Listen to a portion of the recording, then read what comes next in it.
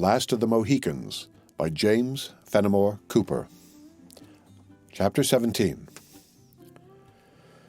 Weave we the woof, the thread is spun, the web is wove, the work is done. Gray. The hostile armies, which lay in the wilds of the Horican, passed the night of the 9th of August, 1757, much in the manner they would, had they encountered on the fairest field of Europe. While the conquered were still, sullen, and dejected, the victors triumphed. But there are limits alike to grief and joy, and long before the watches of the morning came, the stillness of those boundless woods was only broken by a gay call from some exulting young Frenchman of the advanced pickets, or a menacing challenge from the fort, which sternly forbade the approach of any hostile footsteps before the stipulated moment. Even these occasional threatening sounds ceased to be heard in that dull hour which precedes the day, at which period a listener might have sought in vain any evidence of the presence of those armed powers that then slumbered on the shores of the Holy Lake. It was during these moments of deep silence that the canvas which concealed the entrance to a spacious marquee in the French encampment was shoved aside, and a man issued from beneath the drapery into the open air. He was enveloped in a cloak that might have been intended as a protection from the chilling damps of the woods, but which served equally well as a mantle to conceal his person. He was permitted to pass the grenadier, who watched over the slumbers of the French commander without interruption, the man making the usual salute which betokens military deference, as the other passed swiftly through the little city of tents in the direction of William Henry. Whenever this unknown individual encountered one of the numberless sentinels who crossed his path, his answer was prompt and, as it happened, satisfactory, for he was uniformly allowed to proceed without further interrogation. With the exception of such repeated but brief interruptions, he had moved silently from the center of the camp to its most advanced outposts when he drew nigh the soldier who held his watch nearest to the works of the enemy. As he approached, he was received with the usual challenge. Qui vive? France, was the reply. Le mot d'ordre. La victoire, said the other, drawing so nigh as to be heard in a loud whisper. C'est bien, returned the sentinel, throwing his musket from the charge to his shoulder. Vous promenez bien matin, monsieur. Il est nécessaire d'être vigilant, mon enfant, the other observed, dropping a fold of his cloak, and looking the soldier close in the face as he passed him, still continuing his way toward the British fortification. The man started. His arms rattled heavily as he threw them forward in the lowest and most respectful salute, and when he had again recovered his peace, he turned to walk his post, muttering between his teeth. Il faut être vigilant, en vérité. Je crois que nous avons la un caporal que notre jamais. The officer proceeded without affecting to hear the words which escaped the sentinel in his surprise, nor did he again pause until he had reached the low strand, and in a somewhat dangerous vicinity to the western water bastion of the fort. The light of an obscure moon was just sufficient to render objects, though dim, perceptible in their outlines. He therefore took the precaution to place himself against the trunk of a tree, where he leaned for many minutes and seemed to contemplate the dark and silent mounds of the English works in profound attention. His gaze at the ramparts was not that of a curious or idle spectator, but his looks wandered from point to point, denoting his knowledge of military usages and betraying that his search was not unaccompanied by distrust. At length he appeared satisfied, and having cast his eyes impatiently upward toward the summit of the eastern mountain, as if anticipating the approach of the morning, he was in the act of turning on his footsteps when a light sound on the nearest angle of the bastion caught his ear and induced him to return. Just then a figure was seen to approach the edge of the rampart where it stood, apparently contemplating in its turn the distant tents of the French encampment. Its head was then turned toward the east, as though equally anxious for the appearance of light, when the form leaned against the mound and seemed to gaze upon the glassy expanse of the waters, which, like a submarine firmament, glittered with its 1,000 mimic stars. The melancholy air, the hour, together with the vast frame of the man who thus leaned, musing against the English ramparts, left no doubt as to his person in the mind of the observant spectator. Delicacy, no less than prudence, now urged him to retire, and he had moved cautiously round the body of the tree for that purpose when another sound drew his attention, and once more arrested his footsteps. It was a low and almost inaudible movement of the water, and was succeeded by a grating of pebbles one against the other.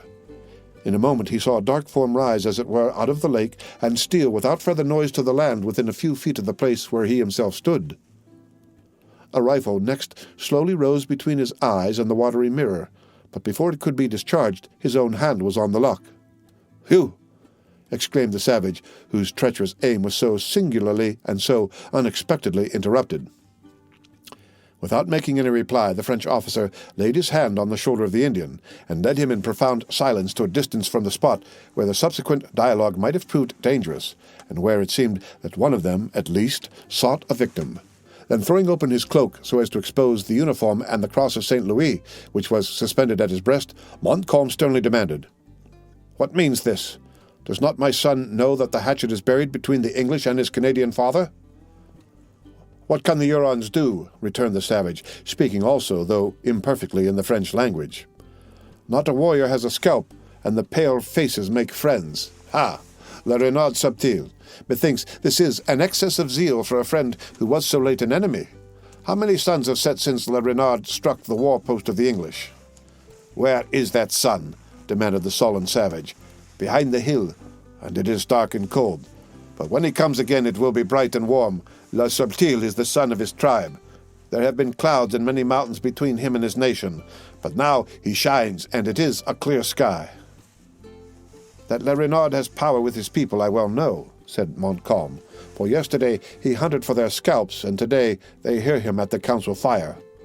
Magua is a great chief. Let him prove it by teaching his nation how to conduct themselves toward our new friends. Why did the chief of the Canadas bring his young men into the woods and fire his cannon at the earthen house?" demanded the subtle Indian. "To subdue it. My master owns the land, and your father was ordered to drive off these English squatters. They have consented to go, and now he calls them enemies no longer." "'Tis well. Magua took the hatchet to color it with blood. It is now bright. When it is red, it shall be buried. But Magua pledged not to sully the lilies of France. The enemies of the great king across the Salt Lake are his enemies, his friends the friends of the Hurons." "Friends!" repeated the Indian in scorn. "Let his father give Magua a hand." Montcalm, who felt that his influence over the warlike tribes he had gathered was to be maintained by concession rather than by power, complied reluctantly with the other's request. The savage placed the fingers of the French commander on a deep scar in his bosom, and then exultingly demanded, "Does my father know that?" "What warrior does not? 'Tis where a leaden bullet has cut. And this?" continued the Indian, who had turned his naked back to the other, his body being without its usual calico mantle. "This, my son, has been sadly injured here. Who has done this?" "Magua slept hard in the English wigwams, and the sticks have left their mark," returned the savage, with a hollow laugh which did not conceal the fierce temper that nearly choked him. Then, recollecting himself with sudden and native dignity, he added, "Go, teach your young men it is peace. Le Renard Subtil knows how to speak to a Huron warrior." Without deigning to bestow further words or to wait for any answer, the savage cast his rifle into the hollow of his arm and moved silently through the encampment toward the woods where his own tribe was known to lie. Every few yards as he proceeded he was challenged by the sentinels, but he stalked sullenly onward, utterly disregarding the summons of the soldiers, who only spared his life because they knew the air and tread no less than the obstinate daring of an Indian. Montcalm lingered long and melancholy on the strand where he had been left by his companion, brooding deeply on the temper which his ungovernable ally had just discovered. Already had his fair fame been tarnished by one horrid scene, and in circumstances fearfully resembling those under which he now found himself. As he mused, he became keenly sensible of the deep responsibility they assume who disregard the means to attain the end, and of all the danger of setting in motion an engine which it exceeds human power to control. Then, shaking off a train of reflections that he accounted a weakness in such a moment of triumph, he retraced his steps toward his tent, giving the order as he passed to make the signal that should arouse the army from its slumbers. The first tap of the French drums was echoed from the bosom of the fort, and presently the valley was filled with the strains of martial music, rising long, thrilling, and lively above the rattling accompaniment. The horns of the victors sounded merry and cheerful flourishes until the last laggard of the camp was at his post. But the instant the British fifes had blown their shrill signal, they became mute. In the meantime, the day had dawned, and when the line of the French army was ready to receive its general, the rays of a brilliant sun were glancing along the glittering array. Then that success, which was already so well known, was officially announced. The favored band who were selected to guard the gates of the fort were detailed and defiled before their chief. The signal of their approach was given, and all the usual preparations for a change of masters were ordered and executed directly under the guns of the contested works. A very different scene presented itself within the lines of the Anglo-American army. As soon as the warning signal was given, it exhibited all the signs of a hurried and forced departure. The sullen soldiers shouldered their empty tubes and fell into their places like men whose blood had been heated by the past contest, and who only desired the opportunity to revenge an indignity which was still wounding to their pride, concealed as it was under the observances of military etiquette. Women and children ran from place to place, some bearing the scanty remnants of their baggage, and others searching in the ranks for those countenances they looked up to for protection. Monroe appeared among his silent troops firm but dejected. It was evident that the unexpected blow had struck deep into his heart, though he struggled to sustain his misfortune with the port of a man. Duncan was touched at the quiet and impressive exhibition of his grief. He had discharged his own duty, and he now pressed to the side of the old man to know in what particular he might serve him. "My daughters," was the brief but expressive reply. "Good heavens, are not arrangements already made for their convenience?" "Today I am only a soldier, Major Hayward," said the veteran. "All that you see here claim alike to be my children." Duncan had heard enough. Without losing one of those moments which had now become so precious, he flew toward the quarters of Monroe in quest of the sisters. He found them on the threshold of the low edifice, already prepared to depart, and surrounded by a clamorous and weeping assemblage of their own sex that had gathered about the place with a sort of instinctive consciousness that it was the point most likely to be protected. Though the cheeks of Cora were pale, and her countenance anxious, she had lost none of her firmness. But the eyes of Alice were inflamed and betrayed how long and bitterly she had wept. They both, however, received the young man with undisguised pleasure, the former, for novelty, being the first to speak. "The fort is lost," she said with a melancholy smile, "though our good name, I trust, remains." "'Tis brighter than ever, but, dearest Miss Monroe, it is time to think less of others and to make some provision for yourself. Military usage, pride, that pride on which you so much value yourself, demands that your father and I should for a little while continue with the troops.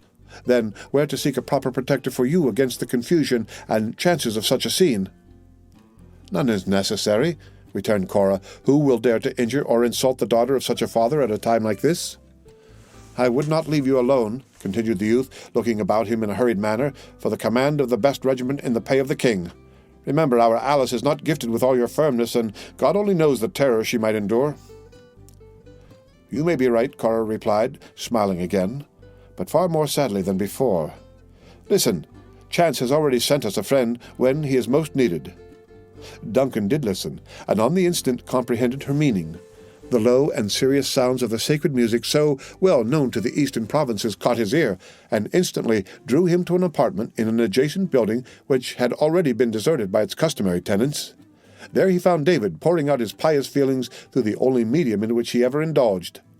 Duncan waited until, by the cessation of the movement of the hand, he believed the strain was ended, when by touching his shoulder he drew the attention of the other to himself, and, in a few words, explained his wishes.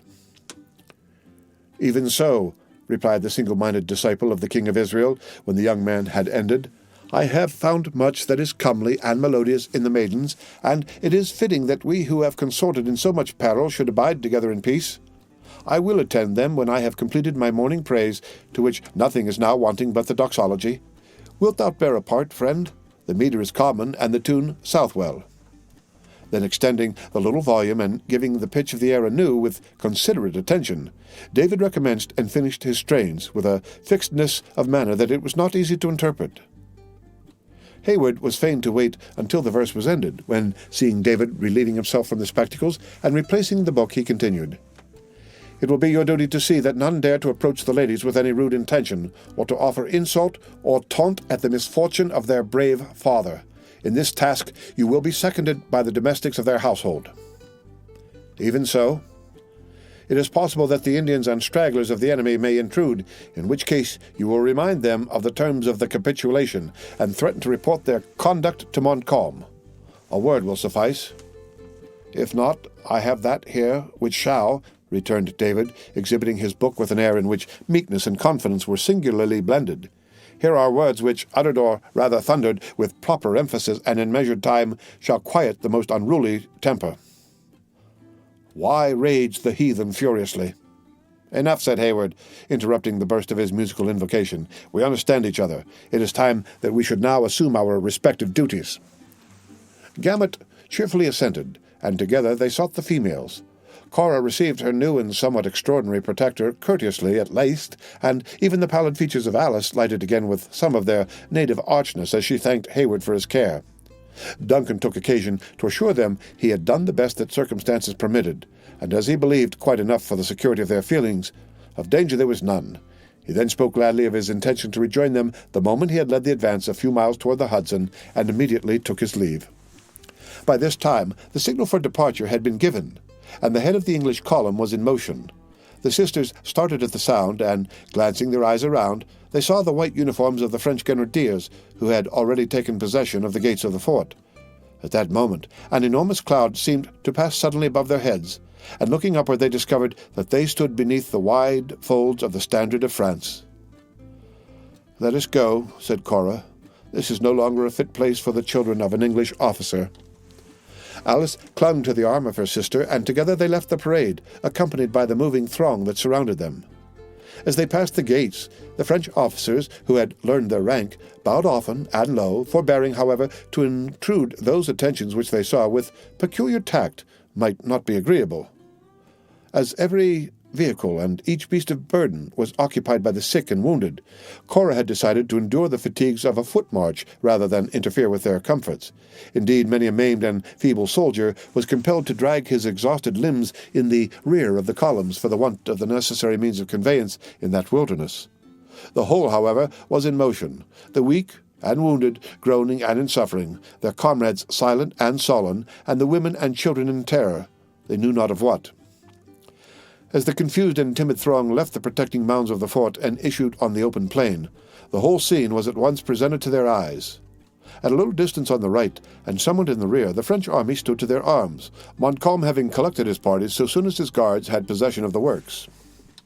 They were attentive but silent observers of the proceedings of the vanquished, failing in none of the stipulated military honors, and offering no taunt or insult in their success to their less fortunate foes. Living masses of the English, to the amount in the whole of near 3,000, were moving slowly across the plain toward the common center, and gradually approached each other as they converged to the point of their march, a vista cut through the lofty trees where the road to the Hudson entered the forest. Along the sweeping borders of the woods hung a dark cloud of savages, eyeing the passage of their enemies, and hovering at a distance like vultures who were only kept from swooping on their prey by the presence and restraint of a superior army. A few had straggled among the conquered columns, where they stalked in sullen discontent, attentive though, as yet passive observers of the moving multitude. The advance, with Hayward at its head, had already reached the defile and was slowly disappearing when the attention of Cora was drawn to a collection of stragglers by the sounds of contention.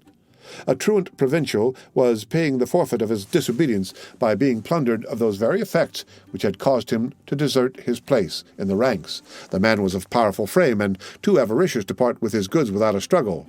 Individuals from either party interfered, the one side to prevent and the other to aid in the robbery.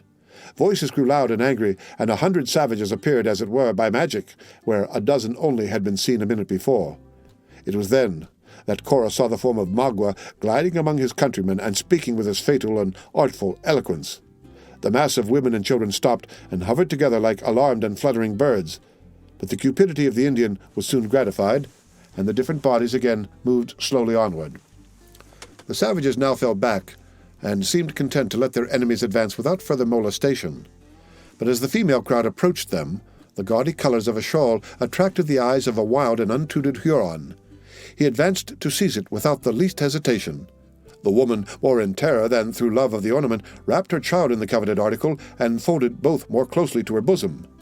Cora was, in fact, in the act of speaking with an intent to advise the woman to abandon the trifle, when the savage relinquished his hold of the shawl and tore the screaming infant from her arms. Abandoning everything to the greedy grasp of those around her, the mother darted, with distraction in her mien, to reclaim her child. The Indian smiled grimly and extended one hand in sign of a willingness to exchange, while with the other he flourished the babe over his head, holding it by the feet as if to enhance the value of the ransom. "Here, all, everything!" exclaimed the breathless woman, tearing the lighter articles of dress from her person with ill-directed and trembling fingers. "Take all, but give me my babe!" The savage spurned the worthless rags, and, perceiving that the shawl had already become a prize to another, his bantering but sullen smile changing to a gleam of ferocity, he dashed the head of the infant against a rock and cast its quivering remains to her very feet. For an instant the mother stood like a statue of despair, looking wildly down at the unseemly object which had so lately nestled in her bosom and spout in her face, and then she raised her eyes and countenance towards heaven, as if calling on God to curse the perpetrator of the foul deed. She was spared the sin of such a prayer, for, maddened at his disappointment and excited at the sight of blood, the Huron mercifully drove his tomahawk into her own brain.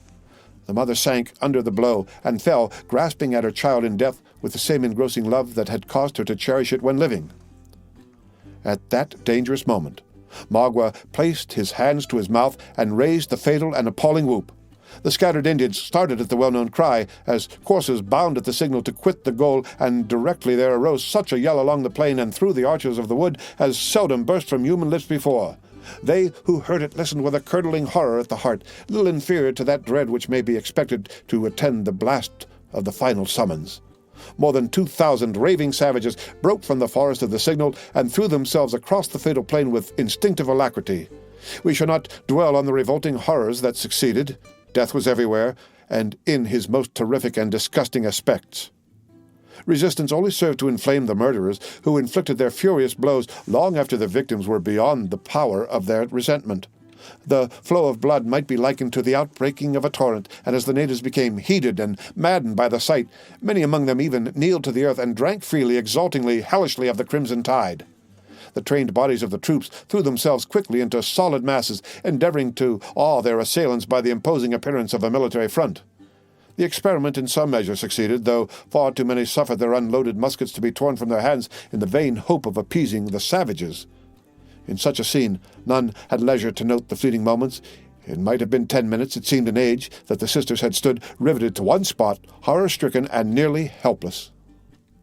When the first blow was struck, their screaming companions had pressed upon them in a body, rendering flight impossible, and now, that fear or death had scattered most, if not all, from around them, they saw no avenue open, but such as conducted to the tomahawks of their foes. On every side arose shrieks, groans, exhortations, and curses. At this moment, Alice caught a glimpse of the vast form of her father moving rapidly across the plain in the direction of the French army. He was, in truth, proceeding to Montcalm, fearless of every danger, to claim the tardy escort for which he had been afore conditioned. 50 glittering axes and barbed spears were offered unheeded at his life. But the savages respected his rank and calmness, even in their fury. The dangerous weapons were brushed aside by the still nervous arm of the veteran, or fell of themselves, after menacing an act that it would seem no one had courage to perform. Fortunately, the vindictive Magua was searching for his victim in the very band the veteran had just quitted. "Father! Father, we are here!" shrieked Alice as he passed at no great distance without appearing to heed them. "Come to us, father, or we die!" The cry was repeated, and in terms and tones that might have melted a heart of stone, but it was unanswered. Once, indeed, the old man appeared to catch the sound, for he paused and listened, but Alice had dropped senseless on the earth, and Cora had sunk at her side, hovering in untiring tenderness over her lifeless form. Monroe shook his head in disappointment, and proceeded, bent on the high duty of his station. "Lady," said Gamut, who, helpless and useless as he was, had not yet dreamed of deserting his trust, "it is the Jubilee of the Devils, and this is not a meet place for Christians to tarry in. Let us up and fly." "Go," said Cora, still gazing at her unconscious sister. "Save thyself. To me thou canst not be of further use." David comprehended the unyielding character of her resolution by the simple but expressive gesture that accompanied her words. He gazed for a moment at the dusky forms that were acting their hellish rites on every side of him, and his tall person grew more erect, while his chest heaved and every feature swelled, and seemed to speak with the power of the feelings by which he was governed. If the Jewish boy might tame the great spirit of Saul by the sound of his harp and the words of sacred song, it may not be amiss, he said, to try the potency of music here. Then, raising his voice to its highest tone, he poured out a strain so powerful as to be heard even amid the din of that bloody field. More than one savage rushed toward them, thinking to rifle the unprotected sisters of their attire and bear away their scalps. But when they found this strange and unmoved figure riveted to his post, they paused to listen. Astonishment soon changed to admiration, and they passed on to other and less courageous victims, openly expressing their satisfaction at the firmness with which the white warrior sang his death song. Encouraged and deluded by his success, David exerted all his powers to extend what he believed so holy an influence. The unwanted sounds caught the ears of a distant savage, who flew raging from group to group like one who, scorning to touch the vulgar herd, hunted for some victims more worthy of his renown. It was Magua, who uttered a yell of pleasure when he beheld his ancient prisoners again at his mercy. "Come," he said, laying his soiled hands on the dress of Cora. "The wigwam of the Huron is still open. Is it not better than this place?" "Away!"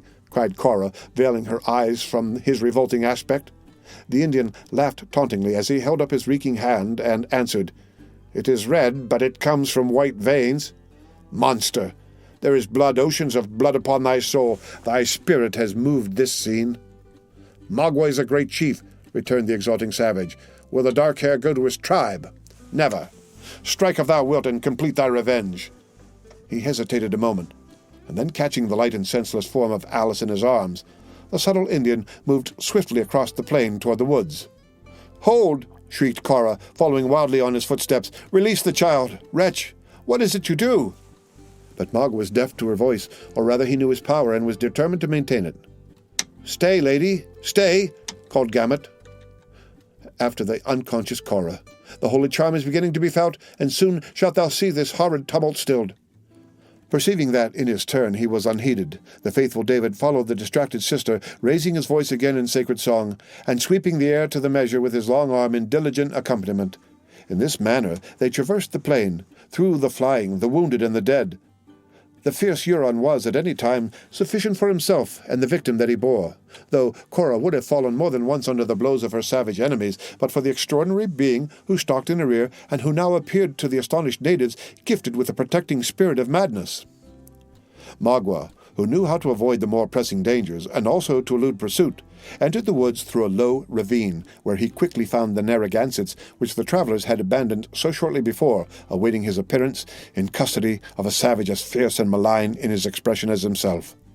Laying Alice on one of the horses, he made a sign to Cora to mount the other. Notwithstanding the horror excited by the presence of her captor, there was a present relief in escaping from the bloody scene and acting on the plain to which Cora could not be altogether insensible.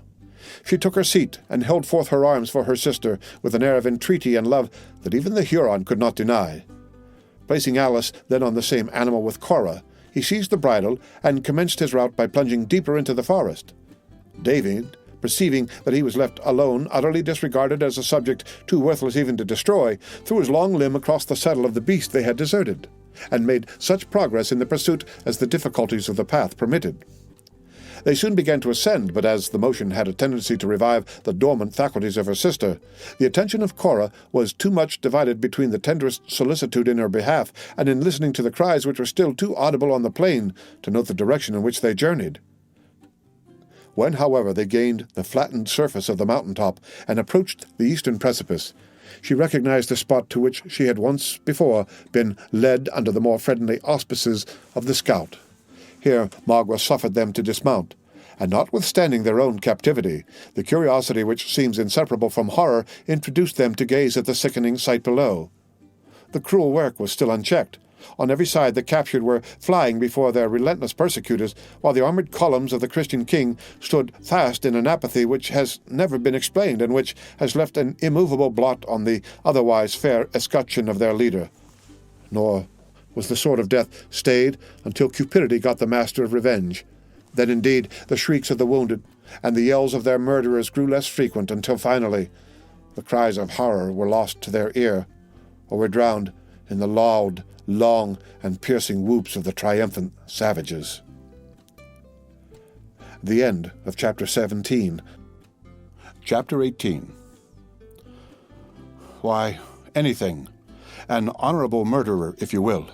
For naught I did in hate, but all in honour. Othello.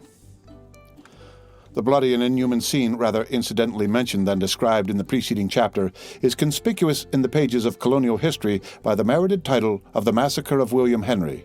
It so far deepened the stain which a previous and very similar event had left upon the reputation of the French commander that it was not entirely erased by his early and glorious death.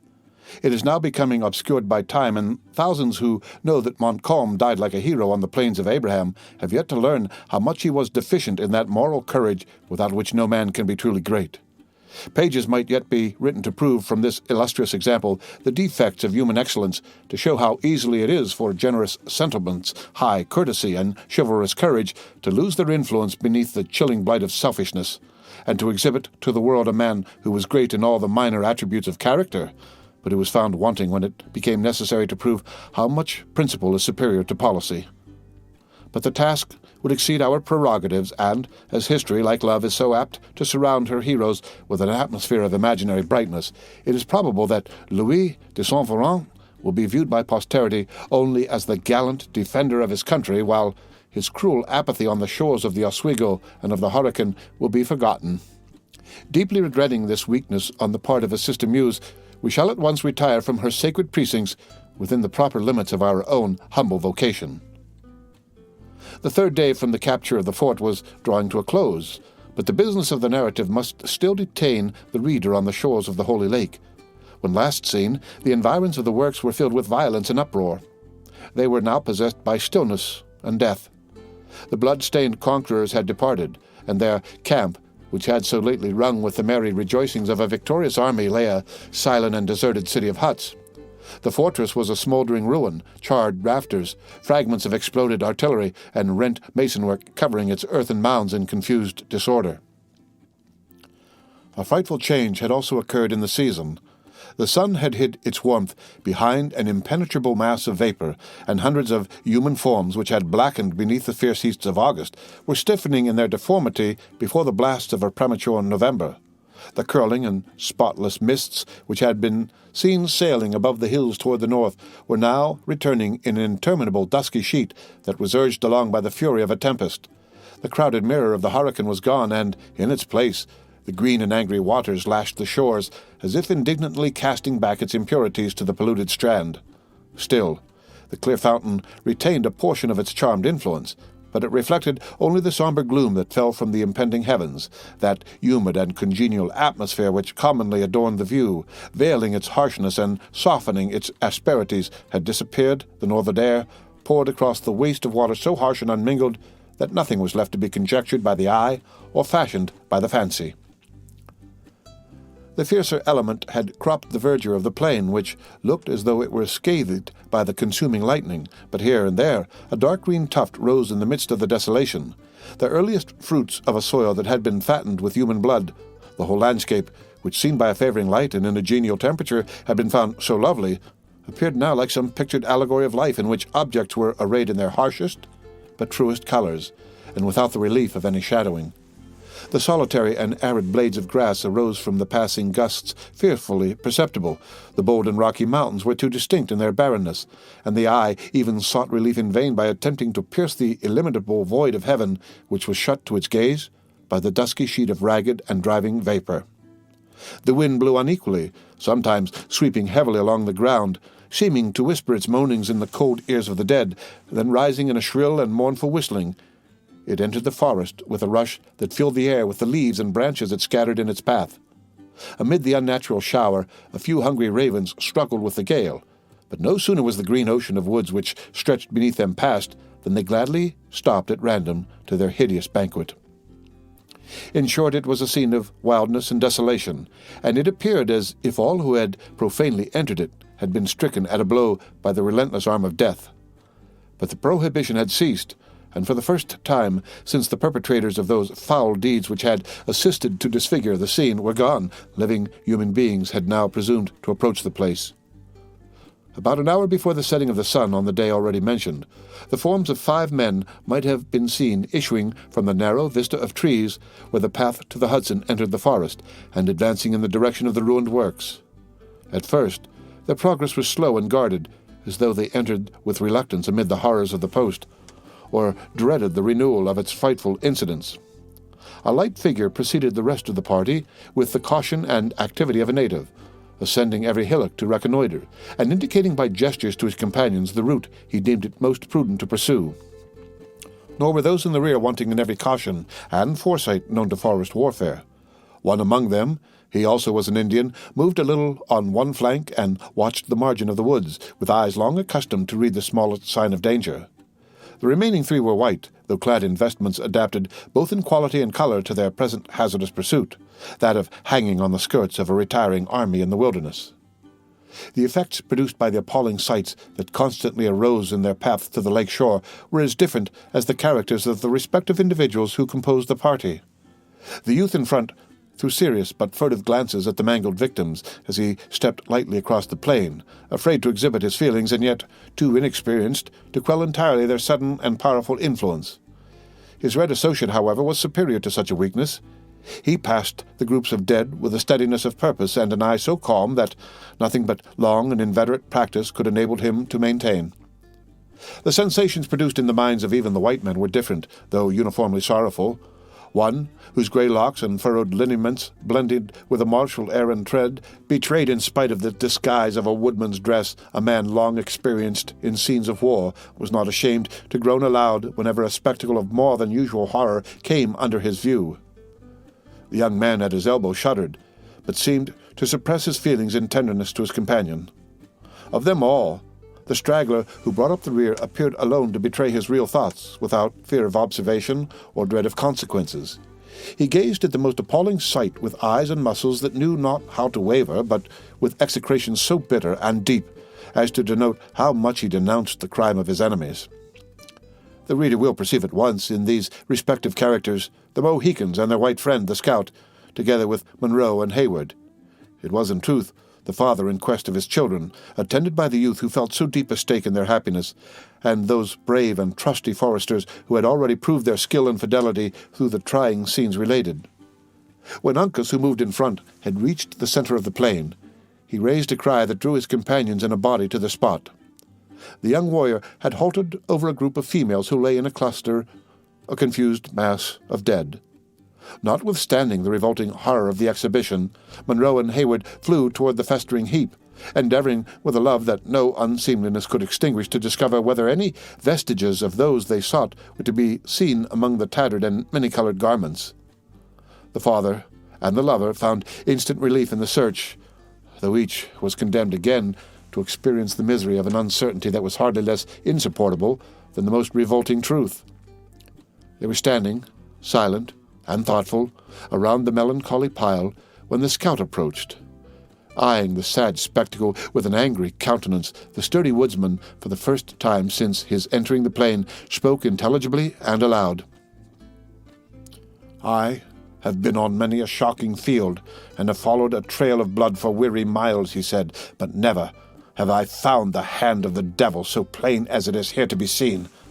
Revenge is an Indian feeling, and all who know me know that there is no cross in my veins, but this much will I say, here, in the face of heaven, and with the power of the Lord so manifest in this howling wilderness, that should these Frenchers ever trust themselves again within the range of a ragged bullet, there is one rifle which shall play its part so long as flint will fire or powder burn. I leave the tomahawk and knife to such as have a natural gift to use them. What say you, Chingachgook?" he added in Delaware. "Shall the Hurons boast of this to their women when the deep snows come?"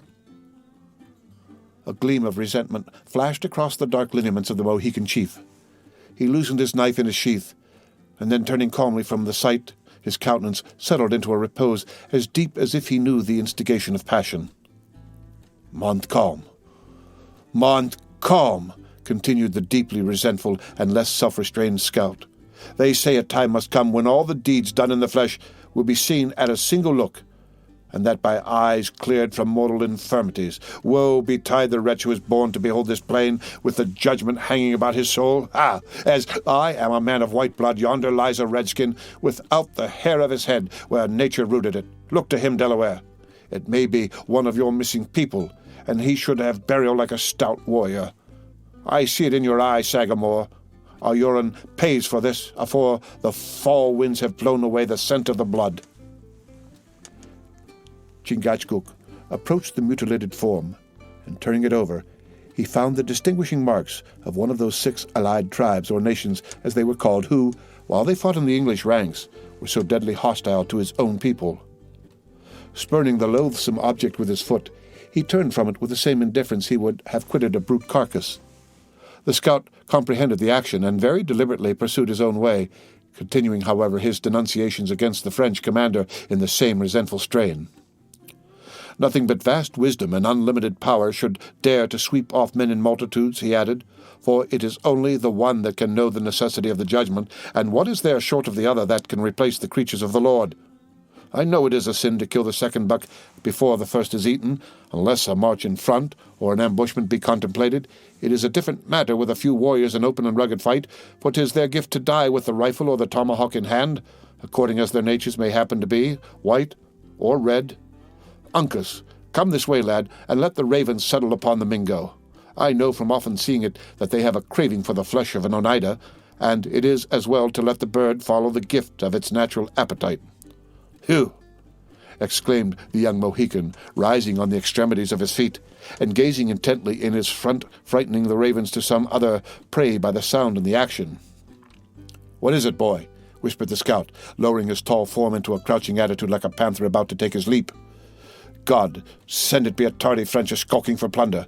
I do believe Killdeer would take an uncommon range today." Uncas, without making any reply, bounded away from the spot, and in the next instant he was seen tearing from a bush and waving in triumph a fragment of the green riding veil of Cora. The movement, the exhibition, and the cry which again burst from the lips of the young Mohican instantly drew the whole party about him. "My child," said Munro, speaking quickly and wildly, "give me my child." "Uncas will try," was the short and touching answer. The simple but meaning assurance was lost on the father, who seized the piece of gauze and crushed it in his hand, while his eyes roamed fearfully among the bushes, as if he equally dreaded and hoped for the secrets they might reveal. "Here are no dead," said Hayward. "The storm seems not to have passed this way." "That's manifest, and clearer than the heavens above our heads," returned the undisturbed scout. "But either she, or they that have robbed her, have passed the bush, for I remember the rags she wore to hide a face that all did love to look upon. Uncas, you are right, the dark hair has been here, and she has fled like a frightened fawn to the wood. None who could fly would remain to be murdered. Let us search for the mark she left, for to Indian eyes I sometimes think a hummingbird leaves his trail in the air." The young Mohican darted away at the suggestion, and the scout had hardly done speaking before the former raised a cry of success from the margin of the forest. On reaching the spot, the anxious party perceived another portion of the veil fluttering on the lower branch of a beech. "Softly, softly," said the scout, extending his long rifle in front of the eager Hayward. "We now know our work, but the beauty of the trail must not be deformed. A step too soon may give us hours of trouble. We have them, though, that much is beyond denial." Bless ye, worthy man!" exclaimed Munro. "Whither, then, have they fled, and where are my babes?" "The path they have taken depends on many chances. If they have gone alone, they are quite as likely to move in a circle as straight, and they may be within a dozen miles of us. But if the Hurons or any of the French Indians have laid hands on them, 'tis probably they are now near the borders of the Canadas." "But what matters that?" continued the deliberate scout, observing the powerful anxiety and disappointment the listeners exhibited. "Here are the Mohicans and I on one end of the trail, and rely on it, we find the other, though they should be 100 leagues asunder. Gently, Uncas. You are as impatient as a man in the settlements. You forget that light feet leave but faint marks." "Huh!"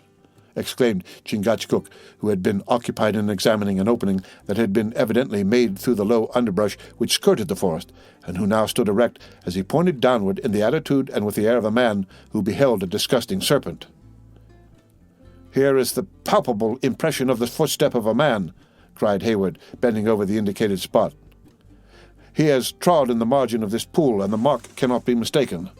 They are captives." "Better so than left to starve in the wilderness," returned the scout, "and they will leave a wider trail. I would wager 50 beaver skins against as many flints that the Mohicans and I enter their wigwams within the month. Stoop to it, Uncas, and try what you can make of the moccasin, for moccasin it plainly is, and no shoe." The young Mohican bent over the track and removed the scattered leaves from around the place. He examined it with much of that sort of scrutiny that a money dealer in these days of pecuniary doubts would bestow on a suspected due bill. At length he arose from his knees, satisfied with the result of the examination. "Well, boy," demanded the attentive scout, "what does it say? Can you make anything of the telltale?" "Le renard subtil." "Ha! That rampaging devil again! There will never be an end of his loping till Kildare has said a friendly word to him." Hayward reluctantly admitted the truth of this intelligence, and now expressed rather his hopes than his doubts by saying, "One moccasin is so much like another, it is probable there is some mistake." "One moccasin like another? You may as well say that one foot is like another, though we all know that some are long and some others short, some broad and others narrow, some with high and some with low insteps, some in-toed and some out. One moccasin is no more like another than one book is like another, though they who can read in one are seldom able to tell the marks of the other, which is all ordered for the best, giving to every man his natural advantages. Let me get down to it. Uncas, neither book nor moccasin is the worse for having two opinions instead of one." The scout stooped to the task and instantly added, "You are right, boy. Here is the patch we saw so often in the other chase, and the fellow will drink when he can get an opportunity. Your drinking Indian always learns to walk with a wider toe than the natural savage, it being the gift of a drunkard to straddle, whether of white or red skin. 'Tis just the length and breadth, too. Look at it, Sagamore. You measured the prints more than once when we hunted the varmints from glens to the heath springs." Chingachgook complied, and after finishing his short examination, he arose, and with a quiet demeanor, he merely pronounced the word, "Magua." "Aye, 'tis a settled thing. Here, then, have passed the dark hair and Magua." "And not Alice?" demanded Hayward. "Of her we have not yet seen the signs," returned the scout, looking closely around at the trees, the bushes, and the ground. "What have we there? Uncas, bring hither the thing you see dangling from yonder thorn bush." When the Indian had complied, the scout received the prize, and, holding it on high, he laughed in a silent but heartfelt manner.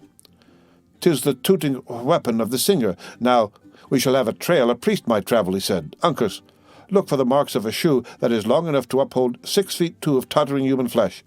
I begin to have some hopes of the fellow, since he has given up squalling to follow some better trade." "At least he has been faithful to his trust," said Hayward, "and Cora and Alice are not without a friend." "Yes," said Hawkeye, dropping his rifle and leaning it with an air of visible contempt. "He will do their singing. Can he slay a buck for their dinner, journey by the moss on the beaches, or cut the throat of a Huron? If not, the first catbird he meets is the cleverer of the two. Well, boy, any signs of such a foundation?" Note: the powers of the American mockingbird are generally known, but the true mockingbird is not found so far north as the state of New York, where it has, however, two substitutes of inferior excellence, the catbird, so often named by the scout, and the bird vulgarly called the ground thresher. Either of these last two birds is superior to the nightingale or the lark, though in a general American sense these birds are less musical than those of Europe. Here is something like the footstep of one who has worn a shoe. Can it be that of our friend? Touch the leaves lightly, or you'll disconcert the formation. That is the print of a foot, but 'tis the dark hairs, and small it is, too, for one of such a noble height and grand appearance. The singer would cover it with his heel. Where? Let me look on the footsteps of my child, said Monroe, shoving the bushes aside and bending fondly over the nearly obliterated impression. Though the tread which had left the mark had been light and rapid, it was still plainly visible. The aged soldier examined it with eyes that grew dim as he gazed, nor did he rise from his stooping posture until Hayward saw that he had watered the trace of his daughter's passage with a scalding tear. Willing to divert a distress which threatened each moment to break through the restraint of appearances by giving the veteran something to do, the young man said to the scout, "As we now possess these infallible signs, let us commence our march. A moment at such a time will appear an age to the captives." "It is not the swiftest leaping deer that gives the longest chase," returned Hawkeye without moving his eyes from the different marks that had come under his view. "We know that the rampaging Huron has passed, and the dark hair and the singer. But where is she of the yellow locks and blue eyes? Though little and far from being as bold as her sister, she is fair to the view and pleasant in discourse. Has she no friend that none care for her? God forbid she should ever want hundreds. Are we not now in her pursuit? For one, I will never cease the search till she be found. In that case, we may have to journey by different paths, for here she has not passed, light and little as her footsteps would be. Hayward drew back, all his ardor to proceed seeming to vanish on the instant. Without attending to this sudden change in the other's humor, the scout, after musing a moment, continued. There is no woman in this wilderness could leave such a prince as that, but the dark hair or her sister. We know that the first has been here, but where are the signs of the other? Let us push deeper on the trail, and if nothing offers, we must go back to the plain and strike another scent. Move on, Uncas, and keep your eyes on the dried leaves. I will watch the bushes, while your father shall run with a low nose to the ground. Move on, friends. The sun is getting behind the hills.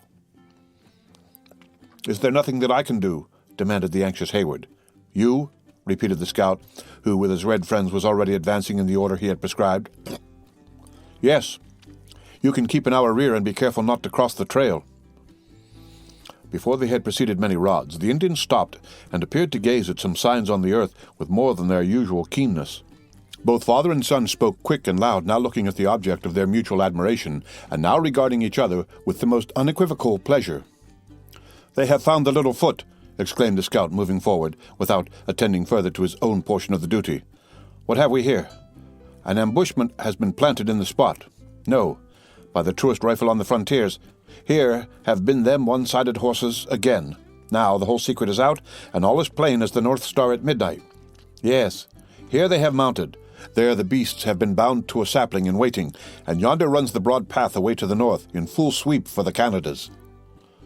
But still there are no signs of Alice, of the younger Miss Monroe, said Duncan. Unless the shining bauble Uncas has just lifted from the ground should prove one. Pass it this way, lad, that we may look at it. Hayward instantly knew it for a trinket that Alice was fond of wearing, and which he recollected with the tenacious memory of a lover to have seen, on the fatal morning of the massacre, dangling from the fair neck of his mistress. He seized the highly prized jewel, and as he proclaimed the fact, it vanished from the eyes of the wondering scout, who in vain looked for it on the ground long after it was warmly pressed against the beating heart of Duncan. "Pshaw!" said the disappointed Hawkeye, ceasing to rake the leaves with the breech of his rifle. "'Tis a certain sign of age when the sight begins to weaken. Such a glittering gewgaw, and not to be seen. Well, I can squint along a clouded barrel yet, and that is enough to settle all disputes between me and the Mingoes.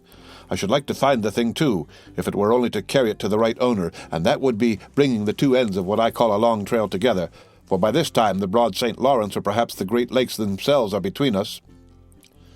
"So much the more reason why we should not delay our march," returned Hayward. "Let us proceed. Young blood and hot blood, they say, are much the same thing.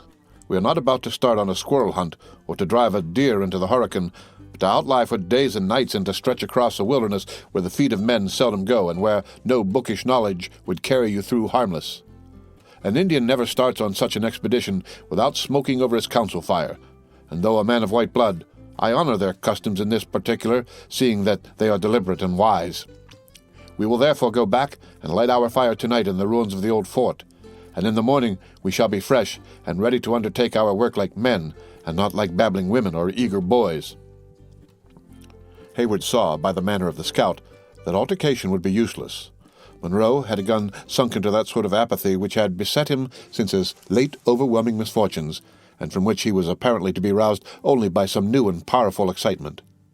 Making a merit of necessity, the young man took the veteran by the arm, and followed in the footsteps of the Indians and the scout, who had already begun to retrace the path which conducted them to the plain.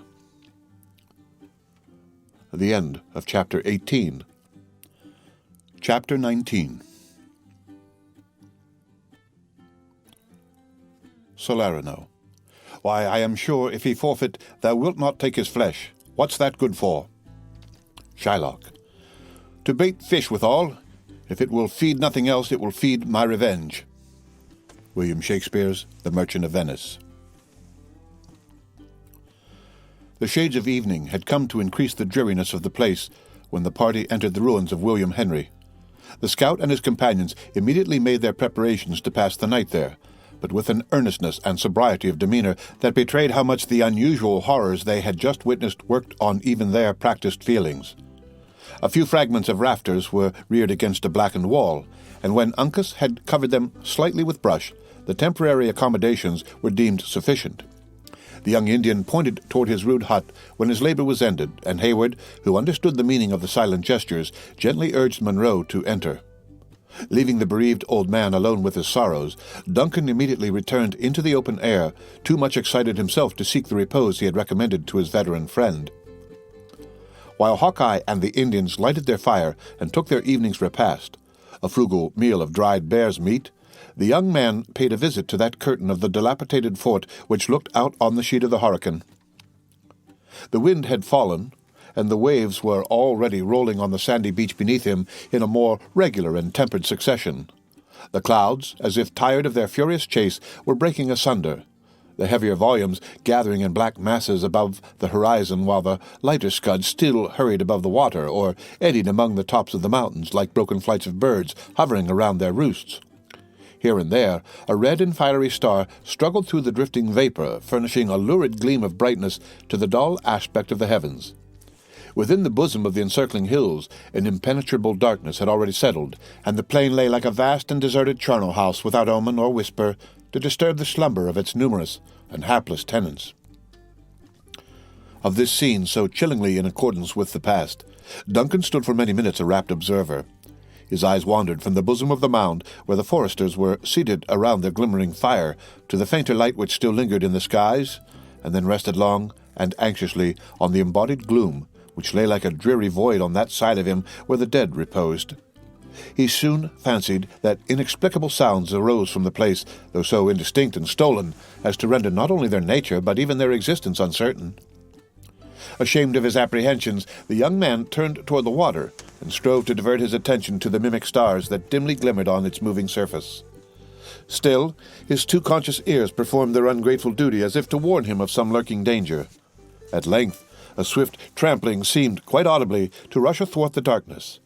Unable any longer to quiet his uneasiness, Duncan spoke in a low voice to the scout, requesting him to ascend the mound to the place where he stood. Hawkeye threw his rifle across an arm and complied, but with an air so unmoved and calm as to prove how much he counted on the security of their position. "Listen," said Duncan, when the other placed himself deliberately at his elbow. "There are suppressed noises on the plain which may show Montcalm has not yet entirely deserted his conquest." "Then ears are better than eyes," said the undisturbed scout, who, having just deposited a portion of a bear between his grinders, spoke thick and slow, like one whose mouth was doubly occupied.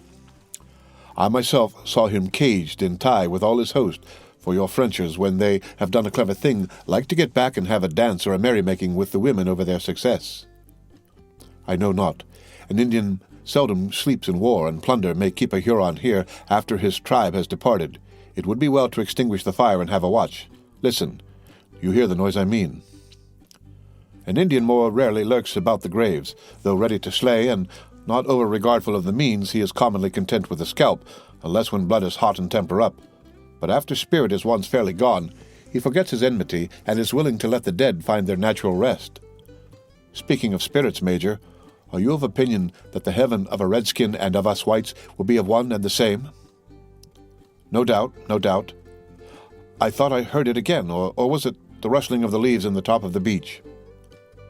"For my own part," continued Hawkeye, turning his face for a moment in the direction indicated by Hayward, but with a vacant and careless manner, "I believe that paradise is ordained for happiness, and that men will be indulged in it according to their dispositions and gifts.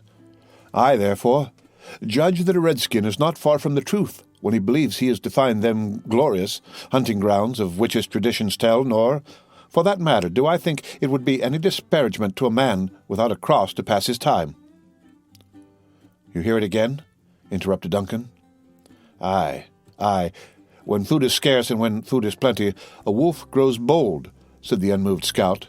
"There would be picking, too, among the skins of the devils, if there was light and time for the sport. But concerning the life that is to come, Major, I have heard preachers say in the settlements that heaven was a place of rest. Now, men's minds differ as to their ideas of enjoyment. For myself, and I say it with reverence to the ordering of Providence, It would be no great indulgence to be kept shut up in those mansions of which they preach, having a natural longing for motion and the chase." Duncan, who was now made to understand the nature of the noise he had heard, answered with more attention to the subject which the humor of the scout had chosen for discussion, by saying, "It is difficult to account for the feelings that may attend the last great change. It would be a change indeed for a man who has passed his days in the open air," returned the single-minded scout, "and who has so often broken his fast on the headwaters of the Hudson to sleep within sound of the roaring Mohawk. But it is a comfort to know we serve a merciful master, though we do it each after his fashion, and with great tracts of wilderness atween us. What goes there? Is it not the rushing of the wolves you have mentioned?" Hawkeye slowly shook his head, and beckoned for Duncan to follow him to a spot to which the glare from the fire did not extend. When he had taken this precaution, the scout placed himself in an attitude of intense attention, and listened long and keenly for a repetition of the low sound that had so unexpectedly startled him. His vigilance, however, seemed exercised in vain, for after a fruitless pause he whispered to Duncan, "We must give a call to Uncas. The boy has Indian senses, and he may hear what is hid from us, for being a white skin, I will not deny my nature." The young Mohican, who was conversing in a low voice with his father, started as he heard the moaning of an owl, and springing on his feet, he looked toward the black mounds as if seeking the place whence the sounds proceeded. The scout repeated the call, and in a few moments Duncan saw the figure of Uncas stealing cautiously along the rampart to the spot where they stood. Hawkeye explained his wishes in a very few words, which were spoken in the Delaware tongue. So soon as Uncas was in possession of the reason why he was summoned, he threw himself flat on the turf, where, to the eyes of Duncan, he appeared to lie quiet and motionless.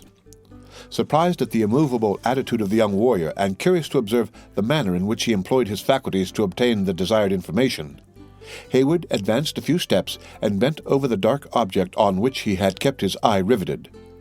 Then it was he discovered that the form of Uncas vanished, and that he beheld only the dark outline of an inequality in the embankment.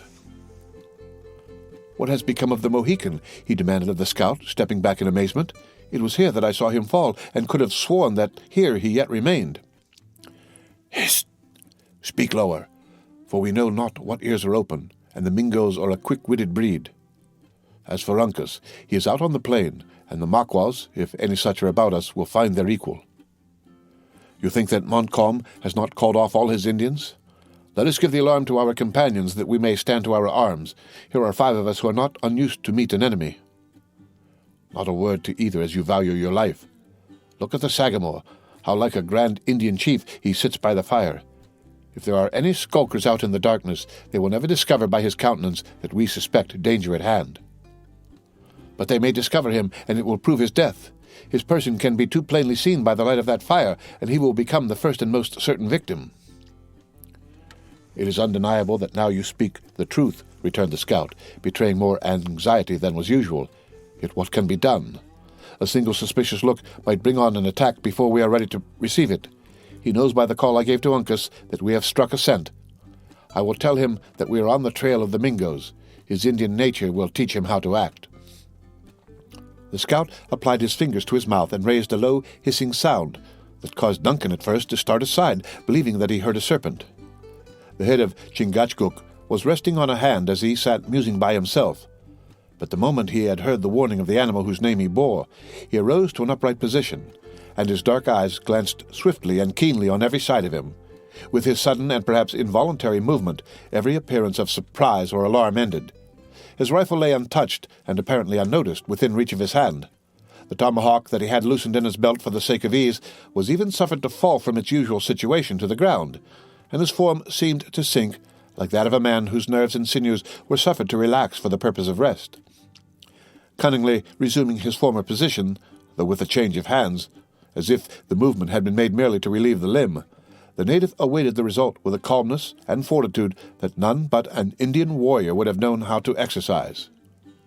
But Heyward saw that while to a less instructed eye the Mohican chief appeared to slumber, his nostrils were expanded, his head was turned a little to one side as if to assist the organs of hearing, and that his quick and rapid glances ran incessantly over every object within the power of his vision. "See the noble fellow," whispered Hawkeye, pressing the arm of Heyward. he knows that a look or a motion might disconcert our schemes and put us at the mercy of them imps." He was interrupted by the flash and report of a rifle. The air was filled with sparks of fire around that spot where the eyes of Hayward were still fastened with admiration and wonder.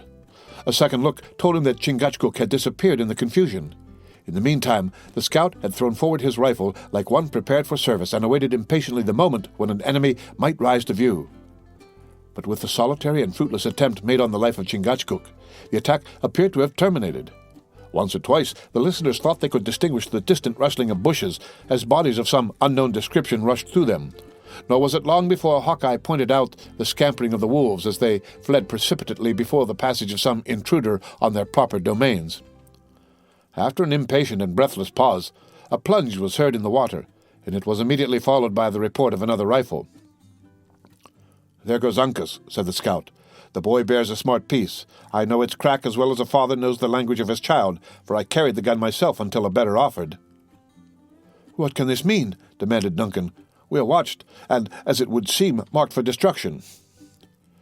"Yonder scattered brand can witness that no good was intended, and this Indian will testify that no harm has been done," returned the scout, dropping his rifle across his arm again, and following Chingachgook, who just then reappeared within the circle of light, into the bosom of the work. "How is it, Sagamore? Are the Mingoes upon us in earnest, or is it only one of those reptiles who hang upon the skirts of a war party to scalp the dead, go in and make their boast among the squaws of the valiant deeds done on the pale faces?" Chingachgook very quietly resumed his seat, nor did he make any reply until after he had examined the firebrand which had been struck by the bullet that had nearly proved fatal to himself. After which he was content to reply, holding a single finger up to view with the English monosyllable. "1." "I thought as much," returned Hawkeye, seating himself, "and as he had got the cover of the lake afore Uncas pulled upon him, it is more than probable the knave will sing his lies about some great ambushment in which he was out lying on the trail of 2 Mohicans and a white hunter, for the officers can be considered as little better than idlers in such a scrimmage. Well, let him. Let him.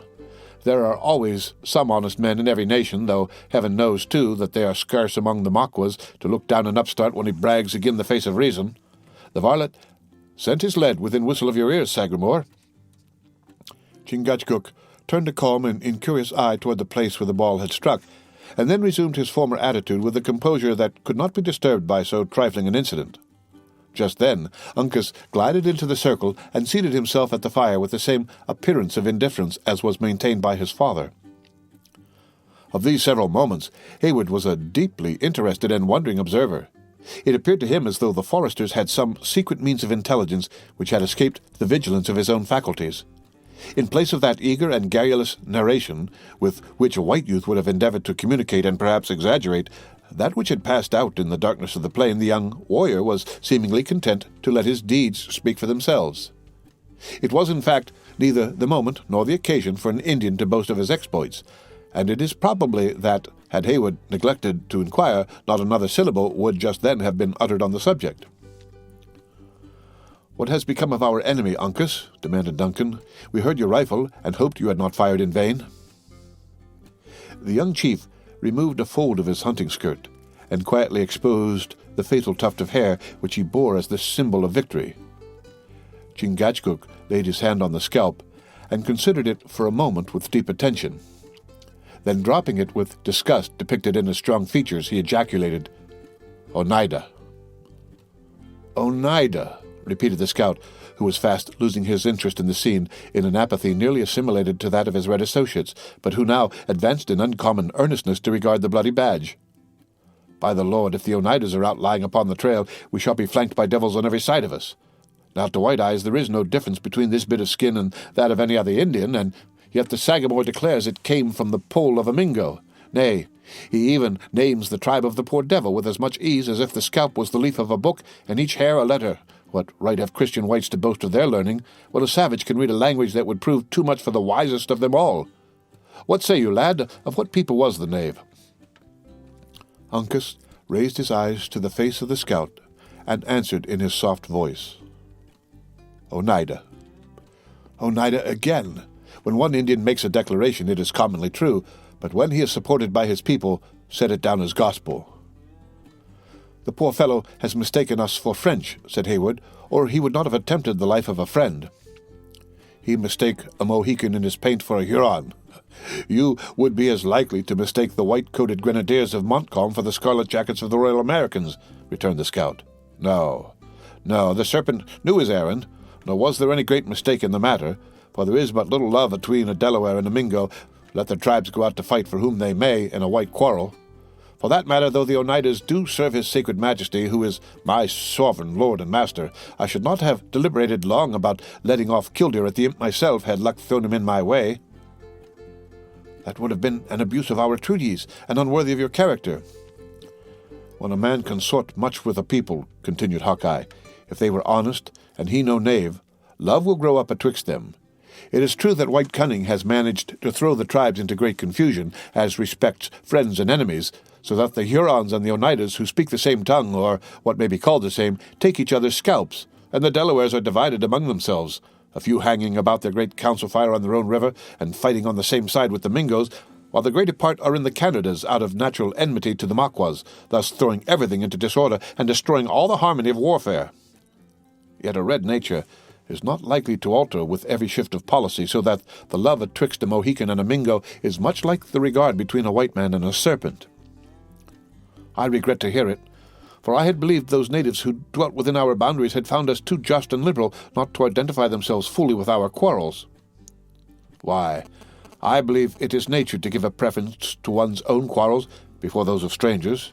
Now for myself, I do love justice, and therefore I will not say I hate a Mingo, for that may be unsuitable to my color and my religion, though I will just repeat, it may have been owing to the night that Killdeer had no hand in the death of this skulking Oneida." Then, as if satisfied with the force of his own reasons, whatever might be their effect on the opinions of the other disputant, the honest but implacable woodsman turned from the fire, content to let the controversy slumber. Heywood withdrew to the rampart, too uneasy and too little accustomed to the warfare of the woods to remain at ease under the possibility of such insidious attacks. Not so, however, with the scout and the Mohicans. Those acute and long-practiced senses, whose powers so often exceed the limits of all ordinary credulity, after having detected the danger, had enabled them to ascertain its magnitude and duration. Not one of the three appeared in the least to doubt their perfect security, as was indicated by the preparations that were soon made to sit in council over their future proceedings. The confusion of nations, and even of tribes to which Hawkeye alluded, existed at that point in the fullest force. The great tie of language, and of course of a common origin, was severed in many places, and it was one of its consequences that the Delaware and the Mingo, as the people of the Six Nations were called, were found fighting in the same ranks, while the latter sought the scalp of the Huron, though believed to be the root of his own stock. The Delawares were even divided amongst themselves, though love for the soil which had belonged to his ancestors kept the Sagamore of the Mohicans, with a small band of followers who were serving at Edward under the banners of the English king. By far the largest portion of his nation were known to be in the field as allies of Montcalm. The reader probably knows, if enough has not already been gleaned from this narrative, that the Delaware, or Lenape, claimed to be the progenitors of that numerous people who once were masters of most of the eastern and northern states of America, of whom the community of the Mohicans was an ancient and highly honored member. It was, of course, with a perfect understanding of the minute and intricate interests which had armed friend against friend, and brought natural enemies to combat by each other's side, that the scout and his companions now disposed themselves to deliberate on the measures that were to govern their future movements, amid so many jarring and savage races of men. Duncan knew enough of Indian customs to understand the reason that the fire was replenished, and why the warriors, not excepting Hawkeye, took their seats within the curl of its smoke with so much gravity and decorum. Placing himself at an angle of the works where he might be a spectator of the scene without, he awaited the result with as much patience as he could summon. After a short and impressive pause, Chingachgook lighted a pipe whose bowl was curiously carved in one of the soft stones of the country, and whose stem was a tube of wood, and commenced smoking. When he had inhaled enough of the fragrance of the soothing weed, he passed the instrument into the hands of the scout. In this manner the pipe had made its rounds 3 several times, amid the most profound silence, before either of the party opened his lips. Then the Sagamore, as the oldest and highest in rank, in a few calm and dignified words, proposed the subject for deliberation. He was answered by the scout, and Chingachgook rejoined when the other objected to his opinions. but the youthful Uncas continued a silent and respectful listener until Hawkeye, in complaisance, demanded his opinion. Haywood gathered from the manners of the different speakers that the father and son espoused one side of a disputed question, while the white man maintained the other. The contest gradually grew warmer until it was quite evident the feelings of the speakers began to be somewhat enlisted in the debate. Notwithstanding the increasing warmth of the amicable contest, the most decorous Christian assembly, not even excepting those in which its reverend ministers are collected, might have learned a wholesome lesson of moderation from the forbearance and courtesy of the disputants.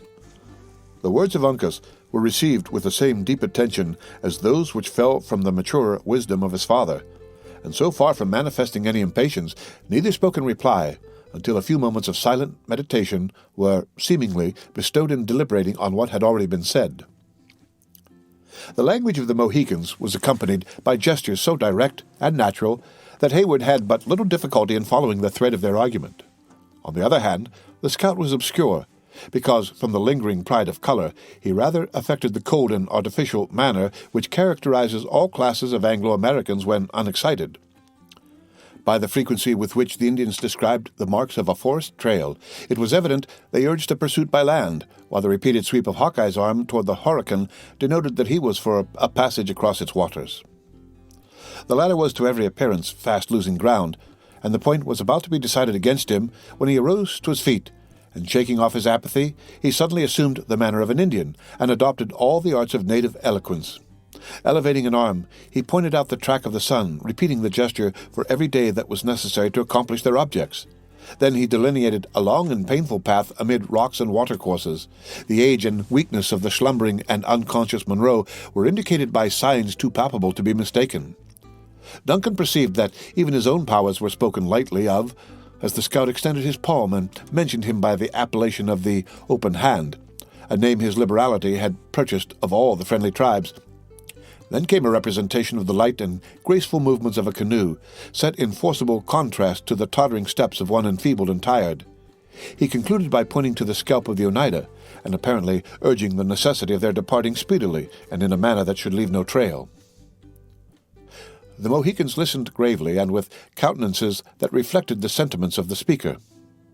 Conviction gradually wrought its influence, and toward the close of Hawkeye's speech, his sentences were accompanied by the customary exclamation of commendation. In short, Uncas and his father became converts to his way of thinking, abandoning their own previously expressed opinions with a liberality and candor that, had they been the representatives of some great and civilized people, would have infallibly worked their political ruin by destroying forever their reputation for consistency. The instant the matter in discussion was decided, the debate, and everything connected with it except the result, appeared to be forgotten. Hawkeye, without looking round to read his triumph in applauding eyes, very composedly stretched his tall frame before the dying embers, and closed his own organs in sleep. Left now in a measure to themselves, the Mohicans, whose time had been so much devoted to the interests of others, seized the moment to devote some attention to themselves. Casting off at once the grave and austere demeanor of an Indian chief, Chingachgook commenced speaking to his son in the soft and playful tones of affection. Uncas gladly met the familiar air of his father, and, before the hard breathing of the scout announced that he slept, a complete change was effected in the manner of his two associates. It is impossible to describe the music of their language while thus engaged in laughter and endearments in such a way as to render it intelligible to those whose ears have never listened to its melody. The compass of their voices, particularly that of the youth, was wonderful, extending from the deepest bass to tones that were even feminine in softness. The eyes of the father followed the plastic and ingenious movements of the son with open delight, and he never failed to smile in reply to the other's contagious but low laughter. While under the influence of these gentle and natural feelings, no trace of ferocity was to be seen in the softened features of the Sagamore. His figured panoply of death looked more like a disguise assumed in mockery than a fierce enunciation of a desire to carry destruction in his footsteps. After an hour had passed in the indulgence of their better feelings, Chingachgook abruptly announced his desire to sleep by wrapping his head in his blanket and stretching his form on the naked earth. Their merriment of Uncas instantly ceased, and carefully raking the coals in such a manner that they should impart their warmth to his father's feet, the youth sought his own pillow among the ruins of the place. Imbibing renewed confidence from the security of these experienced foresters, Heywood soon imitated their example, and long before the night had turned, they who lay in the bosom of the ruined work seemed to slumber as heavily as the unconscious multitude whose bones were already beginning to bleach on the surrounding plain. The end of Chapter 19 of The Last of the Mohicans. Read by Rick Kistner. Chapter 20. Land of Albania, let me bend mine eyes on thee, thou rugged nurse of savage men. Childe Harold. The heavens were still studded with stars when Hawkeye came to arouse the sleepers. Casting aside their cloaks, Monroe and Heywood were on their feet while the woodsman was still making his low calls at the entrance of the rude shelter where they had passed the night. When they issued from beneath its concealment, they found the scout awaiting their appearance nigh by, and the only salutation between them was the significant gesture for silence made by their sagacious leader. "Think over your prayers," he whispered as they approached him, "for he to whom you make them knows all tongues, that of the heart as well as those of the mouth. But speak not a syllable. It is rare for a white voice to pitch itself properly in the woods, as we have seen by the example of that miserable devil, the singer. Come," he continued, turning toward a curtain of the works, "let us get into the ditch on this side, and be regardful to step on the stones and fragments of wood as you go." His companions complied, though, to two of them, the reasons of this extraordinary precaution were yet a mystery. While they were in the low cavity that surrounded the earthen fort on three sides, they found that passage nearly choked by the ruins. With care and patience, however, they succeeded in clambering after the scout until they reached the sandy shore of the Horican. "That's a trail that nothing but a nose can follow," said the satisfied scout, looking back along their difficult way. "Grass is a treacherous carpet for a flying party to tread on, but wood and stone take no print from a moccasin. Had you worn your armed boots, there might indeed have been something to fear, but with the deerskin suitably prepared, a man may trust himself generally on rocks with safety. Shove in the canoe nigher to the land, Uncas. This sand will take a stamp as easily as the butter of the Jarmans on the Mohawk. Softly, lad, softly. It must not touch the beach, or the knaves will know by what road we have left the place." The young man observed the precaution, and the scout, laying a board from the ruins to the canoe, made a sign for the two officers to enter. When this was done, everything was studiously restored to its former disorder, and then Hawkeye succeeded in reaching his little birchen vessel without leaving behind any of those marks which he appeared so much to dread. Heywood was silent until the Indians had cautiously paddled the canoe some distance from the fort, and within the broad and dark shadows that fell from the eastern mountain on the glassy surface of the lake. Then he demanded, "What need have we for this stolen and hurried departure?" "If the blood of an Oneida could stain such a sheet of pure water as this we float on," returned the scout, "your two eyes would answer your own question. Have you forgotten the skulking reptile Uncas slew?" "By no means, but he said he was alone, and dead men give no cause for fear." "Aye, he was alone in his deviltry, but an Indian whose tribe counts so many warriors need seldom fear his blood will run without the death shriek coming speedily from some of his enemies. But our presence, the authority of Colonel Monroe, would prove sufficient protection against the anger of our allies, especially in a case where the wretch so well merited his fate. I trust in heaven you have not deviated a single foot from the direct line of our course with so slight a reason." "Do you think the bullet of that varlet's rifle would have turned aside, though his sacred majesty the king had stood in its path?" returned the stubborn scout. "Why did not the Grand Frencher, he who is Captain General of the Canadas, bury the tomahawks of the Hurons, if a word from a white can work so strongly on the nature of an Indian?" The reply of Heywood was interrupted by a groan from Monroe, but after he had paused a moment in deference to the sorrow of his aged friend, he resumed the subject. "The Marquis of Montcalm can only settle that error with his God," said the young man solemnly. Aye, now there is reason in your words, for they are bottomed on religion and honesty. There is a vast difference between throwing a regiment of whitecoats atwixt the tribes and the prisoners, and coaxing an angry savage to forget he carries a knife and rifle with words that must begin with calling him your son. No, continued the scout, looking back at the dim shore of William Henry, which was now fast receding, and laughing in his own silent but heartfelt manner. I have put a trail of water atween us, and unless the imps can make friends with the fishes, and hear who has paddled across their basin this fine morning, we shall throw the length of the hurricane behind us before they have made up their minds which path to take. With foes in front and foes in our rear, our journey is like to be one of danger. Danger, repeated Hawkeye calmly. No, not absolutely of danger, for with vigilant ears and quick eyes we can manage to keep a few hours ahead of the knaves. Or, if we must try the rifle, there are 3 of us who understand its gifts as well as any you can name on the borders. No, not of danger, but that we shall have what you may call a brisk push of it. It is probable, and it may happen, a brush, a scrimmage, or some such diversion, but always where covers are good and ammunition abundant. It is possible that Hayward's estimate of danger differed in some degree from that of the scout, for instead of replying, he now sat in silence while the canoe glided over several miles of water. Just as the day dawned, they entered the narrows of the lake. See accompanying note. And stole swiftly and cautiously among their numberless little islands. It was by this road that Montcalm had retired with his army, and the adventurers knew not but he had left some of his Indians in ambush to protect the rear of his forces and collect the stragglers. They therefore approached the passage with the customary silence of their guarded habits. Note. The beauties of Lake George are well known to every American tourist. In the height of the mountains which surround it and in artificial accessories, it is inferior to the finest of the Swiss and Italian lakes, while in outline and purity of water it is fully their equal, and in the number and disposition of its isles and islets, much superior to them altogether. There are said to be some hundreds of islands in a sheet of water less than 30 miles long. The narrows which connect what may be called in truth 2 lakes are crowded with islands to such a degree as to leave passages between them frequently of only a few feet in width. The lake itself varies in breadth from 1 to 3 miles. Chingachgook laid aside his paddle while Uncas and the scout urged the light vessel through crooked and intricate channels where every foot that they advanced exposed them to the danger of some sudden rising on their progress. The eyes of the Sagamore moved warily from islet to islet and copse to copse as the canoe proceeded, and when a clear sheet of water permitted, his keen vision was bent along the bald rocks and impending forests that frowned upon the narrow strait.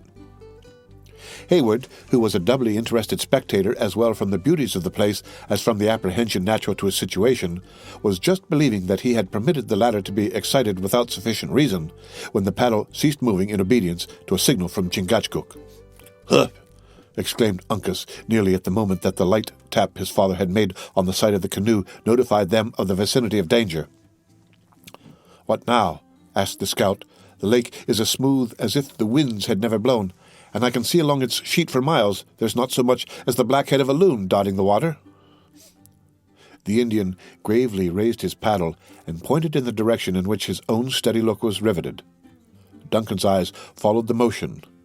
A few rods in their front lay another of the wooded islets, but it appeared as calm and peaceful as if its solitude had never been disturbed by the foot of man. "I see nothing," he said, "but land and water, and a lovely scene it is." "Hist!" interrupted the scout. "Aye, Sagamore, there is always a reason for what you do. 'Tis but a shade, and yet it is not natural. You see the mist, Major, that is rising above the island? You can't call it a fog, for it is more like a streak of thin cloud. It is vapor from the water. That a child could tell. But what is the edging of blacker smoke that hangs along its lower side, and which you may trace down into the thicket of hazel?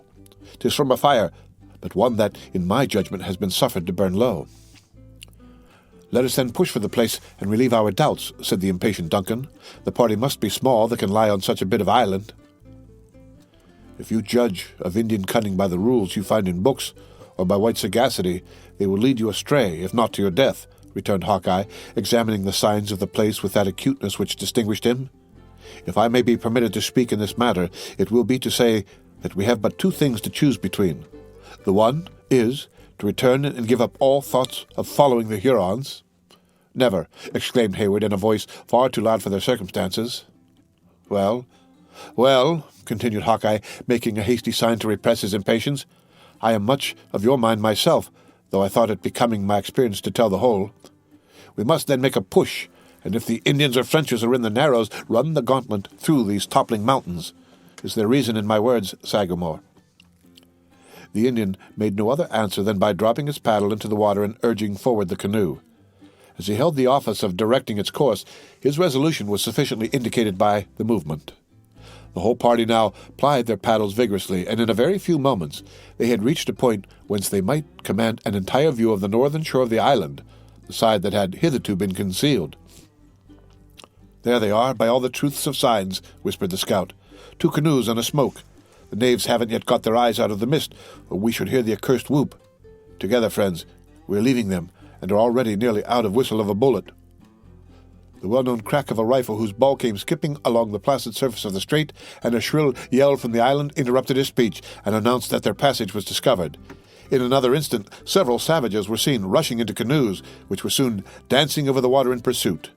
These fearful precursors of a coming struggle produced no change in the countenances and movements of his 3 guides, so far as Duncan could discover, except that the strokes of their paddles were longer and more in unison, and caused the little bark to spring forward like a creature possessing life and volition. "Hold them there, Sagamore," said Hawkeye, looking coolly backward over the left shoulder while he still plied his paddle. "Keep them just there. The Hurons have never a piece in their nation that will execute at this distance, but Killdeer has a barrel on which a man may calculate." The scout, having ascertained that the Mohicans were sufficient of themselves to maintain the requisite distance, deliberately laid aside his paddle and raised the fatal rifle. 3 several times he brought the piece to his shoulder, and when his companions were expecting its report, he as often lowered it to request the Indians would permit their enemies to approach a little nigher.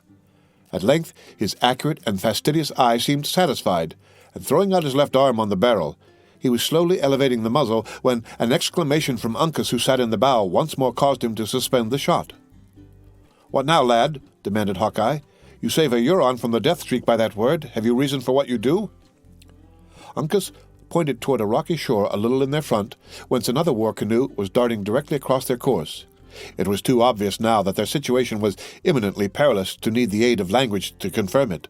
The scout laid aside his rifle and resumed the paddle, while Chingachgook inclined the bows of the canoe a little toward the western shore, in order to increase the distance between them and this new enemy. In the meantime they were reminded of the presence of those who pressed upon their rear by wild and exulting shouts. The stirring scene awakened even Monroe from his apathy. "Let us make for the rocks on the main," he said, with the mien of a tired soldier, "and give battle to the savages. God forbid that I, or those attached to me and mine, should ever trust again to the faith of any servant of the Louise." "He who wishes to prosper in Indian warfare," returned the scout, "must not be too proud to learn from the wit of a native. Lay her more along the land, Sagamore. We are doubling on the varlets, and perhaps they may try to strike our trail on the long calculation." Hawkeye was not mistaken, for when the Hurons found their course was likely to throw them behind their chase, they rendered it less direct, until by gradually bearing more and more obliquely, the 2 canoes were, ere long, gliding on parallel lines within 200 yards of each other. It now became entirely a trial of speed. So rapid was the progress of the light vessels that the lake curled in their front in miniature waves, and their motion became undulating by its own velocity. It was perhaps owing to this circumstance, in addition to the necessity of keeping every hand employed at the paddles, that the Hurons had not immediate recourse to their firearms. The exertions of the fugitives were too severe to continue long, and the pursuers had the advantage of numbers. Duncan observed with uneasiness that the scout began to look anxiously about him, as if searching for some other means of assisting their flight. "Edge her a little more from the sun, Sagamore," said the stubborn woodsman. "I see the knaves are sparing a man to the rifle. A single broken bone might lose us our scalps. Edge more from the sun, and we will put the island between us." The expedient was not without its use.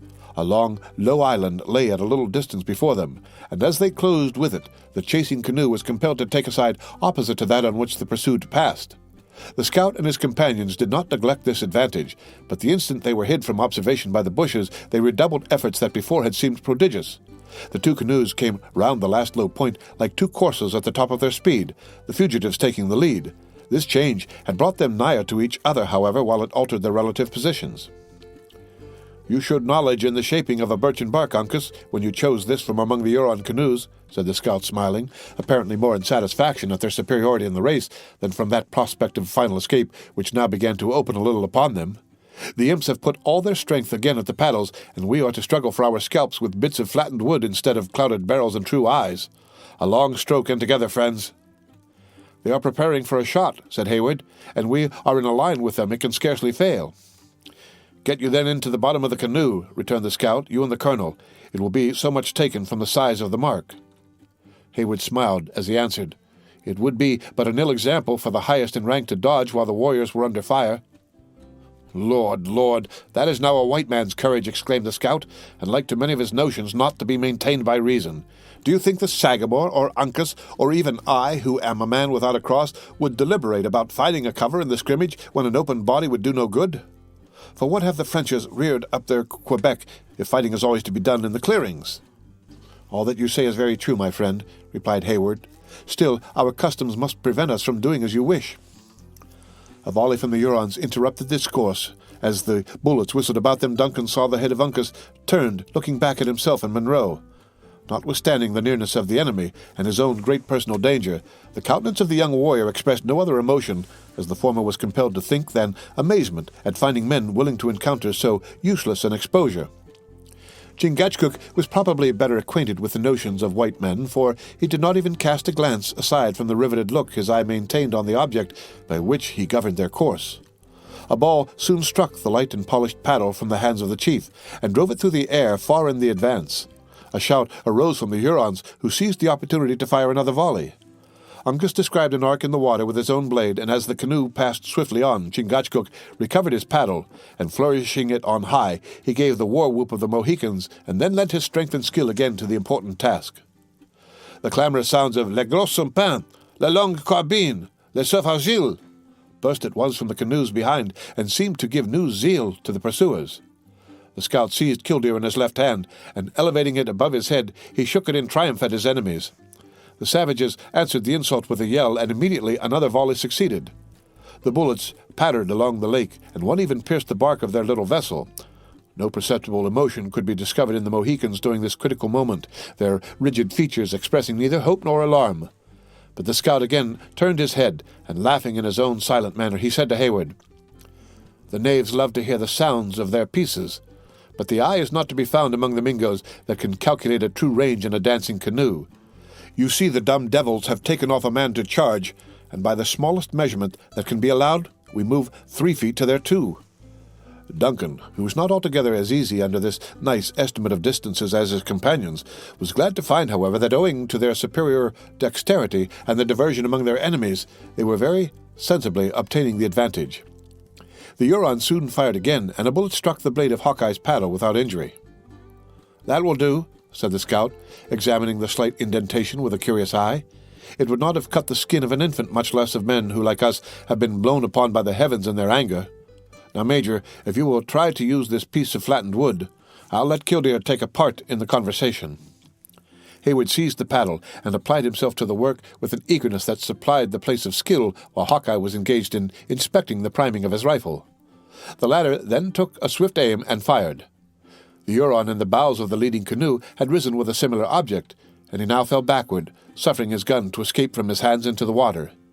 In an instant, however, he recovered his feet, though his gestures were wild and bewildered. At the same moment his companions suspended their efforts, and the chasing canoes clustered together and became stationary.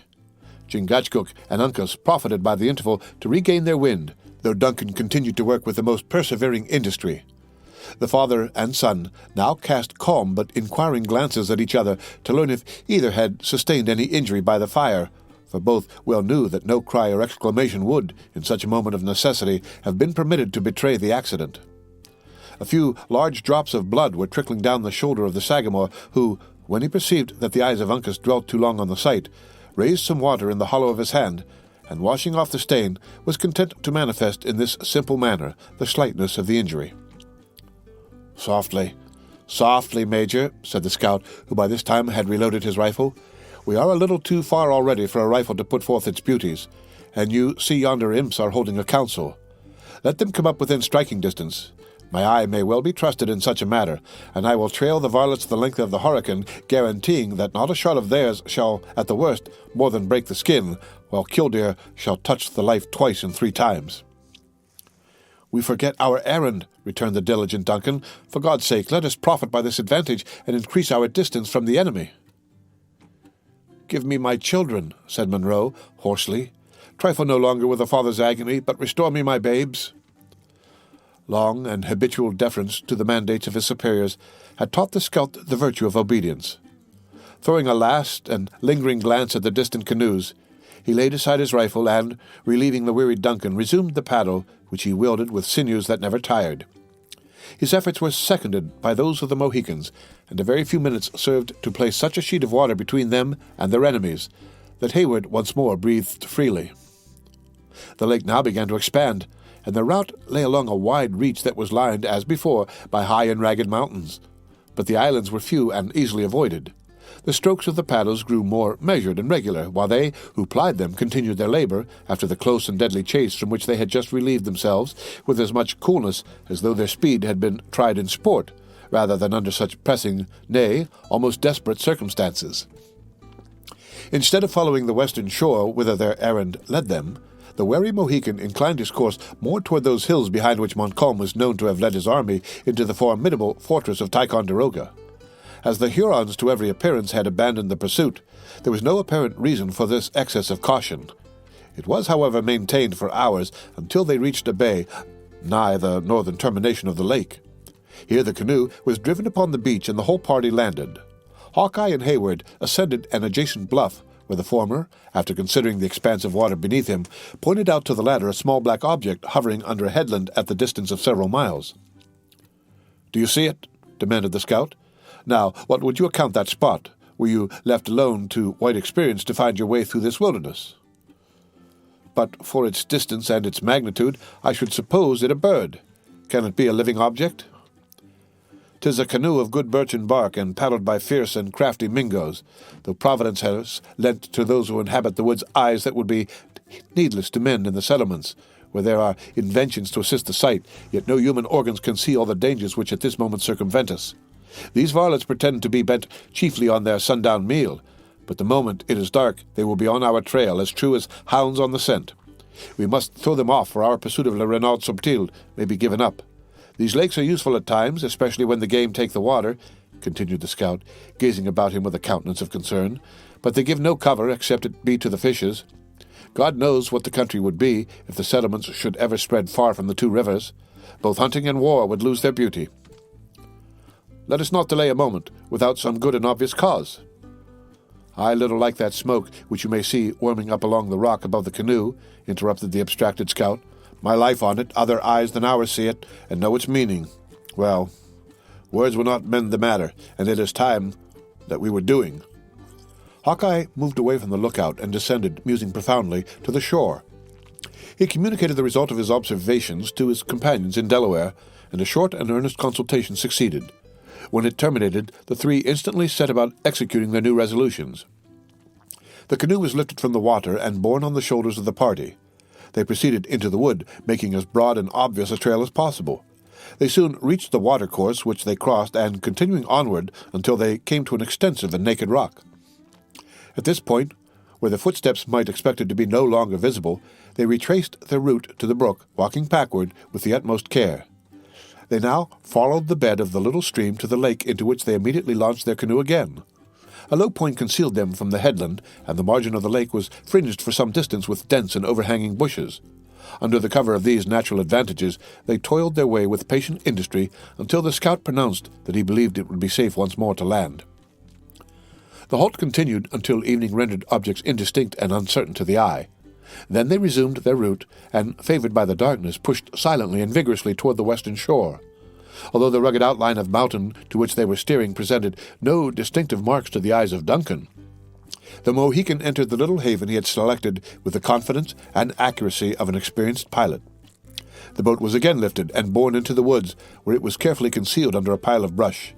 The adventurers assumed their arms and packs, and the scout announced to Monroe and Hayward that he and the Indians were at last in readiness to proceed. The end of Chapter 20. Chapter 21. "If you find a man there, he shall die a flea's death." The Merry Wives of Windsor.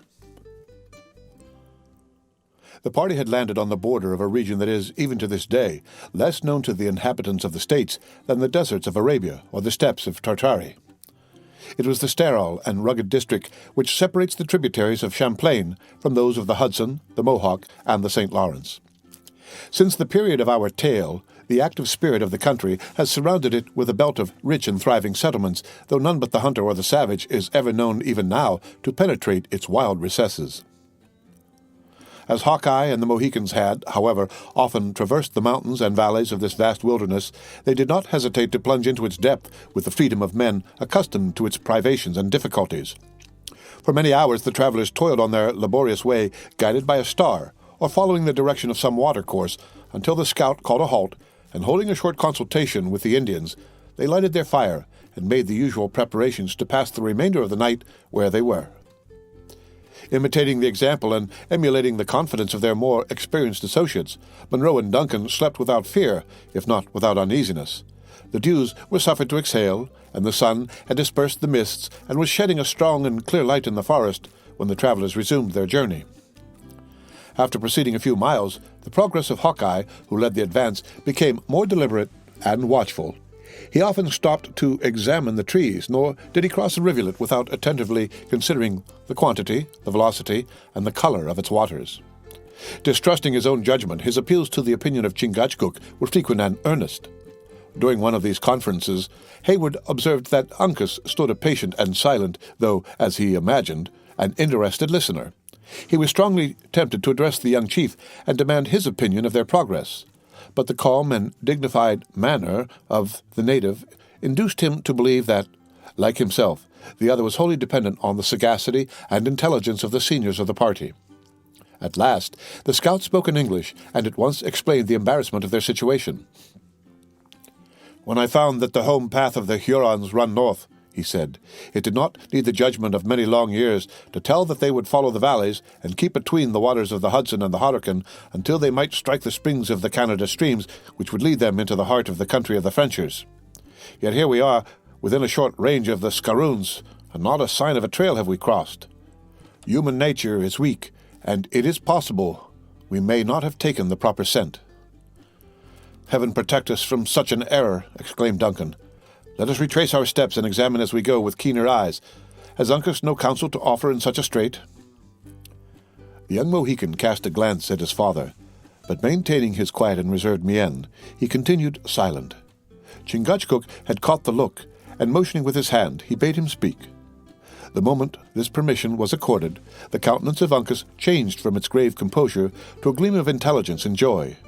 Bounding forward, like a deer, he sprang up the side of a little acclivity a few rods in advance, and stood exultingly over a spot of fresh earth that looked as though it had been recently upturned by the passage of some heavy animal. The eyes of the whole party followed the unexpected movement, and read their success in the air of triumph that the youth assumed. "'Tis the trail!" exclaimed the scout, advancing to the spot.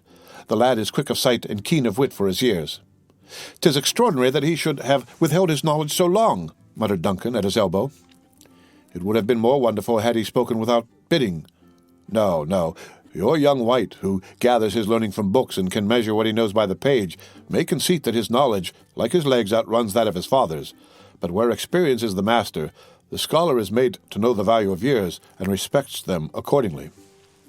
"See," said Uncas, pointing north and south at the evident marks of the broad trail on either side of him. "The dark hair has gone toward the forest." "Hound never ran on a more beautiful scent," responded the scout, dashing forward at once on the indicated route. "We are favored, greatly favored, and can follow with high noses. Aye, here are both your waddling beasts. This Huron travels like a white general. The fellow is stricken with a judgment and is mad. Look sharp for wheels, Sagamore," he continued, looking back and laughing in his newly awakened satisfaction. "We shall soon have the fool journeying in a coach, and that with 3 of the best pair of eyes on the borders in his rear." The spirits of the scout, and the astonishing success of the chase, in which a circuitous distance of more than 40 miles had been passed, did not fail to impart a portion of hope to the whole party. Their advance was rapid, and made with as much confidence as a traveler would proceed along a wide highway. If a rock, or a rivulet, or a bit of earth harder than common severed the links of the clue they followed, the true eye of the scout recovered them at a distance, and seldom rendered the delay of a single moment necessary. The progress was much facilitated by the certainty that Magua had found it necessary to journey through the valleys, a circumstance which rendered the general direction of the route sure. Nor had the Huron entirely neglected the arts uniformly practiced by the natives when retiring in front of an enemy. False trails and sudden turnings were frequent, wherever a brook or the formation of the ground rendered them feasible. But his pursuers were rarely deceived, and never failed to detect their error before they had lost either time or distance on the deceptive track. By the middle of the afternoon, they had passed the Skaroons and were following the route of the declining sun. After descending an eminence to a low bottom, through which a swift stream glided, they suddenly came to a place where the party of Le Renard had made a halt. Extinguished brands were lying around a spring, the offals of a deer were scattered about the place, and the trees bore evident marks of having been browsed by the horses. At a little distance, Hayward discovered and contemplated with tender emotion the small bower under which he was fain to believe that Cora and Alice had reposed. But while the earth was trodden and the footsteps of both men and beasts were so plainly visible around the place, the trail appeared to have suddenly ended. It was easy to follow the tracks of the Narragansetts, but they seemed only to have wandered without guides or any other object than the pursuit of food. At length, Uncas, who with his father had endeavored to trace the route of the horses, came upon a sign of their presence that was quite recent. Before following the clue, he communicated his success to his companions, and while the latter were consulting on the circumstance, the youth reappeared, leading the two fillies with their saddles broken and the housings soiled as though they had been permitted to run at will for several days. "What should this prove?" said Duncan, turning pale and glancing his eyes around him, as if he feared the brush and leaves were about to give up some horrible secret. "That our march has come to a quick end, and that we are in an enemy's country," returned the scout. "Had the knave been pressed, and the gentle ones wanted horses to keep up with the party, he might have taken their scalps. But without an enemy at his heels, and with such rugged beasts as these, he would not hurt a hair of their heads. I know your thoughts, and shame be it to our colour that you have reason for them. But he who thinks that even a Mingo would ill-treat a woman, unless it be to tomahawk her, knows nothing of Indian nature or the laws of the woods. No. I have heard that the French Indians had come into these hills to hunt the moose, and we are getting within scent of their camp. Why should they not? The morning and evening guns of Tai may be heard any day among these mountains, for the Frenches are running a new line between the provinces of the King and the Canadas. It is true that the horses are here, but the Hurons are gone. Let us then hunt for the path by which they parted." Hawkeye and the Mohicans now applied themselves to their task in good earnest. A circle of a few hundred feet in circumference was drawn, and each of the party took a segment for his portion. The examination, however, resulted in no discovery. The impressions of footsteps were numerous, but they all appeared like those of men who had wandered about the spot without any design to quit it. Again, the scout and his companions made the circuit of the halting place, each slowly following the other, until they assembled in the center once more, no wiser than when they started. "Such cunning is not without its deviltry," exclaimed Hawkeye, when he met the disappointed looks of his assistants. "We must get down to it, Sagamore, beginning at the spring, and going over the ground by inches. The Huron shall never brag in his tribe that he has a foot which leaves no print." Setting the example himself, the scout engaged in the scrutiny with renewed zeal. Not a leaf was left unturned. The sticks were removed, and the stones lifted, for Indian cunning was known frequently to adopt these objects as covers, laboring with the utmost patience and industry to conceal each footstep as they proceeded. Still, no discovery was made. At length, Uncas, whose activity had enabled him to achieve his portion of the task the soonest, raked the earth across the turbid little rill which ran from the spring and diverted its course into another channel. So soon as its narrow bed below the dam was dry, he stooped over it with keen and curious eyes. A cry of exultation immediately announced the success of the young warrior. The whole party crowded to the spot where Uncas pointed out the impression of a moccasin in the moist alluvium.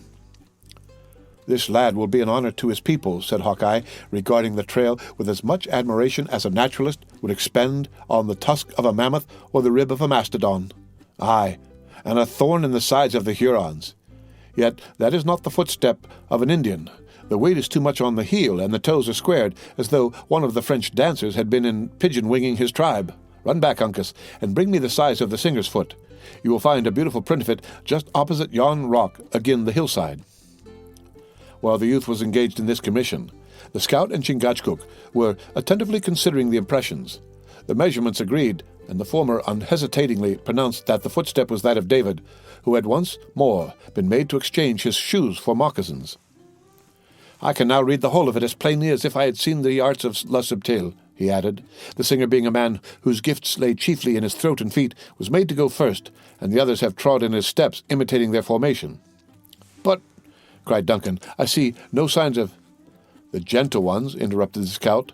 "The varlet has found a way to carry them until he supposed he had thrown any followers off the scent. My life on it. We see their pretty little feet again before many rods go by." The whole party now proceeded, following the course of the rill, keeping anxious waters on the regular impressions. The water soon flowed into its bed again, but watching the ground on either side, the foresters pursued their way content with knowing that the trail lay beneath.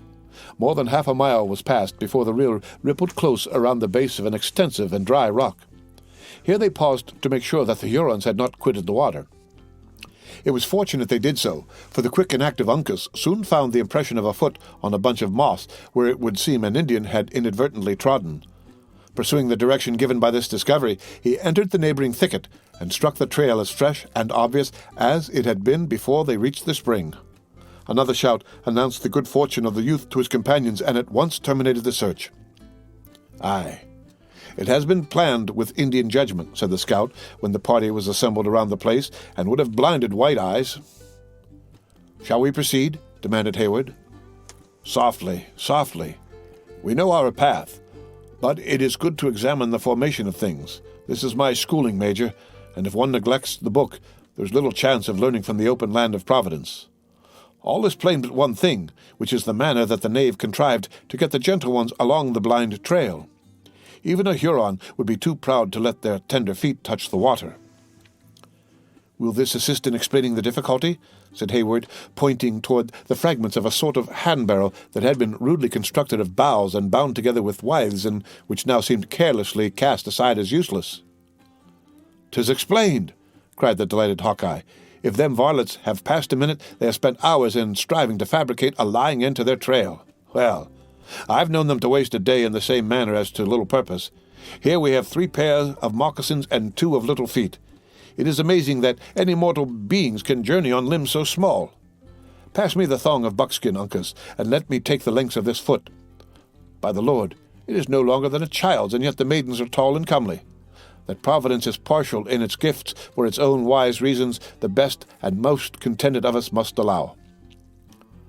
"The tender limbs of my daughters are unequal to these hardships," said Monroe, looking at the light footsteps of his children with a parent's love.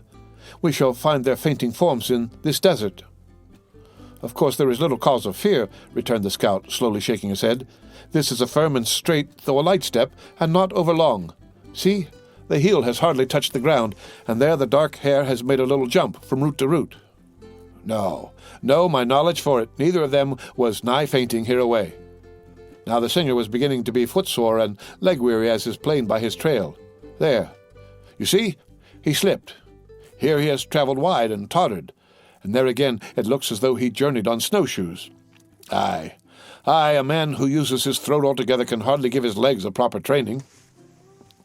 From such undeniable testimony did the practised woodsman arrive at the truth with nearly as much certainty and precision as if he had been a witness of all those events which his ingenuity so easily elucidated. Cheered by these assurances, and satisfied by a reasoning that was so obvious while it was so simple, the party resumed its course after making a short halt to take a hurried repast. When the meal was ended, the scout cast a glance upward at the setting sun and pushed forward with a rapidity which compelled Hayward and the still vigorous Monroe to exert all their muscles to equal. Their route now lay along the bottom which has already been mentioned. As the Hurons had made no further efforts to conceal their footsteps, the progress of the pursuers was no longer delayed by uncertainty.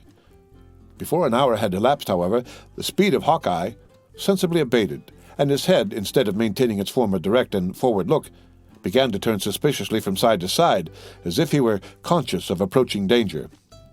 He soon stopped again and waited for the whole party to come up. "I scent the Hurons," he said, speaking to the Mohicans. "Yonder is open sky through the treetops, and we are getting too nigh their encampment. Sagamore, you will take the hillside to the right. Uncas will bend along the brook to the left, while I will try the trail. If anything should happen, the call will be 3 croaks of a crow. I saw one of the birds fanning himself in the air just beyond the dead oak, another sign that we are approaching an encampment." The Indians departed their several ways without reply, while Hawkeye cautiously proceeded with the 2 gentlemen. Hayward soon pressed to the side of their guide, eager to catch an early glimpse of those enemies he had pursued with so much toil and anxiety. His companion told him to steal to the edge of the wood, which as usual was fringed with a thicket, and wait his coming, for he wished to examine certain suspicious signs a little on one side. Duncan obeyed and soon found himself in a situation to command a view which he found as extraordinary as it was novel.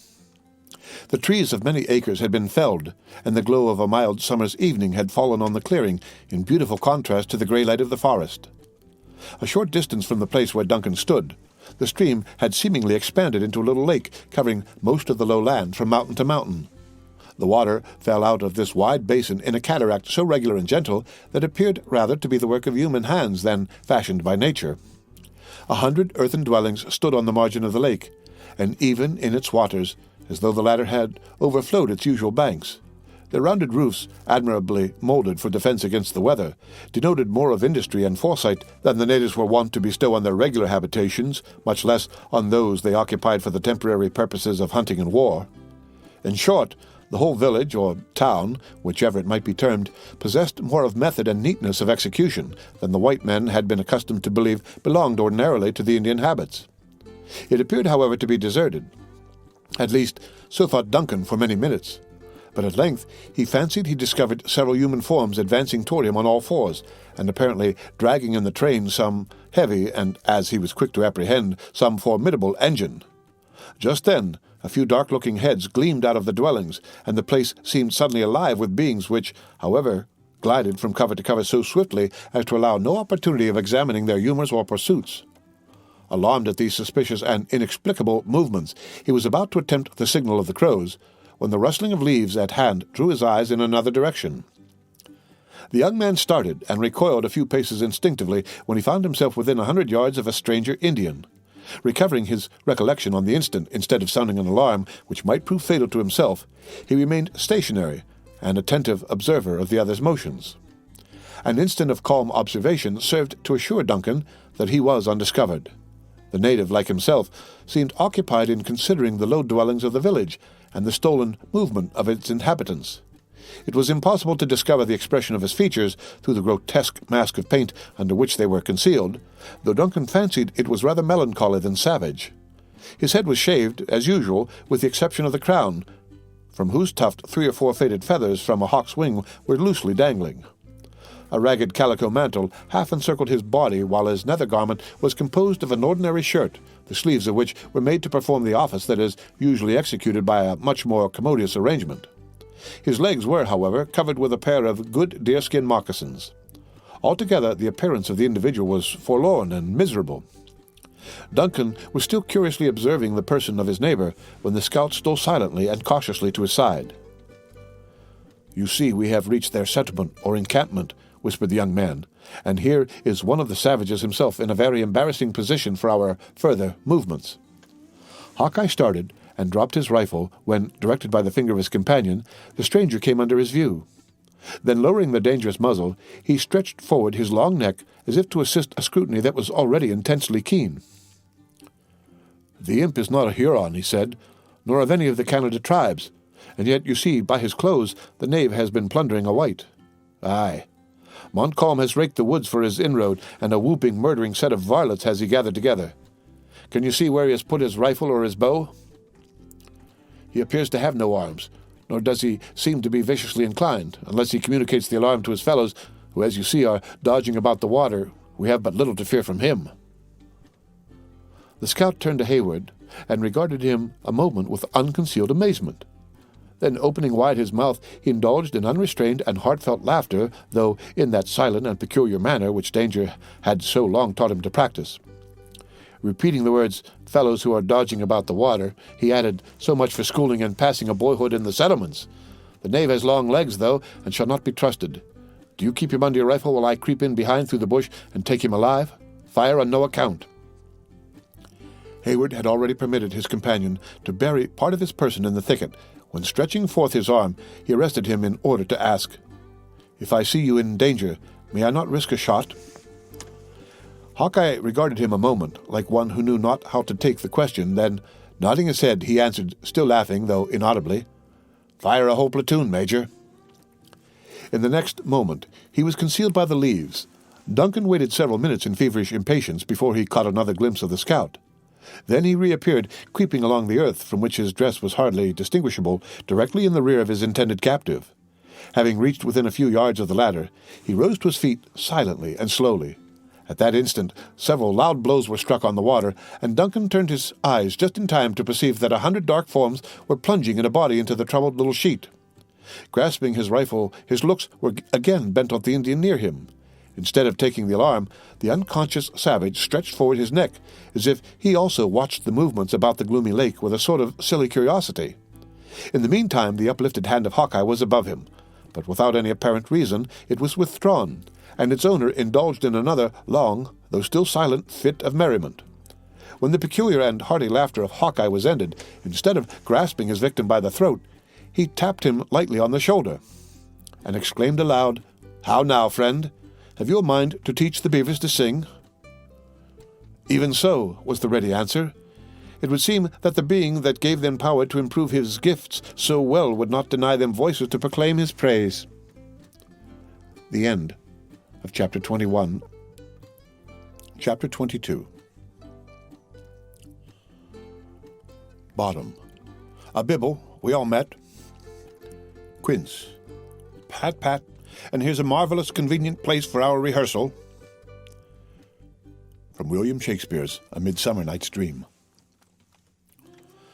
The reader may better imagine than we describe the surprise of Hayward.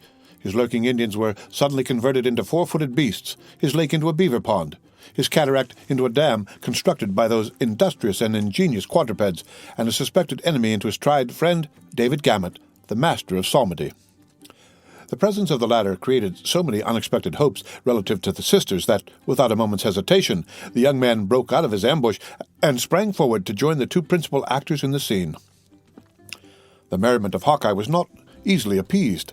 Without ceremony, and with a rough hand, he twirled the supple Gamut around on his heel, and more than once affirmed that the Hurons had done themselves great credit in the fashion of his costume. Then, seizing the hand of the other, he squeezed it with a grip that brought tears into the eyes of the placid David and wished him joy of his new condition. "You were about opening your throat practisings among the beavers, were ye?" he said. "The cunning devils know half the trade already, for they beat the time with their tails, as you heard just now, and in good time it was, too, or Kildare might have sounded the first note among them. I have known greater fools who could read and write than an experienced old beaver, but as for squalling, the animals are born dumb. What think you of such a song as this?"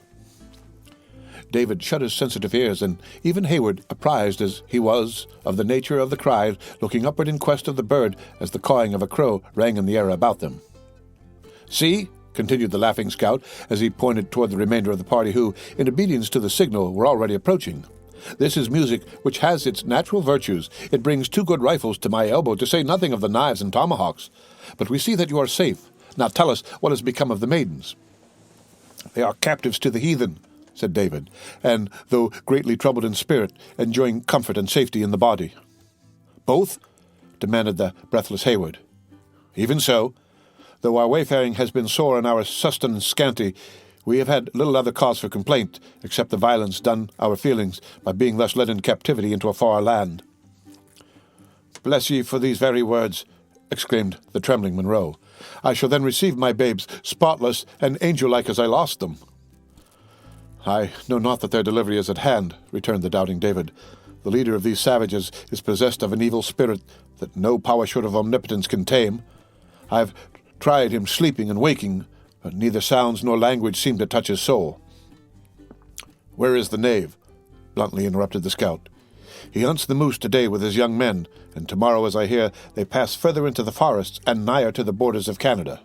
The elder maiden is conveyed to a neighboring people, whose lodges are situate beyond yonder black pinnacle of rock, while the younger is detained among the women of the Hurons, whose dwellings are but 2 short miles hence, on a tableland where the fire had done the office of the axe, and prepared the place for their reception." "Alice, my gentle Alice," murmured Hayward. "She has lost the consolation of her sister's presence." "Even so. But so far as praise and thanksgiving in psalmody can temper the spirit in affliction, she has not suffered." "Has she then a heart for music?" "Of the graver and more solemn character, though it must be acknowledged that, in spite of all my endeavors, the maiden weeps oftener than she smiles. At such moments I forbear to press the holy songs, but there are many sweet and comfortable periods of satisfactory communication, when the ears of the savages are astounded with the upliftings of our voices." "And why are you permitted to go at large unwatched?" David composed his features into what he intended should express an air of modest humility before he meekly replied, "Little be the praise to such a worm as I. But though the power of psalmody was suspended in the terrible business of that field of blood through which we have passed, it has recovered its influence even over the souls of the heathen, and I am suffered to go and come at will."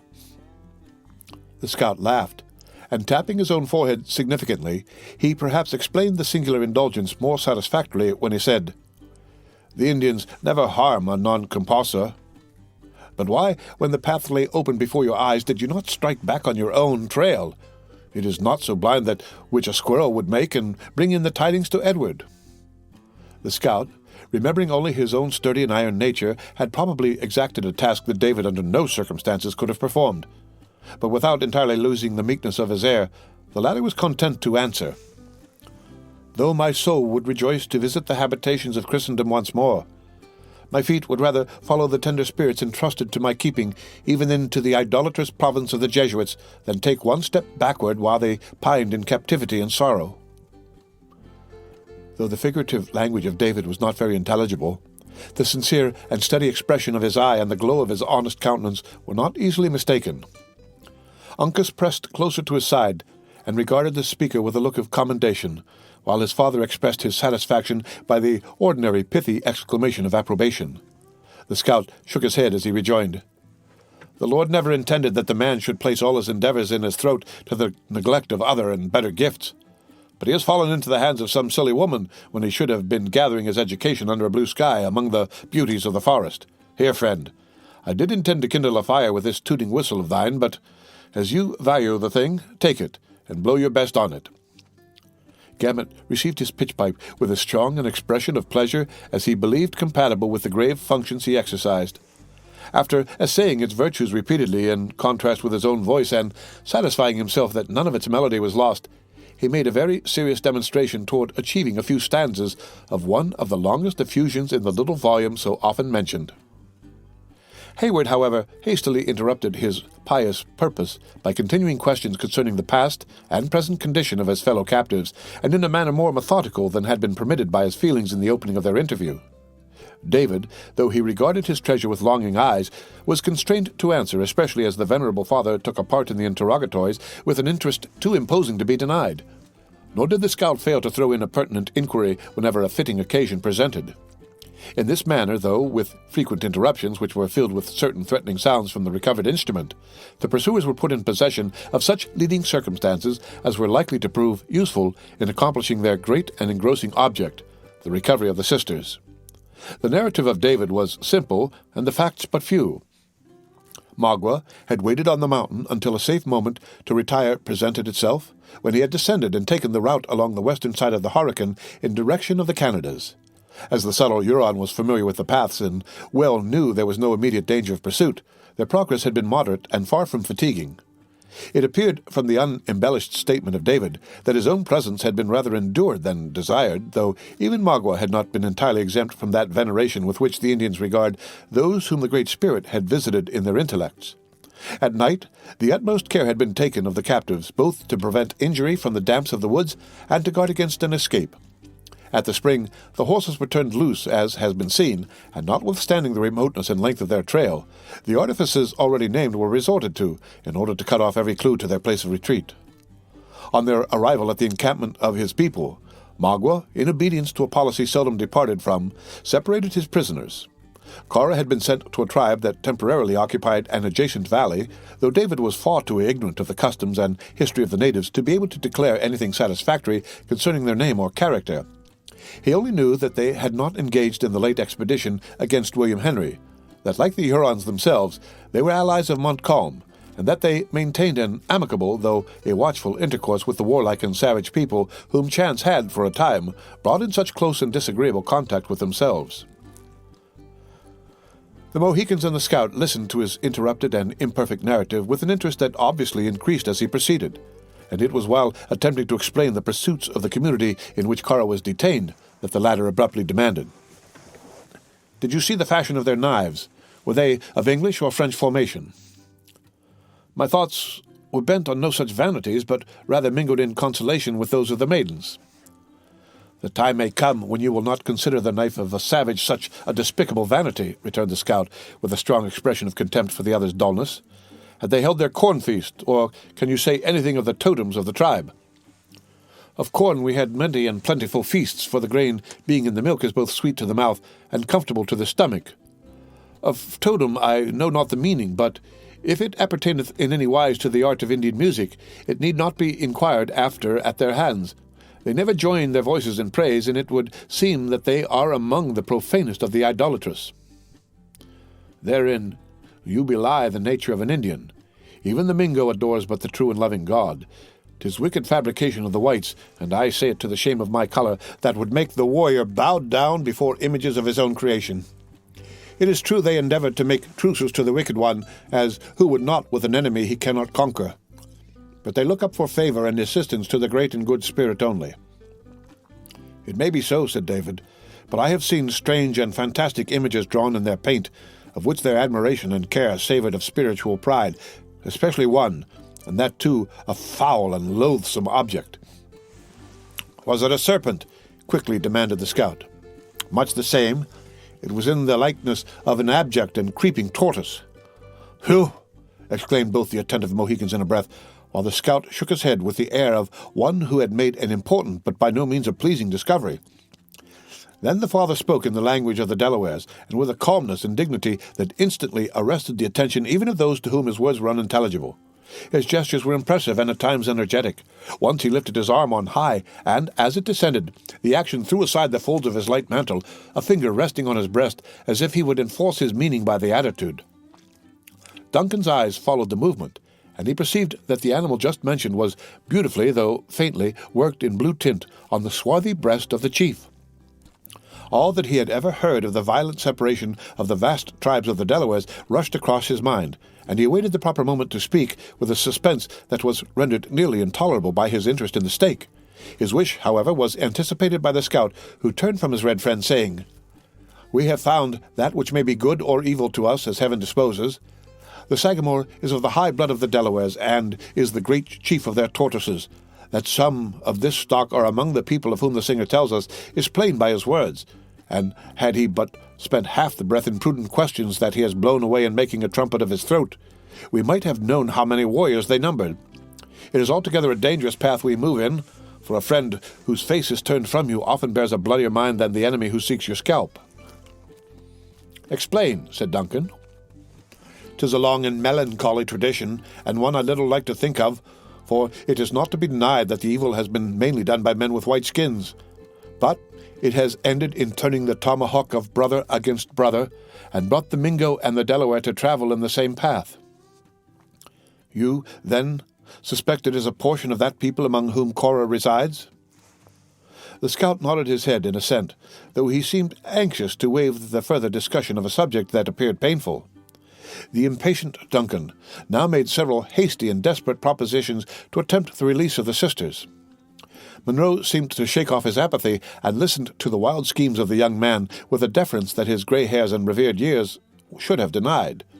But the scout, after suffering the ardour of the lover to expend itself a little, found means to convince him of the folly of precipitation in a manner that would require their coolest judgment and utmost fortitude. "It would be well," he added, "to let this man go in again as usual, and for him to tarry in the lodges, giving notice to the gentle ones of our approach, until we call him out by signal to consult. You know the cry of a crow, friend, from the whistle of the whippoorwill?" "'Tis a pleasing bird," returned David, "and has a soft and melancholy note, though the time is rather quick and ill-measured." "He speaks of the wish-on-wish," said the scout. "Well, since you like his whistle, it shall be your signal. Remember, then, when you hear the whippoorwill's call 3 times repeated, you are to come into the bushes where the bird might be supposed." "Stop," interrupted Hayward. "I will accompany him." "You?" exclaimed the astonished Hawkeye. "Are you tired of seeing the sun rise and set?" "David is a living proof that the Hurons can be merciful." "Aye, but David can use his throat as no man in his senses would pervert the gift. I too can play the madman, the fool, the hero, in short, any or everything to rescue her I love. Name your objections no longer, I am resolved." Hawkeye regarded the young man in a moment of speechless amazement. But Duncan, who in deference to the other's skill and services had hitherto submitted somewhat implicitly to his dictation, now assumed the superior with a manner that was not easily resisted. He waved his hand in a sign of his dislike to all remonstrance, and then in more tempered language he continued. "You have the means of disguise. Change me. Paint me too, if you will. In short, alter me to anything. A fool." "It is not for one like me to say that he who is already formed by so powerful a hand as Providence stands in need of a change," muttered the discontented scout. "When you send your parties abroad in war, you find it prudent at least to arrange the marks and places of encampment in order that they who fight on your side may know when and where to expect a friend." "Listen," interrupted Duncan. "You have heard from this faithful follower of the captives that the Indians are of two tribes, if not of different nations. With one, whom you think to be a branch of the Delawares, is she you call the dark hair, the other, and younger of the ladies, is undeniably with our declared enemies, the Hurons. It becomes my youth and rank to attempt the latter adventure. While you, therefore, are negotiating with your friends for the release of one of the sisters, I will effect that of the other, or die." The awakened spirit of the young soldier gleamed in his eyes, and his form became imposing under its influence. Hawkeye, though too much accustomed to Indian artifices not to foresee the danger of the experiment, knew not well how to combat this sudden resolution. Perhaps there was something in the proposal that suited his own hardy nature, and that secret love of desperate adventure which had increased with his experience until hazard and danger had become, in some measure, necessary to the enjoyment of his existence. Instead of continuing to oppose the scheme of Duncan, his humour suddenly altered, and he lent himself to its execution. "Come," he said with a good-humoured smile, "the buck that will take to the water must be headed and not followed. Chingachgook has as many different paints as the engineer's officer's wife, who takes down nature on scraps of paper, making the mountains look like cocks of rusty hay, and placing the blue sky in reach of your hand. The Sagamore can use them, too. Seat yourself on the log, and my life on it, he can soon make a natural fool of you, and that well to your liking." Duncan complied, and the Mohican, who had been an attentive listener to the discourse, readily undertook the office. Long practised in all the subtle arts of his race, he drew with great dexterity and quickness the fantastic shadow that the natives were accustomed to consider as the evidence of a friendly and jocular disposition. Every line that could possibly be interpreted into a secret inclination for war was carefully avoided, while on the other hand he studied those conceits that might be construed into amity. In short, he entirely sacrificed every appearance of the warrior to the masquerade of a buffoon. Such exhibitions were not uncommon among the Indians, and as Duncan was already sufficiently disguised in his dress, there certainly did exist some reason for believing that, with his knowledge of French, he might pass for a juggler from Ticonderoga, straggling among the allied and friendly tribes. When he was thought to be sufficiently painted, the scout gave him much friendly advice, concerted signals, and appointed the place where they should meet in the event of mutual success. The parting between Monroe and his young friend was more melancholy. Still, the former submitted to the separation with an indifference that his warm and honest nature would never have permitted in a more healthful state of mind. The scout led Hayward aside and acquainted him with his intention to leave the veteran in some safe encampment in charge of Chingachgook, while he and Uncas pursued their inquiries among the people they had reason to believe were Delawares. Then, renewing his cautions and advice, he concluded by saying with a solemnity and warmth of feeling with which Duncan was deeply touched, "And now, God bless you. You have shown a spirit that I like, for it is the gift of youth, more especially one of warm blood and a stout heart. But believe the warning of a man who has reason to know all he says to be true. You will have occasion for your best manhood, and for a sharper wit than what is to be gathered in books before you outdo the cunning or get the better of the courage of a Mingo. God bless you. If the Hurons master your scalp, rely on the promise of one who has 2 stout warriors to back him. They shall pay for their victory with a life for every hair it holds. I say, young gentlemen, may Providence bless your undertaking, which is altogether for good, and remember that to outwit the knaves it is lawful to practice things that may not be naturally the gift of a white skin." Duncan shook his worthy and reluctant associate warmly by the hand, once more recommended his aged friend to his care, and returning his good wishes, he motioned to David to proceed. Hawkeye gazed after the high-spirited and adventurous young man for several moments in open admiration. Then, shaking his head doubtingly, he turned and led his own division of the party into the concealment of the forest. The route taken by Duncan and David lay directly across the clearing of the beavers and along the margin of their pond. When the former found himself alone with one so simple and so little qualified to render any assistance in desperate emergencies, he first began to be sensible of the difficulties of the task he had undertaken. The fading light increased the gloominess of this bleak and savage wilderness that stretched so far on every side of him, and there was even a fearful character in the stillness of those little huts that he knew were so abundantly peopled. It struck him as he gazed at the admirable structures and the wonderful precautions of their sagacious inmates that even the brutes of these vast wilds were possessed of an instinct nearly commensurate with his own reason, and he could not reflect without anxiety on the unequal contest that he had so rashly courted. Then came the glowing image of Alice. Her distress, her actual danger, and all the peril of his situation was forgotten. Cheering David, he moved on with the light and vigorous step of youth and enterprise. After making nearly a semicircle around the pond, they diverged from the watercourse and began to ascend to the level of a slight elevation in that bottomland over which they journeyed. Within half an hour they gained the margin of another opening that bore all the signs of having been made by the beavers, and which those sagacious animals had probably been induced by some accident to abandon for the more eligible position they now occupied. A very natural sensation caused Duncan to hesitate a moment, unwilling to leave the cover of their bushy path, as a man pauses to collect his energies before he essays any hazardous experiment in which he is secretly conscious that they will all be needed. He profited by the halt to gather such information as might be obtained from his short and hasty glances. On the opposite side of the clearing, and near the point where the brook tumbled over some rocks from a still higher level, some 50 or 60 lodges, rudely fabricated of logs, brush, and earth intermingled, were to be discovered. They were arranged without any order, and seemed to be constructed with very little attention to neatness or beauty. Indeed, so very inferior were they in the two latter particulars to the village Duncan had just seen, that he began to expect a second surprise, no less astonishing than the former. This expectation was in no degree diminished when by the doubtful twilight he beheld 20 or 30 forms rising alternately from the cover of the tall, coarse grass in front of the lodges, and then sinking again from the sight, as it were to burrow in the earth.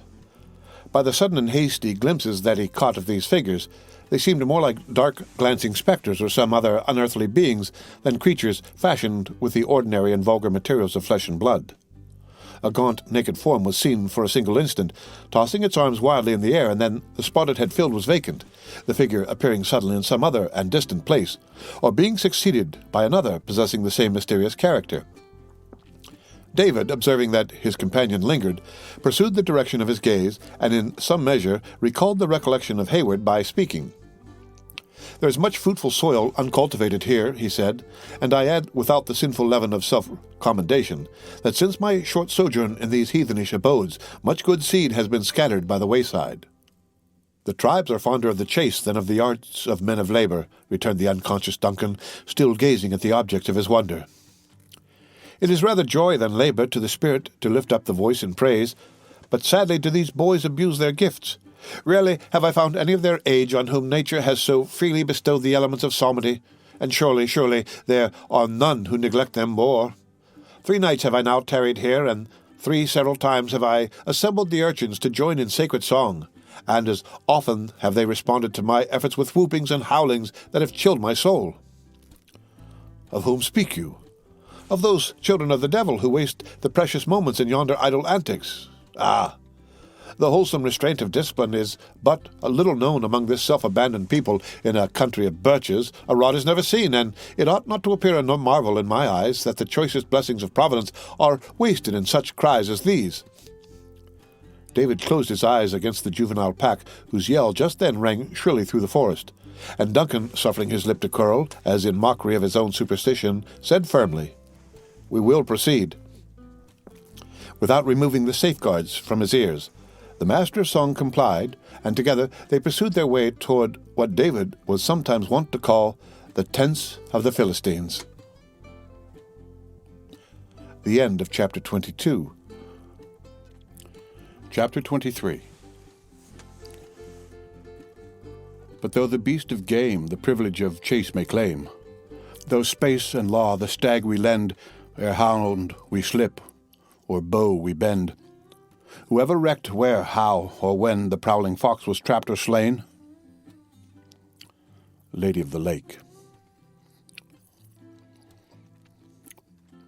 It is unusual to find an encampment of the natives, like those of the more instructed whites, guarded by the presence of armed men. Well informed of the approach of every danger while it is yet at a distance, the Indian generally rests secure under his knowledge of the signs of the forest, and the long and difficult paths that separate him from those he has most reason to dread. But the enemy who, by any lucky concurrence of accidents, has found means to elude the vigilance of the scouts, will seldom meet with sentinels nearer home to sound the alarm. In addition to this general usage, the tribes friendly to the French knew too well the weight of the blow that had just been struck to apprehend any immediate danger from the hostile nations that were tributary to the crown of Britain. When Duncan and David therefore found themselves in the center of the children who played the antics already mentioned, it was without the least previous intimation of their approach. But so soon as they were observed, the whole of the juvenile pack raised by common consent a shrill and warning whoop, and then sank as it were by magic from before the sight of their visitors.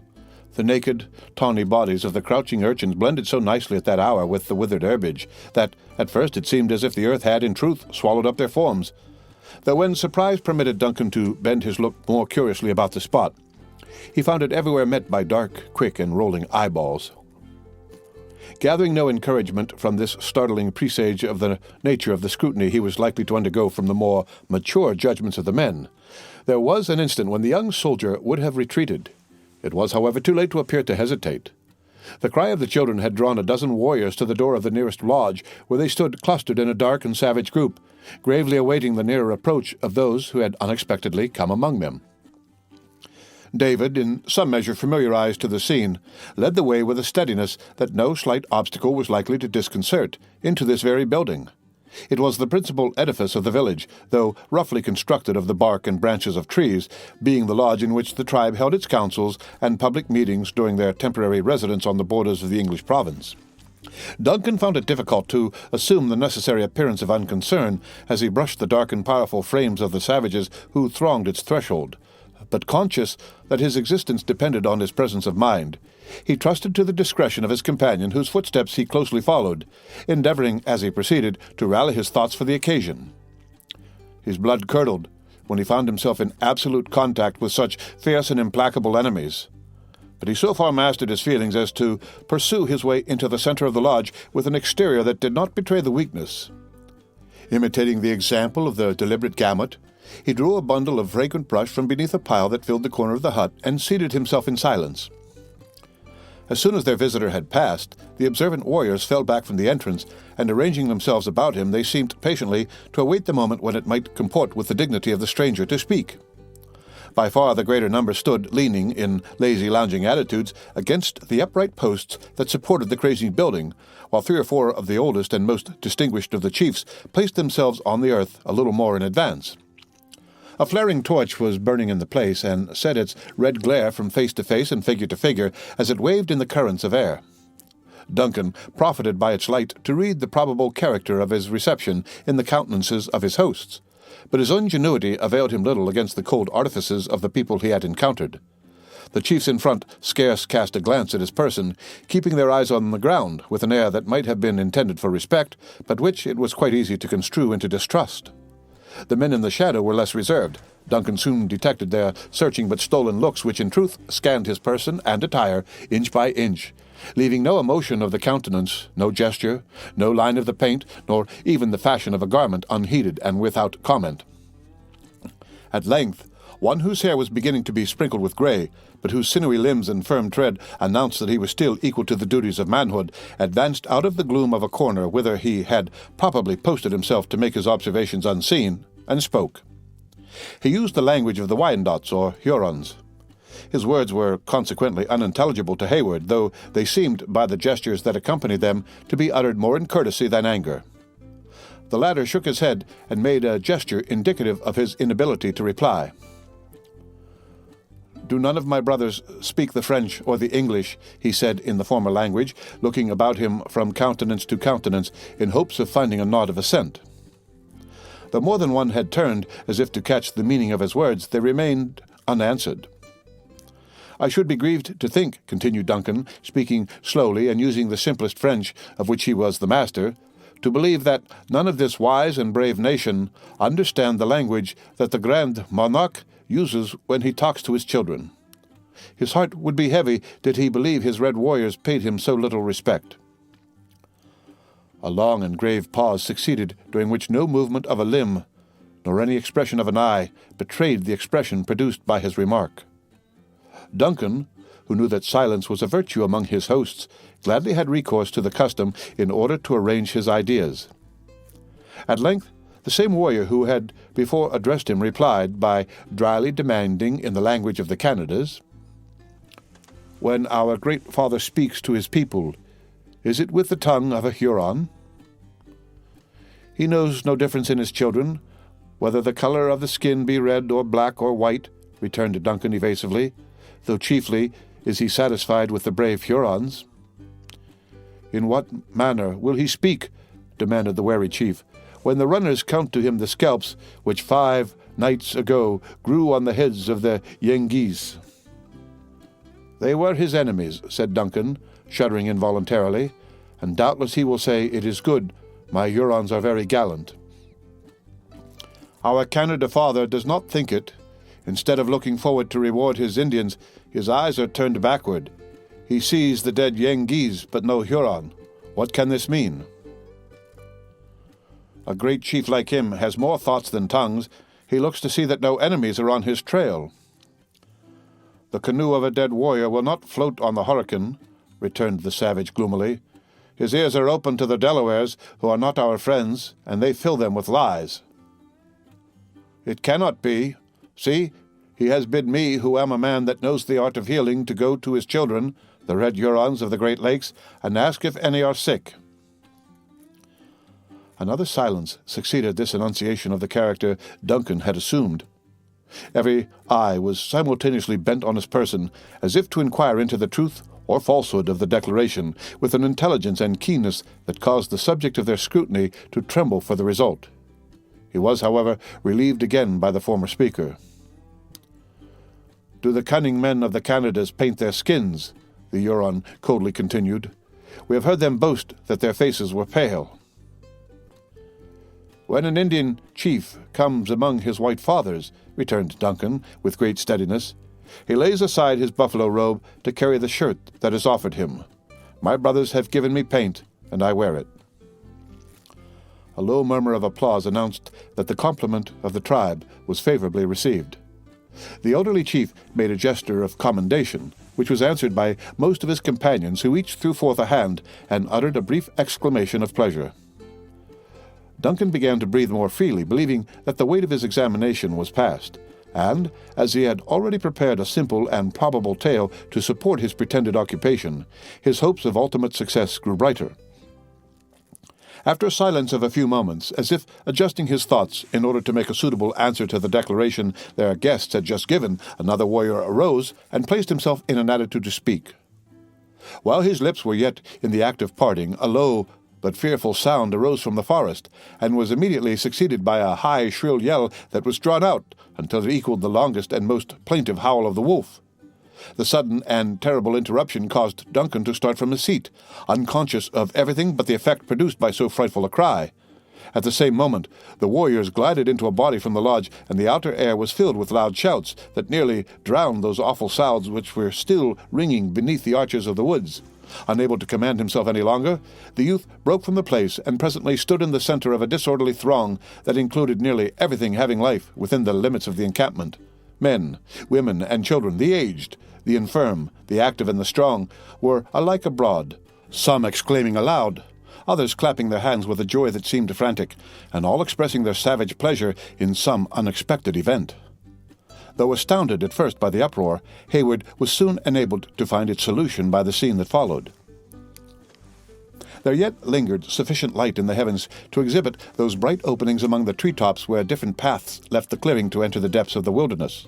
Beneath one of them, a line of warriors issued from the woods and advanced slowly toward the dwellings. One in front bore a short pole on which, as it afterwards appeared, were suspended several human scalps.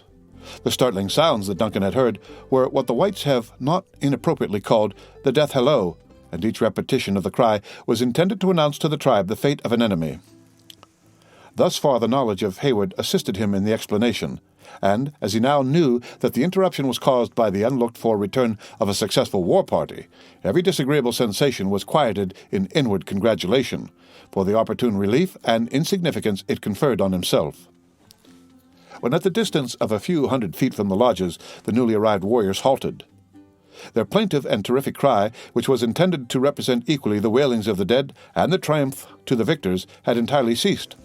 One of their number now called aloud, in words that were far from appalling, though not more intelligible to those for whose ears they were intended than their expressive yells. It would be difficult to convey a suitable idea of the savage ecstasy with which the news thus imparted was received. The whole encampment, in a moment, became a scene of the most violent bustle and commotion. The warriors drew their knives, and flourishing them, they arranged themselves in 2 lines, forming a lane that extended from the war party to the lodges. The squaws seized clubs, axes, or whatever weapon of offense first offered itself to their hands, and rushed eagerly to act their part in the cruel game that was at hand. Even the children would not be excluded, but boys, little able to wield the instruments, tore the tomahawks from the belts of their fathers and stole into the ranks, apt imitators of the savage traits exhibited by their parents. Large piles of brush lay scattered about the clearing, and a wary and aged squaw was occupied in firing as many as might serve to light the coming exhibition. As the flame arose, its power exceeded that of the parting day, and assisted to render objects at the same time more distinct and more hideous. The whole scene formed a striking picture, whose frame was composed of the dark and tall border of pines. The warriors just arrived were the most distant figures. A little in advance stood 2 men who were apparently selected from the rest as the principal actors in what was to follow. The light was not strong enough to render their features distinct, though it was quite evident that they were governed by very different emotions. While one stood erect and firm, prepared to meet his fate like a hero, the other bowed his head, as if palsied by terror or stricken with shame. The high-spirited Duncan felt a powerful impulse of admiration and pity toward the former, though no opportunity could offer to exhibit his generous emotions. He watched his slightest movement, however, with eager eyes, and as he traced the fine outline of his admirably proportioned and active frame, he endeavored to persuade himself that, if the powers of man, seconded by such noble resolution, could bear one harmless through so severe a trial, the youthful captive before him might hope for success in the hazardous race he was about to run. Insensibly, the young man drew nigher to the swarthy lines of the Hurons, and scarcely breathed, so intense became his interest in the spectacle. Just then, the signal yell was given, and the momentary quiet which had preceded it was broken by a burst of cries that far exceeded any before heard. The more abject of the 2 victims continued motionless, but the other bounded from the place at the cry with the activity and swiftness of a deer. Instead of rushing through the hostile lines as had been expected, he just entered the dangerous defile, and before time was given for a single blow, turned short, and, leaping the heads of a row of children, he gained at once the exterior and safer side of the formidable array. The artifice was answered by 100 voices raised in imprecations, and the whole of the excited multitude broke from their order and spread themselves about the place in wild confusion. A dozen blazing piles now shed their lurid brightness on the place, which resembled some unhallowed and supernatural arena, in which malicious demons had assembled to act their bloody and lawless rites. The forms in the background looked like unearthly beings gliding before the eye and cleaving the air with frantic and unmeaning gestures, while the savage passions of such as passed the flames were rendered fearfully distinct by the gleams that shot athwart their inflamed visages. It will easily be understood that, amid such a concourse of vindictive enemies, no breathing time was allowed the fugitive. There was a single moment when it seemed as if he would have reached the forest, but the whole body of his captors threw themselves before him and drove him back into the center of his relentless persecutors. Turning like a headed deer, he shot with the swiftness of an arrow through a pillar of forked flame, and passing the whole multitude harmless, he appeared on the opposite side of the clearing. Here, too, he was met and turned by a few of the older and more subtle of the Hurons. Once more he tried the throng as if seeking safety in its blindness, and then several moments succeeded, during which Duncan believed the active and courageous young stranger was lost. Nothing could be distinguished but a dark mass of human forms, tossed and involved in inexplicable confusion. Arms, gleaming knives, and formidable clubs appeared above them, but the blows were evidently given at random. The awful effect was heightened by the piercing shrieks of the women and the fierce yells of the warriors.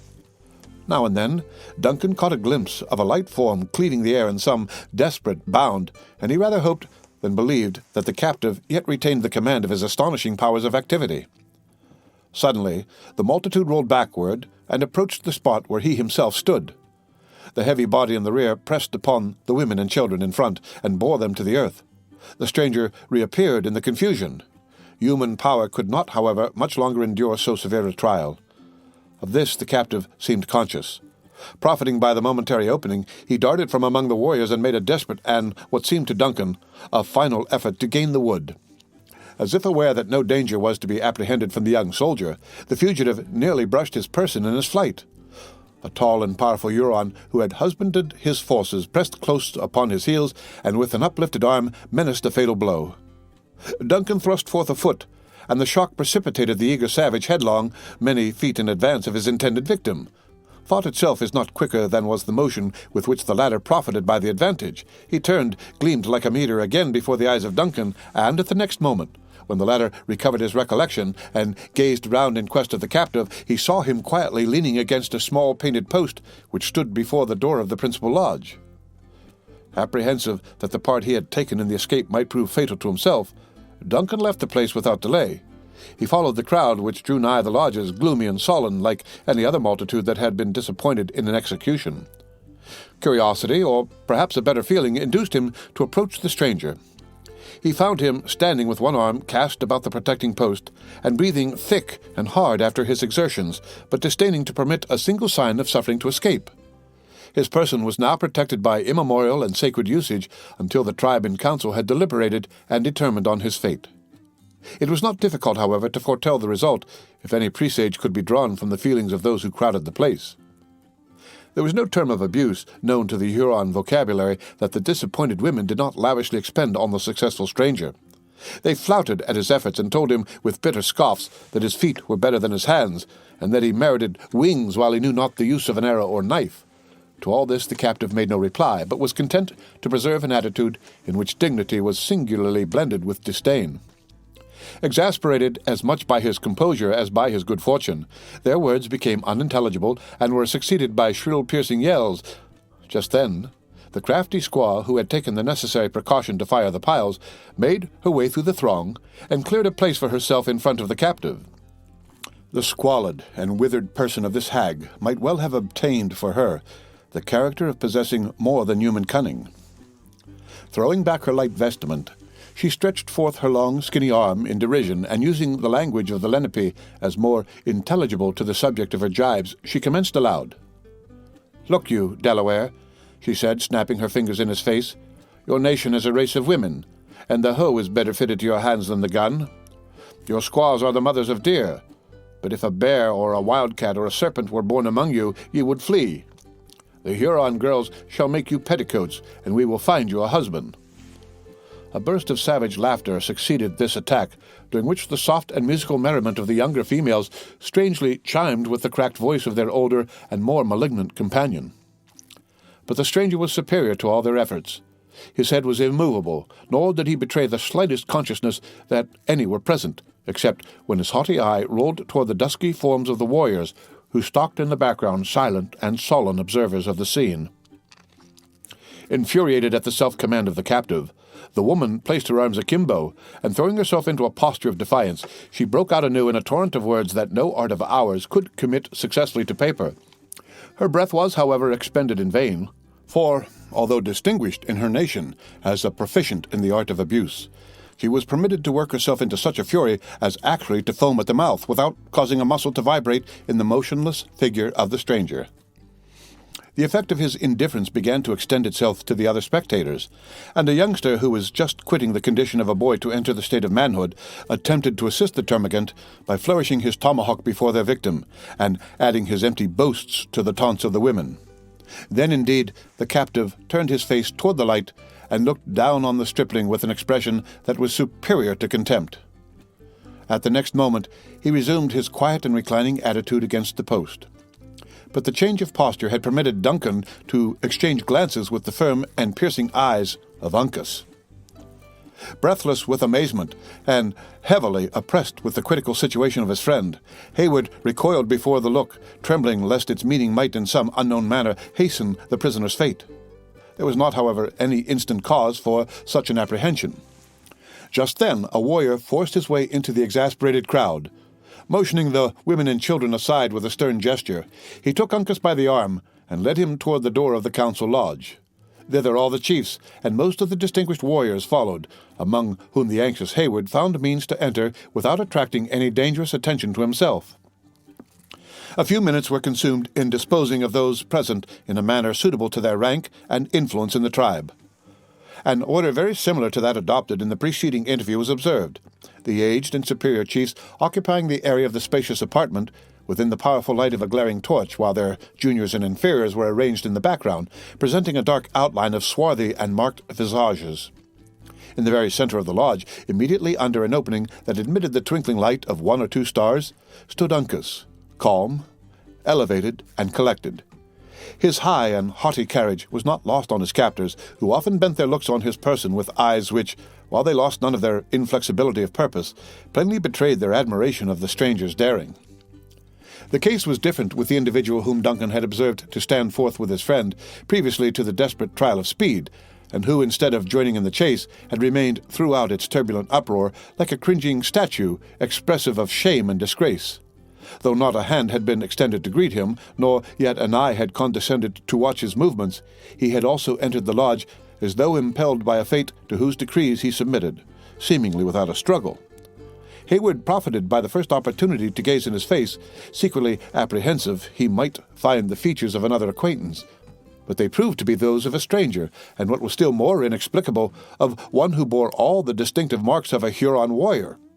Instead of mingling with his tribe, however, he sat apart, a solitary being in a multitude, his form shrinking into a crouching and abject attitude, as if anxious to fill as little space as possible. When each individual had taken his proper station, and silence reigned in the place, the gray-haired chief, already introduced to the reader, spoke aloud in the language of the Lenape. "Delaware," he said, "though one of a nation of women, you have proved yourself a man. I would give you food, but he who eats with a Huron should become his friend. Rest in peace till the morning sun, when our last words shall be spoken." 7 nights and as many summer days have I fasted on the trail of the Hurons, Uncas coldly replied. The children of the Lenape know how to travel the path of the just without lingering to eat. 2 of my young men are in pursuit of your companion, resumed the other, without appearing to regard the boast of his captive. When they get back, then will our wise man say to you, live or die. Has a Huron no ears? Scornfully exclaimed Uncas. Twice since he has been your prisoner has the Delaware heard a gun that he knows. Your young men will never come back. A short and sullen pause succeeded this bold assertion. Duncan, who understood the Mohican to allude to the fatal rifle of the scout, bent forward in earnest observation of the effect it might produce on the conquerors. But the chief was content with simply retorting, If the Lenape are so skillful, why is one of their bravest warriors here? He followed in the steps of a flying coward and fell into a snare. The cunning beaver may be caught. As Uncas thus replied, he pointed with his finger toward the solitary Huron, but without deigning to bestow any other notice on so unworthy an object. The words of the answer and the air of the speaker produced a strong sensation among his auditors. Every eye rolled sullenly toward the individual indicated by the simple gesture, and a low, threatening murmur passed through the crowd. The ominous sounds reached the outer door, and the women and children pressing into the throng. No gap had been left between shoulder and shoulder that was not now filled with the dark lineaments of some eager and curious human countenance. In the meantime, the more aged chiefs, in the center, communed with each other in short and broken sentences. Not a word was uttered that did not convey the meaning of the speaker. In the simplest and most energetic form, again a long and deeply solemn pause took place. It was known by all present to be the brave precursor of a weighty and important judgment. They who composed the outer circle of faces were on tiptoe to gaze, and even the culprit for an instant forgot his shame in a deeper emotion, and exposed his abject features in order to cast an anxious and troubled glance at the dark assemblage of chiefs. The silence was finally broken by the aged warrior so often named. He arose from the earth, and, moving past the immovable form of Uncas, placed himself in a dignified attitude before the offender. At that moment, the withered squaw already mentioned moved into the circle in a slow, sidling sort of a dance, holding the torch and muttering the indistinct words of what might have been a species of incantation. Though her presence was altogether an intrusion, it was unheeded.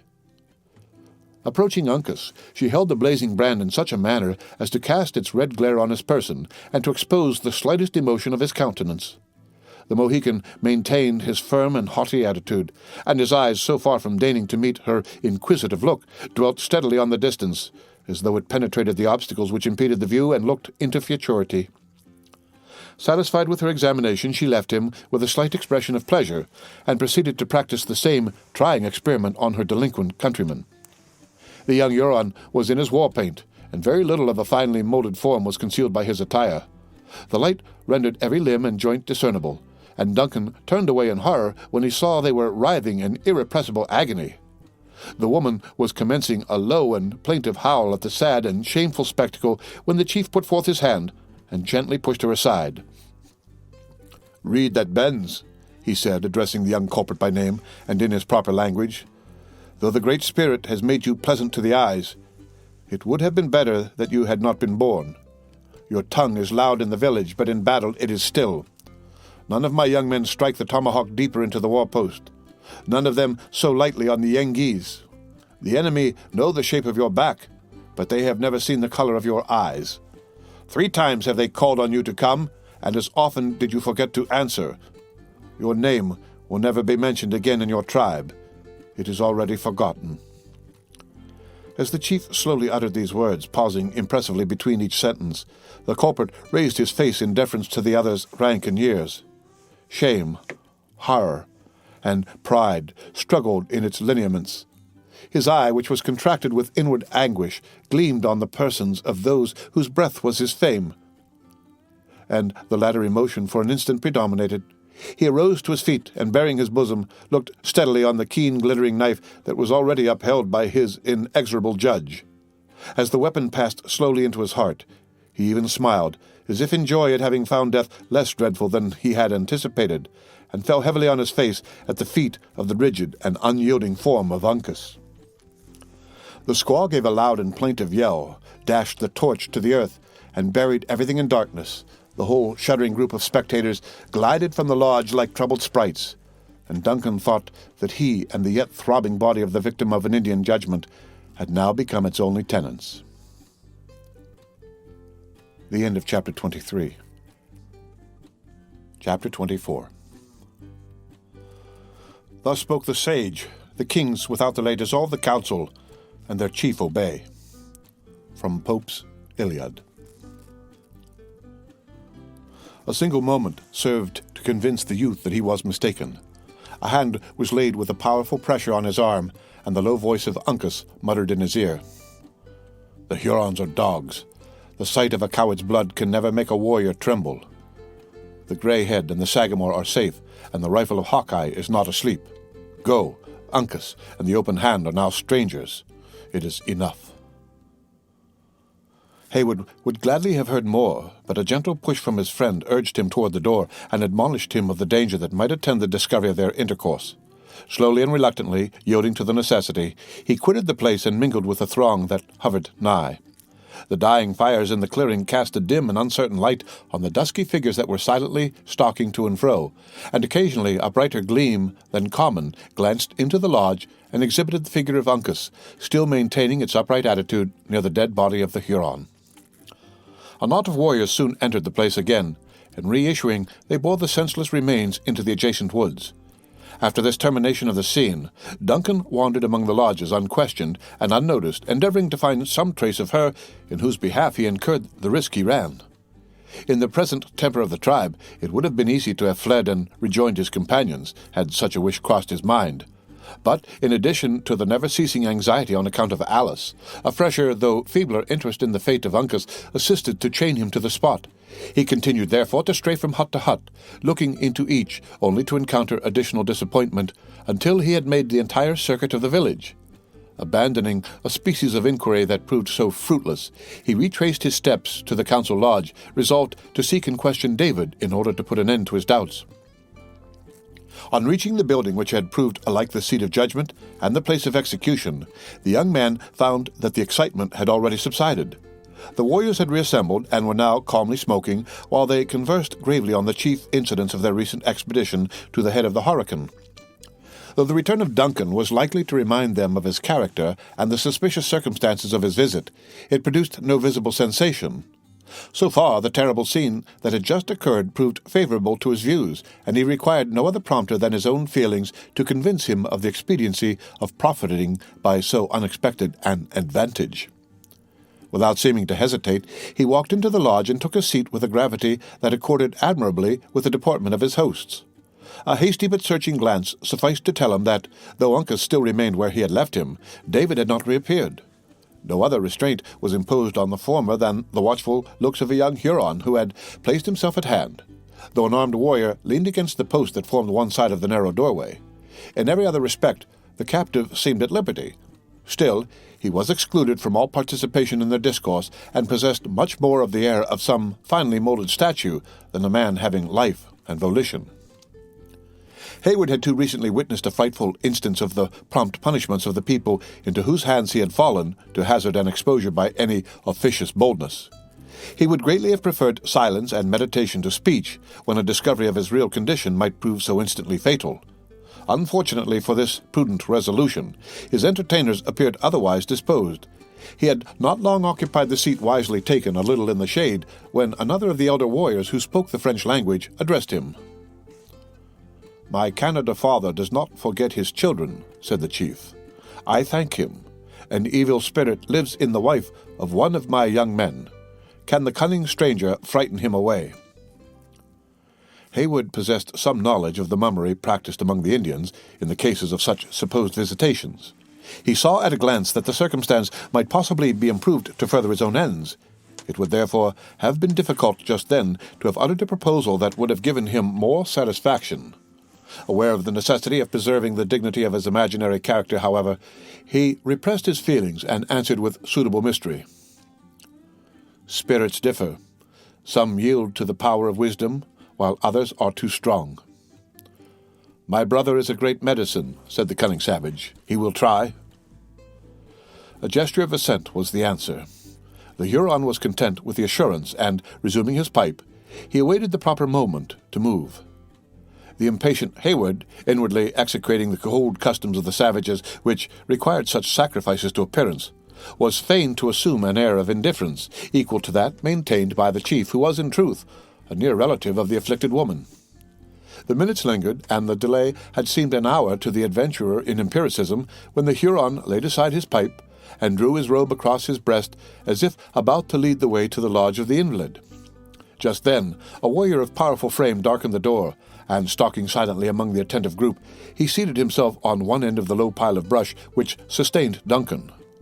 The latter cast an impatient look at his neighbor, and felt his flesh creep with uncontrollable horror when he found himself in actual contact with Magua. The sudden return of this artful and dreaded chief caused a delay in the departure of the Huron. Several pipes that had been extinguished were lighted again, while the newcomer, without speaking a word, drew his tomahawk from his girdle, and filling the bowl on its head began to inhale the vapors of the weed through the hollow handle, with as much indifference as if he had not been absent 2 weary days on a long and toilsome hunt. 10 minutes, which appeared so many ages to Duncan, might have passed in this manner, and the warriors were fairly enveloped in a cloud of white smoke before any of them spoke. "Welcome," one at length uttered. "Has my friend found the moose?" "The young men stagger under their burdens," returned Magua. "Let Reed that bends go on the hunting path. He will meet them." A deep and awful silence succeeded the utterance of the forbidden name. Each pipe dropped from the lips of its owner as though all had inhaled an impurity at the same instant. The smoke wreathed about their heads in little eddies, and curling in a spiral form, it ascended swiftly through the opening in the roof of the lodge, leaving the place beneath clear of its fumes, and each dark visage distinctly visible. The looks of most of the warriors were riveted on the earth, though a few of the younger and less gifted of the party suffered their wild and glaring eyeballs to roll in the direction of a white-headed savage who sat between 2 of the most venerated chiefs of the tribe. There was nothing in the air or attire of this Indian that would seem to entitle him to such a distinction. The former was rather depressed than remarkable for the bearing of the natives, and the latter was such as was commonly worn by the ordinary men of the nation.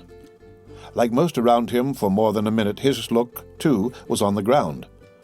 but trusting his eyes at length to steal a glance aside, he perceived that he was becoming an object of general attention. Then he arose and lifted his voice in the general silence. "It was a lie," he said. "I had no son. He who was called by that name is forgotten. His blood was pale, and it came not from the veins of a Huron. The wicked Chippewas cheated my squaw. The Great Spirit has said that the family of Wish and Tush should end. He is happy who knows that the evil of his race dies with himself. I have done." The speaker, who was the father of the recreant young Indian, looked round and about him, as if seeking commendation of his stoicism in the eyes of the auditors. But the stern customs of his people had made too severe an exaction of the feeble old man. The expression of his eye contradicted his figurative and boastful language, while every muscle in his wrinkled visage was working with anguish. Standing a single minute to enjoy his bitter triumph, he turned away as if sickening at the gaze of men, and veiling his face in his blanket, he walked from the lodge with the noiseless step of an Indian seeking in the privacy of his own abode the sympathy of one like himself, aged, forlorn, and childless. The Indians, who believe in the hereditary transmission of virtues and defects in character, suffered him to depart in silence. Then, with an elevation of breeding that many in a more cultivated state of society might profitably emulate, one of the chiefs drew the attention of the young men from the weakness they had just witnessed by saying in a cheerful voice, addressing himself in courtesy to Magua as the newest comer, "The Delawares have been like bears after the honeypots, prowling around my village. But who has ever found a Huron asleep?" The darkness of the impending cloud which precedes a burst of thunder was not blacker than the brow of Magua as he exclaimed, "The Delawares of the lakes!" "Not so. They who wear the petticoats of squaws on their own river. One of them has been passing the tribe." "Did my young men take his scalp?" "His legs were good, though his arm is better for the hoe than the tomahawk," returned the other, pointing to the immovable form of Uncas. Instead of manifesting any womanish curiosity to feast his eyes with the sight of a captive from a people he was known to have so much reason to hate, Magua continued to smoke with the meditative air that he usually maintained when there was no immediate call on his cunning or his eloquence. Although secretly amazed at the facts communicated by the speech of the aged father, he permitted himself to ask no questions, reserving his inquiries for a more suitable moment. It was only after a sufficient interval that he shook the ashes from his pipe, replaced the tomahawk, tightened his girdle, and arose, casting for the first time a glance in the direction of the prisoner, who stood a little behind him. The wary, though seemingly abstracted Uncas caught a glimpse of the movement, and turning suddenly to the light, their looks met. Near a minute, these two bold and untamed spirits stood regarding one another steadily in the eye, neither quailing in the least before the fierce gaze he encountered. The form of Uncas dilated, and his nostrils opened like those of a tiger at bay, but so rigid and unyielding was his posture that he might easily have been converted by the imagination into an exquisite and faultless representation of the warlike deity of his tribe. The lineaments of the quivering features of Magua proved more ductile. His countenance gradually lost its character of defiance in an expression of ferocious joy, and, heaving a breath from the very bottom of his chest, he pronounced aloud the formidable name of Le Cerf Argile. Each warrior sprang upon his feet at the utterance of the well-known appellation, and there was a short period during which the stoical constancy of the natives was completely conquered by surprise. The hated and yet respected name was repeated as by one voice, carrying the sound even beyond the limits of the lodge. The women and children who lingered around the entrance took up the words in an echo, which was succeeded by another shrill and plaintive howl. The latter was not yet ended when the sensation among the men had entirely abated. Each one, in presence, seated himself as though ashamed of his precipitation. But it was many minutes before the meaning eyes ceased to roll toward their captive, in curious examination of a warrior who had so often proved his prowess on the best and proudest of their nation. Uncas enjoyed his victory, but was content with merely exhibiting his triumph by a quiet smile, an emblem of scorn which belongs to all time and every nation.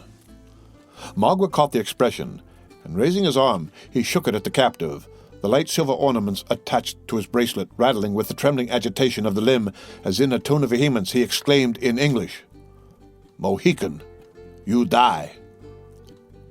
The healing waters, will never bring the dead Hurons to life," returned Uncas in the music of the Delawares. "The tumbling river washes their bones. Their men are squaws, their women owls. Go, call together the Huron dogs, that they may look upon a warrior. My nostrils are offended, they scent the blood of a coward." The latter allusion struck deep, and the injury rankled.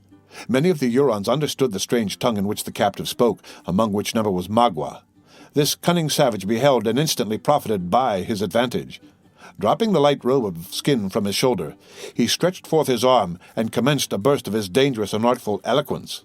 However much his influence among his people had been impaired by his occasional and besetting weakness, as well as by his desertion of the tribe, his courage and his fame as an orator were undeniable. He never spoke without auditors, and rarely without making converts to his opinions. On the present occasion, his native powers were stimulated by the thirst of revenge. He again recounted the events of the attack on the island at Glenn's, the death of his associates, and the escape of their most formidable enemies. Then he described the nature and position of the mount, whither he had led such captives as had fallen into their hands. Of his own bloody intentions toward the maidens, and of his baffled malice he made no mention, but passed rapidly on to the surprise of the party by La Longue Carabine, and its fatal termination. Here he paused and looked about him in affected veneration for the departed. But in truth, to note the effect of his opening narrative. As usual, every eye was riveted on his face. Each dusky figure seemed a breathing statue, so motionless was the posture, so intense the attention of the individual. Then Magua dropped his voice, which had hitherto been clear, strong, and elevated, and touched upon the merits of the dead.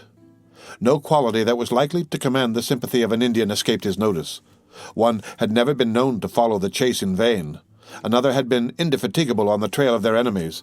This was brave, that generous. In short, he so managed his illusions that in a nation which composed of so few families, he contrived to strike every chord that might find in its turn some breast in which to vibrate. "Are the bones of my young men," he concluded, "in the burial place of the Hurons? You know they are not. Their spirits are gone toward the setting sun, and are already crossing the great waters to the happy hunting grounds. But they departed without food, without guns or knives, without moccasins, naked and poor as they were born. Shall this be? Are their souls to enter the land of the just like hungry Iroquois or unmanly Delawares? Or shall they meet their friends with arms in their hands and robes on their backs? What will our fathers think the tribes of the Wyandots have become? They will look on their children with a dark eye and say, 'Go! A Chippewa has come hither with the name of a Huron.' Brothers, we must not forget the dead. A red skin never ceases to remember. We will load the back of this Mohican until he staggers under our bounty, and dispatch him after my young men. They call to us for aid, though our ears are not open. They say, 'Forget us not.' When they see the spirit of this Mohican toiling after them with his burden, they will know we are of that mind. Then will they go on happy, and our children will say, 'So did our fathers to their friends, so must we do to them.' What is a Yengi? We have slain many, but the earth is still pale. A stain on the name of Huron can only be hid by blood that comes from the veins of an Indian. Let this Delaware die." The effect of such a harangue, delivered in the nervous language and with the emphatic manner of a Huron orator, could scarcely be mistaken. Magua had so artfully blended the natural sympathies with the religious superstition of his auditors that their minds, already prepared by custom to sacrifice a victim to the manes of their countrymen, lost every vestige of humanity in a wish for revenge. One warrior in particular, a man of wild and ferocious mien, had been conspicuous for the attention he had given to the words of the speaker. His countenance had changed with each passing emotion until it settled into a look of deadly malice. As Magua ended, he arose, and uttering the yell of a demon, his polished little axe was seen glancing in the torchlight as he whirled it above his head. The motion and the cry were too sudden for words to interrupt his bloody intention. It appeared as if a bright gleam shot from his hand, which was crossed at the same moment by a dark and powerful line. The former was the tomahawk in its passage, the latter the arm that Magua darted forward to divert its aim. The quick and ready motion of the chief was not entirely too late. The keen weapon cut the war plume from the scalping tuft of Uncas and passed through the frail wall of the lodge as though it were hurled from some formidable engine. Duncan had seen the threatening action, and sprang upon his feet, with a heart which, while it leaped into his throat, swelled with the most generous resolution in behalf of his friend. A glance told him that the blow had failed, and terror changed to admiration. Uncas stood still, looking his enemy in the eye, with features that seemed superior to emotion. Marble could not be colder, calmer, or steadier than the countenance he put upon this sudden and vindictive attack. Then, as if pitying a want of skill which had proved so fortunate to himself, he smiled and muttered a few words of contempt in his own tongue. "No," said Magua, after satisfying himself of the safety of the captive. "The sun must shine on his shame. The squaws must see his flesh tremble, or our revenge will be like the play of boys. Go, take him where there is silence. Let us see if a Delaware can sleep at night and in the morning die." The young men, whose duty it was to guard the prisoner, instantly passed their ligaments of bark across his arms, and led him from the lodge amid a profound and ominous silence. It was only as the figure of Uncas stood in the opening of the door that his firm step hesitated.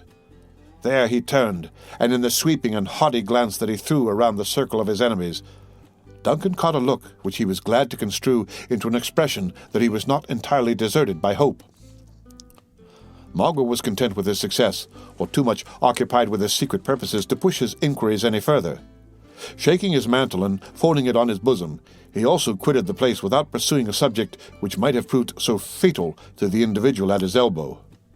Notwithstanding his rising resentment, his natural firmness, and his anxiety on behalf of Uncas, Heyward felt sensibly relieved by the absence of so dangerous and so subtle a foe. The excitement produced by the speech gradually subsided. The warriors resumed their seats, and clouds of smoke once more filled the lodge. For nearly half an hour not a syllable was uttered, or scarcely a look cast aside, a grave and meditative silence being the ordinary succession to every scene of violence and commotion among these beings who were alike so impetuous and yet so self-restrained. When the chief who had solicited the aid of Duncan finished his pipe, he made a final and successful movement toward departing. A motion of finger was the intimation he gave the supposed physician to follow, and passing through the clouds of smoke, Duncan was glad, on more accounts than one, to be able at last to breathe the pure air of a cool and refreshing summer evening. Instead of pursuing his way among those lodges where Heyward had already made his unsuccessful search, his companion turned aside and proceeded directly toward the base of an adjacent mountain which overhung the temporary village. A thicket of brush skirted its foot, and it became necessary to proceed through a crooked and narrow path. The boys had resumed their sports in the clearing, and were enacting a mimic chase to the post among themselves. In order to render their games as like the reality as possible, one of the boldest of their number had conveyed a few brands into some piles of treetops that had hitherto escaped the burning.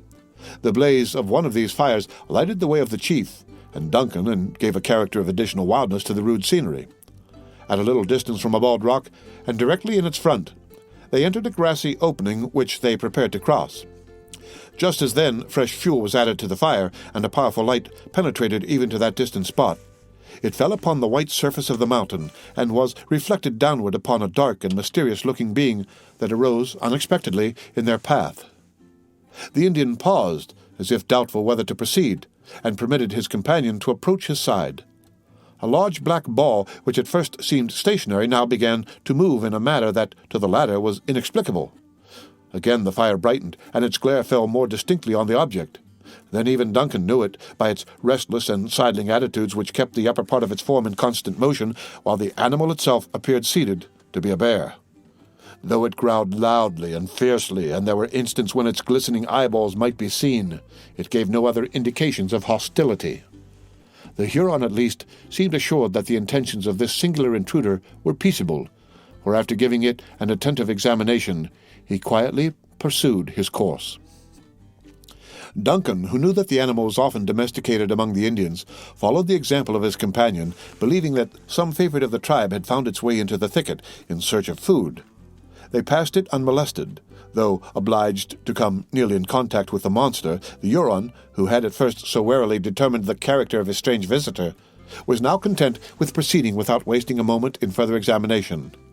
But Heyward was unable to prevent his eyes from looking backward in salutary watchfulness against attacks in the rear. His uneasiness was in no degree diminished when he perceived the beast rolling along their path, and following their footsteps. He would have spoken, but the Indian at that moment shoved aside a door of bark and entered a cavern in the bosom of the mountain. Profiting by so easy a method of retreat, Duncan stepped after him and was gladly closing the slight cover to the opening when he felt it drawn from his hand by the beast, whose shaggy form immediately darkened the passage. They were now in a straight and long gallery in a chasm of the rocks where retreat without encountering the animal was impossible. Making the best of the circumstances, the young man pressed forward, keeping as close as possible to his conductor. The bear growled frequently at his heels, and once or twice its enormous paws were laid on his person, as if disposed to prevent his further passage into the den. How long the nerves of Hayward would have sustained him in this extraordinary situation, it might be difficult to decide, for happily he soon found relief. A glimmer of light had constantly been in their front, and they now arrived at the place whence it proceeded. A large cavity in the rock had been rudely fitted to answer the purposes of many apartments. The subdivisions were simple but ingenious, being composed of stone, sticks, and bark intermingled. Openings above admitted the light by day, and at night fires and torches supplied the place of the sun.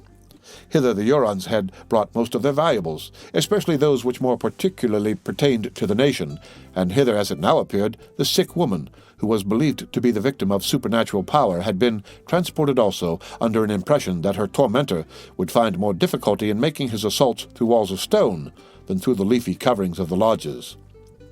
The apartment into which Duncan and his guide first entered had been exclusively devoted to her accommodation. The latter approached her bedside, which was surrounded by females, in the center of whom Hayward was surprised to find his missing friend David. A single look was sufficient to apprise the pretended leech that the invalid was far beyond his powers of healing. She lay in a sort of paralysis, indifferent to the objects which crowded before her sight, and happily unconscious of suffering. Hayward was far from regretting that his mummeries were to be performed on one who was much too ill to take an interest in their failure or success. The slight qualm of conscience which had been excited by the intended deception was instantly appeased, and he began to collect his thoughts in order to enact his part with suitable spirit, when he found he was about to be anticipated in his skill by an attempt to prove the power of music. Gamut, who had stood prepared to pour forth his spirit in song when the visitors entered, after delaying a moment, drew a strain from his pipe, and commenced a hymn that might have worked a miracle had faith in its efficacy been of much avail. He was allowed to proceed to the close, the Indians respecting his imaginary infirmity, and Duncan too glad of the delay to hazard the slightest interruption. As the dying cadence of his strains was falling on the ears of the latter, he started aside at hearing them repeated behind him in a voice half human and half sepulchral. Looking around, he beheld the shaggy monster seated on end in a shadow of the cavern where, while his restless body swung in the uneasy manner of the animal, it repeated in a sort of low growl sounds, if not words, which bore some slight resemblance to the melody of the singer. The effect of so strange an echo on David may better be imagined than described. His eyes opened as if he doubted their truth, and his voice became instantly mute in excessive wonder. A deep-laid scheme of communicating some important intelligence to Hayward was driven from his recollection by an emotion which very nearly resembled fear, but which he was fain to believe was admiration. Under its influence he exclaimed aloud, "She expects you, and is at hand," and precipitately left the cavern. The end of Chapter 24. Chapter 25. Snug. Have you the lion's part written, pray you? If it be, give it to me, for I am slow of study. Quince. You may do it extemporary, for it is nothing but roaring. William Shakespeare's A Midsummer Night's Dream. There was a strange blending of the ridiculous with that which was solemn in this scene. The beast still continued its rolling and apparently untiring movements, though its ludicrous attempt to imitate the melody of David ceased the instant the latter abandoned the field. The words of Gamut were, as has been seen, in his native tongue, and to Duncan they seemed pregnant with some hidden meaning, though nothing present assisted him in discovering the object of their allusion. A speedy end was, however, put to every conjecture on the subject by the manner of the chief, who advanced to the bedside of the invalid and beckoned away the whole group of female attendants that had clustered there to witness the skill of the stranger. He was implicitly, though reluctantly, obeyed, and when the low echo which rang along the hollow natural gallery from the distant closing door had ceased, Pointing toward his insensible daughter, he said, "Now let my brother show his power." Thus unequivocally called on to exercise the functions of his assumed character. Heywood was apprehensive that the smallest delay might prove dangerous. Endeavoring then to collect his ideas, he prepared to perform that species of incantation and those uncouth rites under which the Indian conjurers are accustomed to conceal their ignorance and impotency. It is more than probable that, in the disordered state of his thoughts, he would soon have fallen into some suspicious, if not fatal error, had not his incipient attempts been interrupted by a fierce growl from the quadruped. 3 several times did he renew his efforts to proceed, and as often was he met by the same unaccountable opposition, each interruption seeming more savage and threatening than the preceding. "The cunning ones are jealous," said the Huron. "I go, brother. The woman is the wife of one of my bravest young men. Deal justly by her. Peace," he added, beckoning to the discontented beast to be quiet. "I go." The chief was as good as his word, and Duncan now found himself alone in that wild and desolate abode with the helpless invalid and the fierce and dangerous brute. The latter listened to the movements of the Indian with that air of sagacity that a bear is known to possess, until another echo announced that he had also left the cavern, when it turned and came waddling up to Duncan, before whom it seated itself in its natural attitude, erect like a man.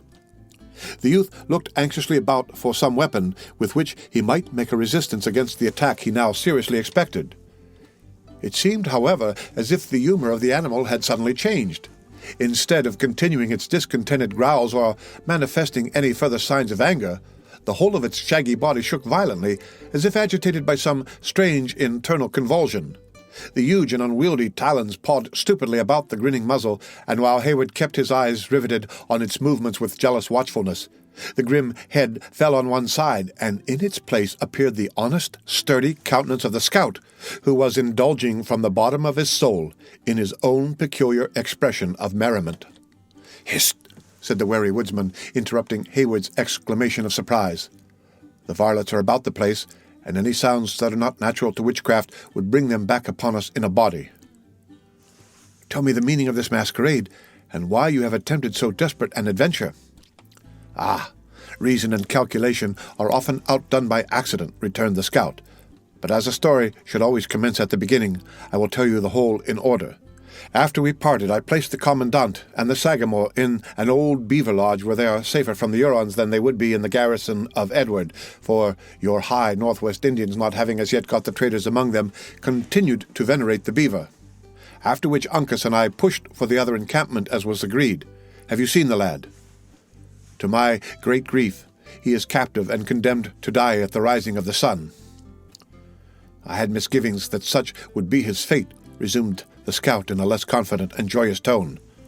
But soon regaining his naturally firm voice, he continued, "His bad fortune is the true reason of my being here, for it would never do to abandon such a boy to the Hurons.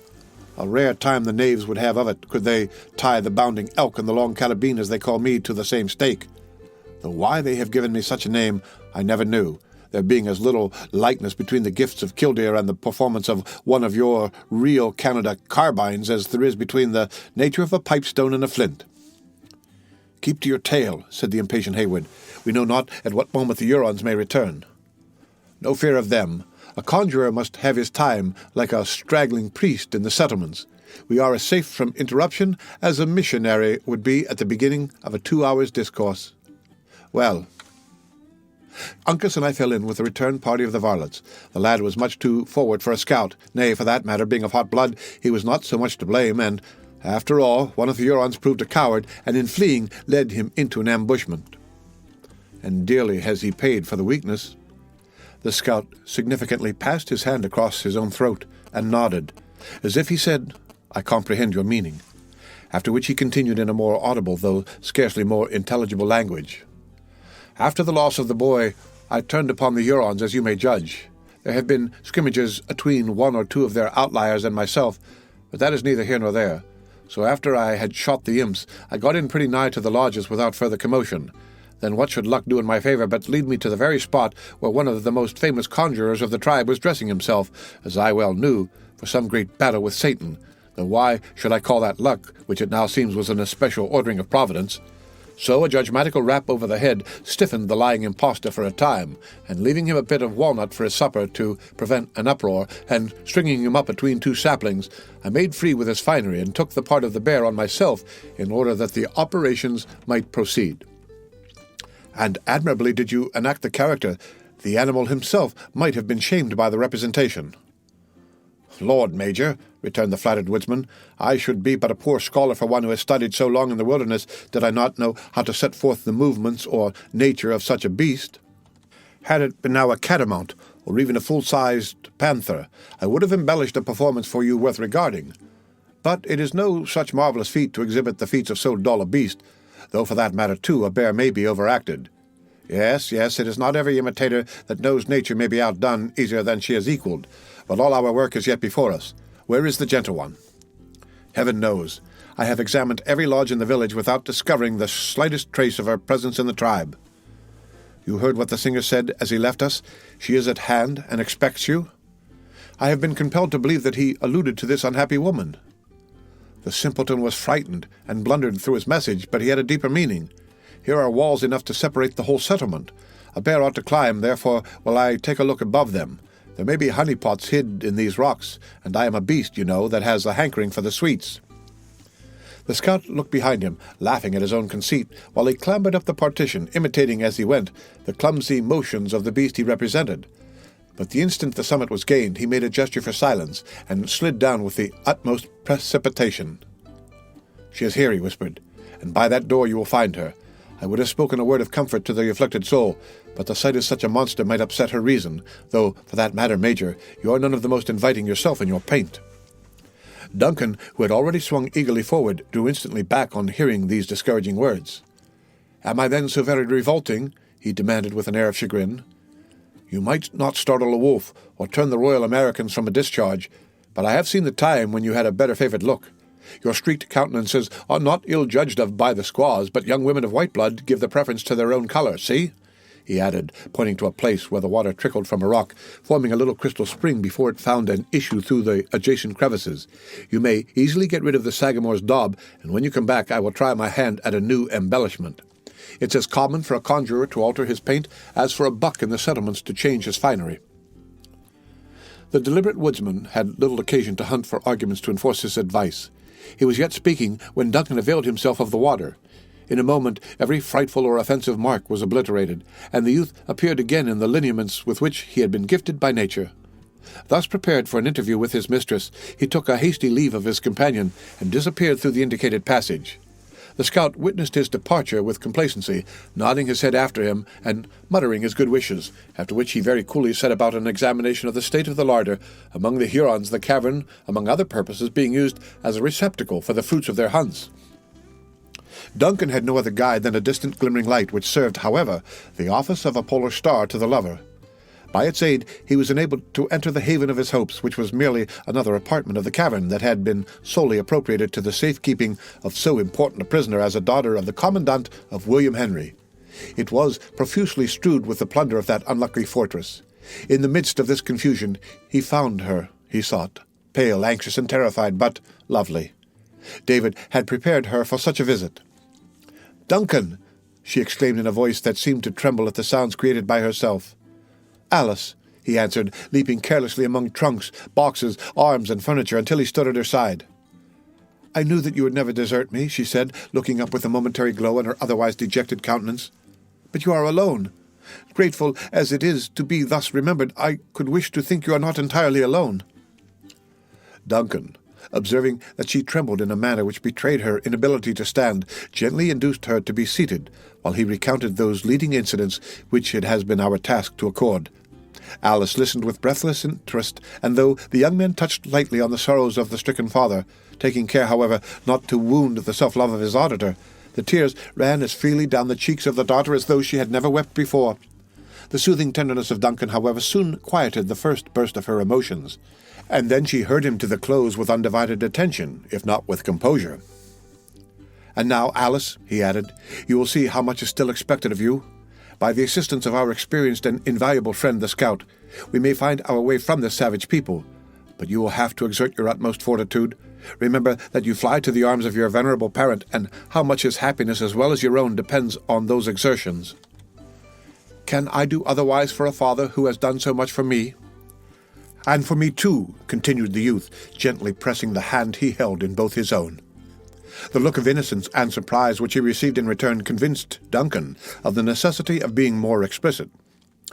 "This is neither the place nor the occasion to detain you with selfish wishes," he added. "But what heart loaded like mine would not wish to cast its burden? They say misery is the closest of all ties. Our common suffering in your behalf left but little to be explained between your father and myself." "And dearest Cora, Duncan, surely Cora was not forgotten?" "Not forgotten, no. Regretted, as woman was seldom mourned before. Your venerable father knew no difference between his children, but I— Alice, you will not be offended when I say that to me her worth was in a degree obscured—" "Then you knew not the merit of my sister," said Alice, withdrawing her hand. "Of you she ever speaks as of one who is her dearest friend." "I would gladly believe her such," returned Duncan hastily. "I could wish her to be even more, but with you, Alice, I have the permission of your father to aspire to a still nearer and dearer tie." Alice trembled violently, and there was an instant during which she bent her face aside, yielding to the emotions common to her sex. But they quickly passed away, leaving her mistress of her deportment, if not of her affections. "Hayward," she said, looking him full in the face with a touching expression of innocence and dependency, "give me the sacred presence and the holy sanction of that parent before you urge me further." "Though more I should not, less I could not say." The youth was about to answer when he was interrupted by a light tap on his shoulder. Starting to his feet, he turned, and confronting the intruder, his looks fell on the dark form and malignant visage of Magua. The deep guttural laugh of the savage sounded at such a moment to Duncan like the hellish taunt of a demon. Had he pursued the sudden and fierce impulse of the instant, he would have cast himself on the Huron and committed their fortunes to the issue of a deadly struggle. But without arms of any description, ignorant of what succor his subtle enemy could command, and charged with the safety of one who was just then dearer than ever to his heart, he no sooner entertained than he abandoned the desperate intention. "What is your purpose?" said Alice, meekly folding her arms on her bosom, and struggling to conceal an agony of apprehension in behalf of Hayward in the usual cold and distant manner with which she received the visits of her captor. The exulting Indian had resumed his austere countenance, though he drew warily back before the menacing glance of the young man's fiery eye. He regarded both his captives for a moment with a steady look, and then, stepping aside, he dropped a log of wood across a door different from that by which Duncan had entered. The latter now comprehended the manner of his surprise, and believing himself irretrievably lost, he drew Alice to his bosom and stood prepared to meet a fate which he hardly regretted, since it was to be suffered in such company. But Magua meditated no immediate violence. His first measures were very evidently taken to secure his new captive. Nor did he even bestow a second glance at the motionless forms in the center of the cavern until he had completely cut off every hope of retreat through the private outlet he had himself used. He was watched in all his movements by Hayward, who, however, remained firm, still folding the fragile form of Alice to his heart, at once too proud and too hopeless to ask favor of an enemy so often foiled. When Magua had effected his object, he approached his prisoners and said in English, "The pale faces trap the cunning beavers, but the red skins know how to take the Yengeese." "Huron, do your worst," exclaimed the excited Hayward, forgetful that a double stake was involved in his life. "You and your vengeance are alike despised." "Will the white man speak these words at the stake?" asked Magua, manifesting at the same time how little faith he had in the other's resolution by the sneer that accompanied his words. "Here, singly to your face, or in the presence of your nation?" "The Renard Subtil is a great chief," returned the Indian. "He will go and bring his young men to see how bravely a pale face can laugh at tortures." He turned away while speaking, and was about to leave the place through the avenue by which Duncan had approached, when a growl caught his ear, and caused him to hesitate. The figure of the bear appeared in the door, where it sat, rolling from side to side in its customary restlessness. Magua, like the father of the sick woman, eyed it keenly for a moment, as if to ascertain its character.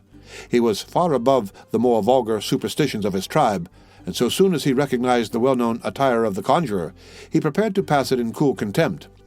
But a louder and more threatening growl caused him again to pause. Then he seemed as if suddenly resolved to trifle no longer, and moved resolutely forward. The mimic animal, which had advanced a little, retired slowly in his front until it arrived again at the pass when, rearing on its hinder legs, it beat the air with its paws in the manner practiced by its brutal prototype. "Fool!" exclaimed the chief in Huron. "Go play with the children and squaws. Leave men to their wisdom." He once more endeavored to pass the supposed empiric, scorning even the parade of threatening to use the knife or tomahawk that was pendant from his belt. Suddenly, the beast extended its arms, or rather legs, and enclosed him in a grasp that might have vied with the far-famed power of the bear's hug itself. Hayward had watched the whole procedure on the part of Hawkeye with breathless interest. At first he relinquished his hold of Alice. Then he caught up a thong of buckskin which had been used around some bundle, and when he beheld his enemy with his two arms pinned to his side by the iron muscles of the scout, he rushed upon him and effectually secured them there. Arms, legs, and feet were encircled in 20 folds of the thong in less time than we have taken to record the circumstance. When the formidable Huron was completely pinioned, the scout released his hold, and Duncan laid his enemy on his back utterly helpless. Throughout the whole of this sudden and extraordinary operation, Magua, though he had struggled violently until assured he was in the hands of one whose nerves were far better strung than his own, had not uttered the slightest exclamation. But when Hawkeye, by way of making a summary explanation of his conduct, removed the shaggy jaws of the beast and exposed his own rugged and earnest countenance to the gaze of the Huron, the philosophy of the latter was so far mastered as to permit him to utter the never-failing "Hugh!" "Aye, you've found your tongue," said his undisturbed conqueror. "Now, in order that you shall not use it to our ruin, I must make free to stop your mouth." As there was no time to be lost, the scout immediately set about effecting so necessary a precaution, and when he had gagged the Indian, his enemy might safely have been considered as hors de combat. "By what place did the imp enter?" asked the industrious scout when his work was ended. "Not a soul has passed my way since you left me." Duncan pointed out the door by which Magua had come, and which now presented too many obstacles to a quick retreat. "Bring on the gentle one, then," continued his friend. "We must make a push for the woods by the other outlet." "'Tis impossible," said Duncan. "Fear has overcome her, and she is helpless. Alice, my sweet, my own Alice, arouse yourself. Now is the moment to fly." "'Tis in vain. She hears, but is unable to follow. Go, noble and worthy friend, save yourself, and leave me to my fate." "Every trail has its end, and every calamity brings its lesson," returned the scout. "There, wrap her in them Indian cloths. Conceal all of her little form. Nay, that foot has no fellow in the wilderness. It will betray her. All, every part. Now take her in your arms and follow. Leave the rest to me." Duncan, as may be gathered from the words of his companion, was eagerly obeying, and, as the other finished speaking, he took the light person of Alice in his arms and followed in the footsteps of the scout. They found the sick woman as they had left her, still alone, and passed swiftly on by the natural gallery to the place of entrance. As they approached the little door of bark, a murmur of voices without announced that the friends and relatives of the invalid were gathered about the place, patiently awaiting a summons to re-enter. "If I open my lips to speak," Hawkeye whispered, "my English, which is the genuine tongue of a white skin, will tell the varlets that an enemy is among them. You must give them your jargon, Major, and say that we have shut the evil spirit in the cave and are taking the woman to the woods in order to find strengthening roots. Practice all your cunning, for it is a lawful undertaking."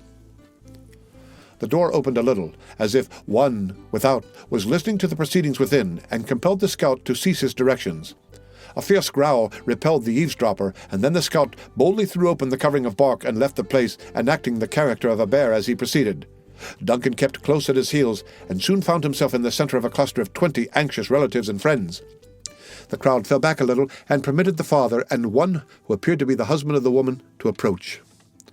"Has my brother driven away the evil spirit?" demanded the former.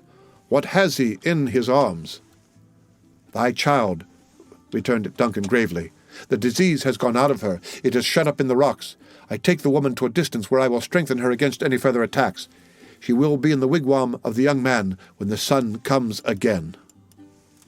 When the father had translated the meaning of the stranger's words into the Huron language, a suppressed murmur announced the satisfaction with which this intelligence was received. The chief himself waved his hand for Duncan to proceed, saying aloud in a firm voice and with a lofty manner, "Go. I am a man, and I will enter the rock and fight the wicked one." Hayward had gladly obeyed and was ready past the little group when these startling words arrested him. "Is my brother mad?" he exclaimed. "Is he cruel?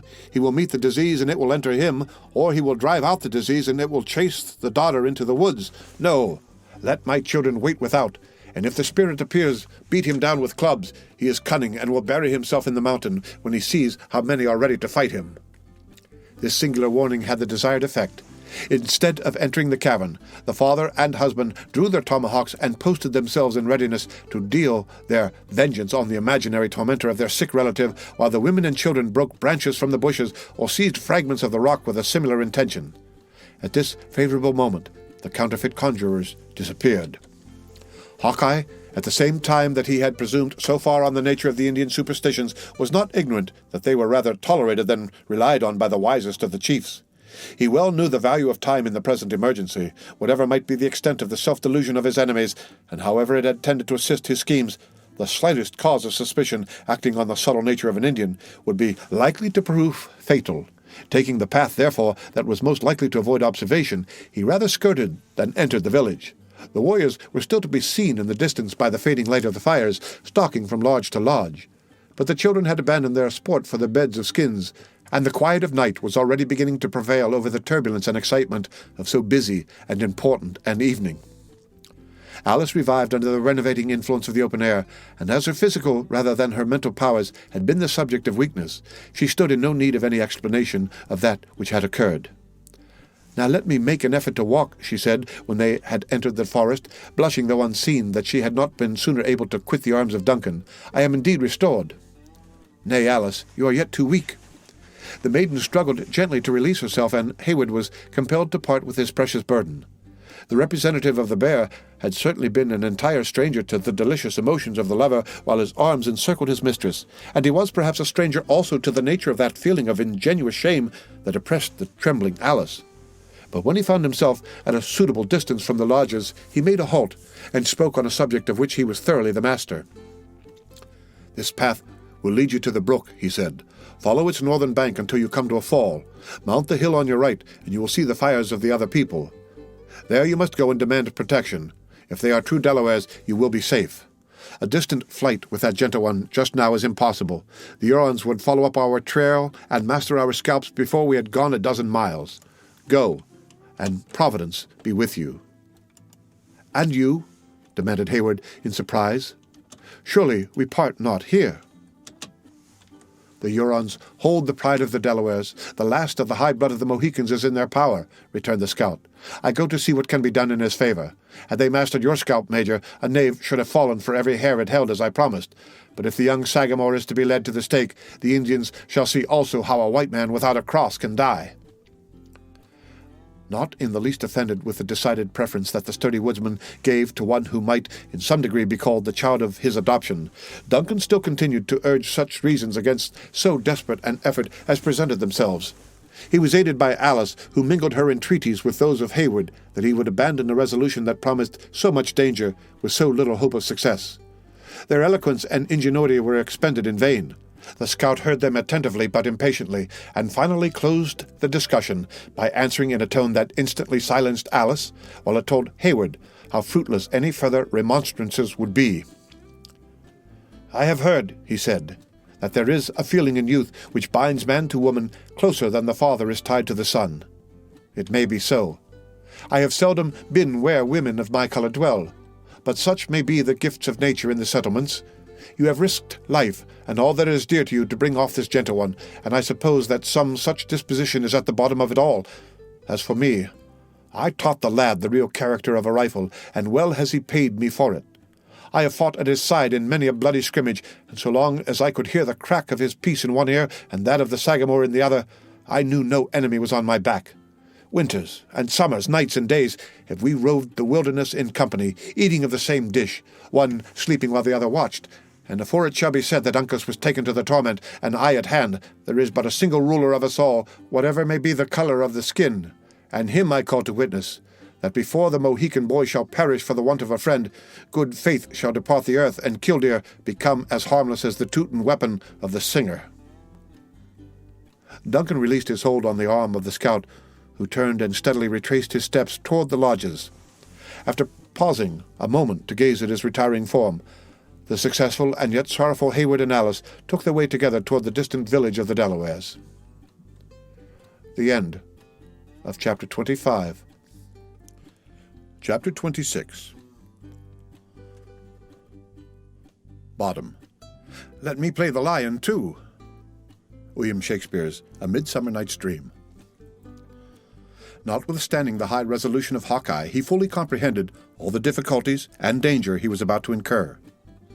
In his return to the camp, his acute and practiced intellects were intently engaged in devising means to counteract a watchfulness and suspicion on the part of his enemies that he knew were in no degree inferior to his own.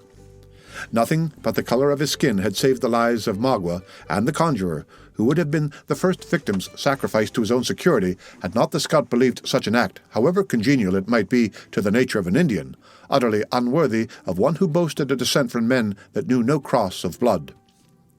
Accordingly, he trusted to the withes and ligaments with which he had bound his captives, and pursued his way directly toward the center of the lodges. As he approached the buildings, his steps became more deliberate, and his vigilant eye suffered no sign, whether friendly or hostile, to escape him. A neglected hut was a little in advance of the others, and appeared as if it had been deserted when half completed, most probably on account of failing in some of the more important requisites, such as wood or water. A faint light glimmered through its cracks, however, and announced that notwithstanding its imperfect structure, it was not without a tenant. Thither, then, the scout proceeded like a prudent general, who was about to feel the advanced positions of his enemy before he hazarded the main attack. Throwing himself into a suitable posture for the beast he represented, Hawkeye crawled to a little opening where he might command a view of the interior. It proved to be the abiding place of David Gamut. Hither the faithful singing master had now brought himself together with all his sorrows, his apprehensions, and his meek dependence on the protection of Providence. At the precise moment when his ungainly person came under the observation of the scout, in the manner just mentioned, the woodsman himself, though in his assumed character, was the subject of the solitary being's profounded reflections. However implicit the faith of David was in the performance of ancient miracles, he eschewed the belief of any direct supernatural agency in the management of modern morality. In other words, while he had implicit faith in the ability of Balaam's ass to speak, he was somewhat skeptical on the subject of a bear's singing, and yet he had been assured of the latter on the testimony of his own exquisite organs. There was something in his air and manner that betrayed to the scout the utter confusion of the state of his mind.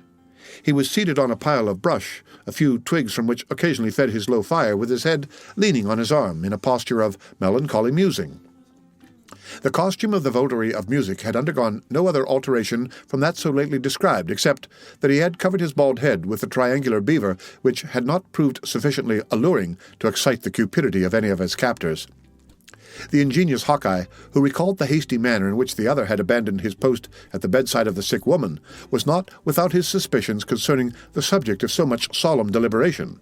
First, making the circuit of the hut, and ascertaining that it stood quite alone, and that the character of its inmate was likely to protect it from visitors, he ventured through its low door into the very presence of Gamut. The position of the latter brought the fire between them, and when Hawkeye had seated himself on end, near a minute elapsed, during which the two remained regarding each other without speaking.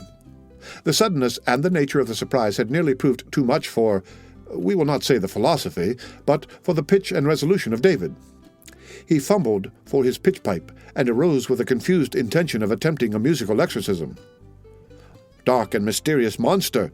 he exclaimed, while with trembling hands he disposed of his auxiliary eyes and sought his never-failing resource in trouble, the gifted version of the Psalms. "I know not your nature nor intents, but if aught you meditate against the person and rights of one of the humblest servants of the temple, listen to the inspired language of the youth of Israel and repent."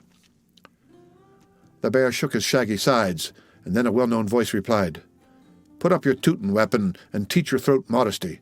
5 words of plain and comprehensible English are worth just now an hour of squalling."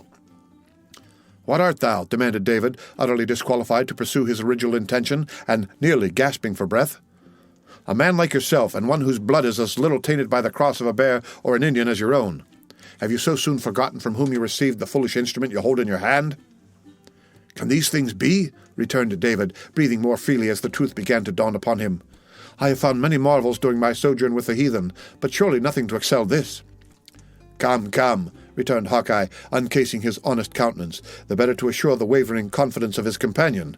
"You may see a skin which, if it be not as white as one of the gentle ones, has no tinge of red to it that the winds of the heaven and the sun have not bestowed. Now let us do business."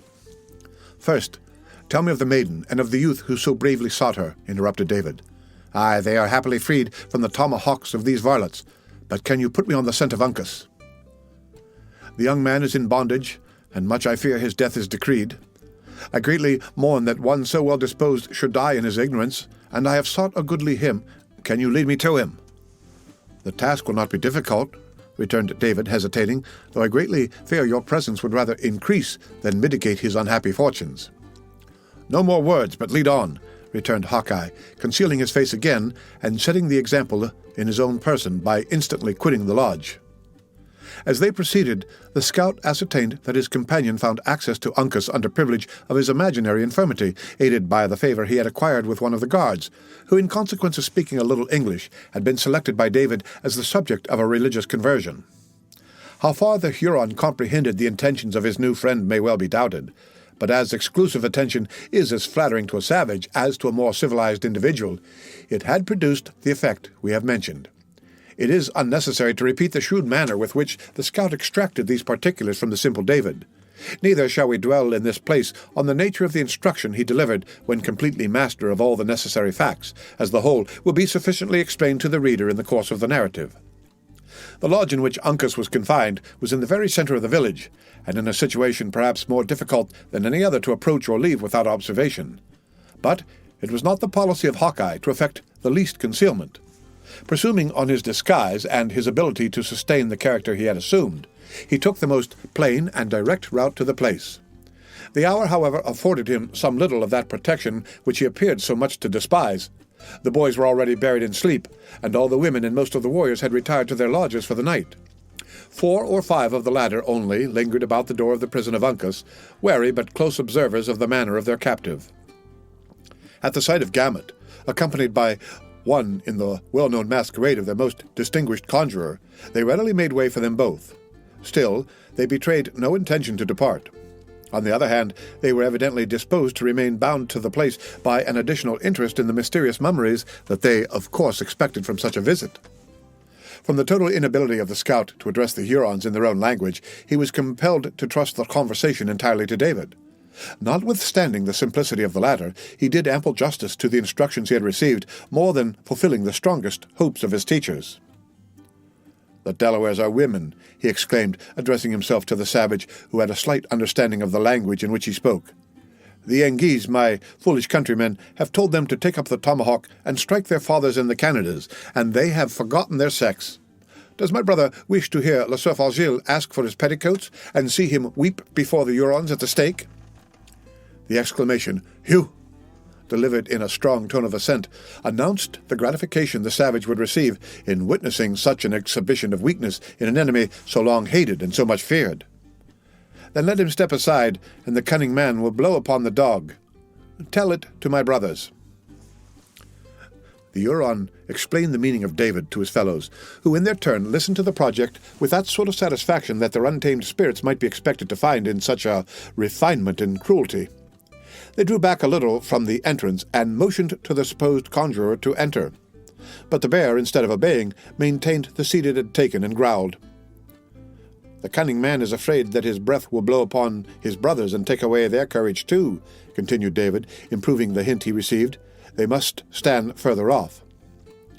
The Hurons, who would have deemed such a misfortune the heaviest calamity that could befall them, fell back in a body, taking a position where they were out of earshot, though at the same time they could command a view of the entrance to the lodge. Then, as if satisfied of their safety, the scout left his position and slowly entered the place. It was silent and gloomy, being tenanted solely by the captive, and lighted by the dying embers of a fire which had been used for the purpose of cookery. Uncas occupied a distant corner, in a reclining attitude, being rigidly bound, both hands and feet, by strong and painful withes. When the frightful object first presented itself to the young Mohican, he did not deign to bestow a single glance on the animal. The scout, who had left David at the door to ascertain they were not observed, thought it prudent to preserve his disguise until assured of their privacy. Instead of speaking, therefore, he exerted himself to enact one of the antics of the animal he represented. The young Mohican, who at first believed his enemies had sent in a real beast to torment him and try his nerves, detected in those performances that to Hayward had appeared so accurate certain blemishes that at once betrayed the counterfeit. Had Hawkeye been aware of the low estimation in which the skilful Uncas held his representations, he would probably have prolonged the entertainment a little in pique. But the scornful expression of the young man's eye admitted of so many constructions that the worthy scout was spared the mortification of such a discovery. As soon, therefore, as David gave the preconcerted signal, a low hissing sound was heard in the lodge in place of the fierce growlings of the bear. Uncas had cast his body back against the wall of the hut, and closed his eyes as if willing to exclude so contemptible and disagreeable an object from his sight. But the moment the noise of the serpent was heard, he arose and cast his looks on each side of him, bending his head low, and turning it inquiringly in every direction, until his keen eye rested on the shaggy monster, where it remained riveted, as though fixed by the power of a charm. Again the same sounds were repeated, evidently proceeding from the mouth of the beast. Once more the eyes of the youth roamed over the interior of the lodge, and returning to the former resting place, he uttered in a deep, suppressed voice, "Hawkeye." "Cut his bands," said Hawkeye to David, who just then approached them. The singer did as he was ordered, and Uncas found his limbs released. At the same moment the dried skin of the animal rattled, and presently the scout rose to his feet in proper person. The Mohican appeared to comprehend the nature of the attempt his friend had made intuitively, neither tongue nor feature betraying another symptom of surprise. When Hawkeye had cast his shaggy vestment, which was done by simply loosing certain thongs of skin, he drew a long glittering knife and put it in the hands of Uncas. "The red Hurons are without," he said. "Let us be ready." At the same time he laid his finger significantly on another similar weapon, both being the fruits of his prowess among their enemies during the evening. "We will go," said Uncas. "Whither?" "To the tortoises. They are the children of my grandfathers." "Aye, lad," said the scout in English, a language he was apt to use when a little abstracted in mind. "The same blood runs in your veins." "I believe, but time and distance has a little changed its colour. What shall we do with the Mingos at the door? They count 6, and this singer is as good as nothing." "The Hurons are boasters," said Uncas scornfully. "Their totem is a moose, and they run like snails. The Delawares are the children of the tortoise, and they outstrip the deer." "Aye, lad, there is truth in what you say, and I doubt not, on a rush, you would pass the whole nation, and in a straight race of 2 miles would be in and get your breath again afore a knave of them was all within hearing of the other village. But the gift of a white man lies more in his arms than in his legs. As for myself, I can brain a Huron as well as a better man, but when it comes to a race, the knaves would prove too much for me." Uncas, who had already approached the door in readiness to lead the way, now recoiled and placed himself once more in the bottom of the lodge. But Hawkeye, who was too much occupied with his own thoughts to note the movement, continued speaking more to himself than to his companion. "After all," he said, "it is unreasonable to keep one man in bondage to the gifts of another. So, Uncas, you had better take the lead, while I will put on the skin again and trust to cunning for want of speed." The young Mohican made no reply, but quietly folded his arms and leaned his body against one of the upright posts that supported the wall of the hut. "Well," said the scout, looking up at him, "why do you tarry? There will be time enough for me, as the knaves will give chase to you first." "Uncas will stay," was the calm reply. "For what?" "To fight with his father's brother, and die with the friend of the Delawares." "Aye, lad," returned Hawkeye, squeezing the hand of Uncas between his own iron fingers. "'Twould have been more like a Mingo than a Mohican had you left me. But I thought I would make the offer, seeing that youth commonly loves life. Well, what can't be done by main courage in war must be done by circumvention. Put on the skin. I doubt not you can play the bear nearly as well as myself." Whatever might have been the private opinion of Uncas of their respective abilities in this particular, his grave countenance manifested no opinion of his superiority. He silently and expeditiously encased himself in the covering of the beast, and then awaited such other movements as his more aged companion saw fit to dictate. "Now, friend," said Hawkeye, addressing David, "an exchange of garments will be a great convenience to you, inasmuch as you are but little accustomed to the makeshifts of the wilderness. Here, take my hunting shirt and cap, and give me your blanket and hat. You must trust me with the book and spectacles, as well as the tutor too. If we ever meet again in better times, you shall have all back again with many thanks into the bargain." David parted with the several articles named with a readiness that would have done great credit to his liberality had he not certainly profited in many particulars by the exchange. Hawkeye was not long in assuming his borrowed garments, and when his restless eye were hid behind the glasses, and his head was surmounted by the triangular beaver, as their statures were not dissimilar, he might readily have passed for the singer by starlight. As soon as these dispositions were made, the scout turned to David and gave him his parting instructions. "Are you much given to cowardice?" he bluntly asked, by way of obtaining a suitable understanding of the whole case before he ventured a prescription. "My pursuits are peaceful, and my temper, I humbly trust, is greatly given to mercy and love," returned David, a little nettled at so direct an attack on his manhood. "But there are none who can say that I have ever forgotten my faith in the Lord, even in the greatest straits. Your chiefest danger will be at the moment when the savages find out that they have been deceived. If you are not then knocked on the head, your being a non-compulsor will protect you, and you'll then have a good reason to expect to die on your bed. If you stay, it must be to sit down here in the shadow and take the part of Uncas until such times as the cunning of the Indians discover the cheat, when, as I have already said, your times of trial will come. So choose for yourself to make a rush or tarry here." "Even so," said David firmly, "I will abide in the place of the Delaware. Bravely and generously has he battled in my behalf, and this and more will I dare in his service." "You have spoken as a man, and like one who under wiser schooling would have been brought to better things. Hold your head down and draw in your legs. Their information might tell the truth too early. Keep silent as long as may be, and it would be wise, when you do speak, to break out suddenly in one of your shoutings, which will serve to remind the Indians that you are not altogether as responsible as men should be. If, however, they take your scalp, as I trust and believe they will not, depend on it, Uncas and I will not forget the deed, but revenge it as becomes true warriors and trusty friends." "Hold," said David, perceiving that with this assurance they were about to leave him. "I am an unworthy and humble follower of one who taught not the damnable principle of revenge. Should I fall, therefore, seek no victims to my manes, but rather forgive my destroyers, and if you remember them at all, let it be in prayers for the enlightening of their minds and for their eternal welfare." The scout hesitated and appeared to muse. "There is a principle in that," he said, "different from the law of the woods, and yet it is fair and noble to reflect upon." Then heaving a heavy sigh, probably among the last he ever drew in pining for a condition he had so long abandoned, he added, "It is what I would wish to practice myself as one without a cross of blood, though it is not always easy to deal with an Indian as you would with a fellow Christian. God bless you, friend. I do believe your scent is not greatly wrong, when the matter is duly considered, and keeping eternity before the eyes, though much depends on the natural gifts and the force of temptation." So saying, the scout returned and shook David cordially by the hand, after which act of friendship he immediately left the lodge, attended by the new representative of the beast. The instant Hawkeye found himself under the observation of the Hurons, he drew up his tall form in the rigid manner of David, threw out his arm in the act of keeping time, and commenced what he intended for an imitation of his psalmody.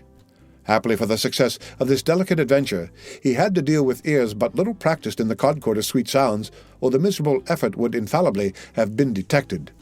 It was necessary to pass within a dangerous proximity of the dark group of the savages, and the voice of the scout grew louder as they drew nigher. When at the nearest point, the Huron, who spoke the English, thrust out an arm and stopped the supposed singing master. "The Delaware dog," he said, leaning forward and peering through the dim light to catch the expression of the other's features. "Is he afraid? Will the Hurons hear his groans?"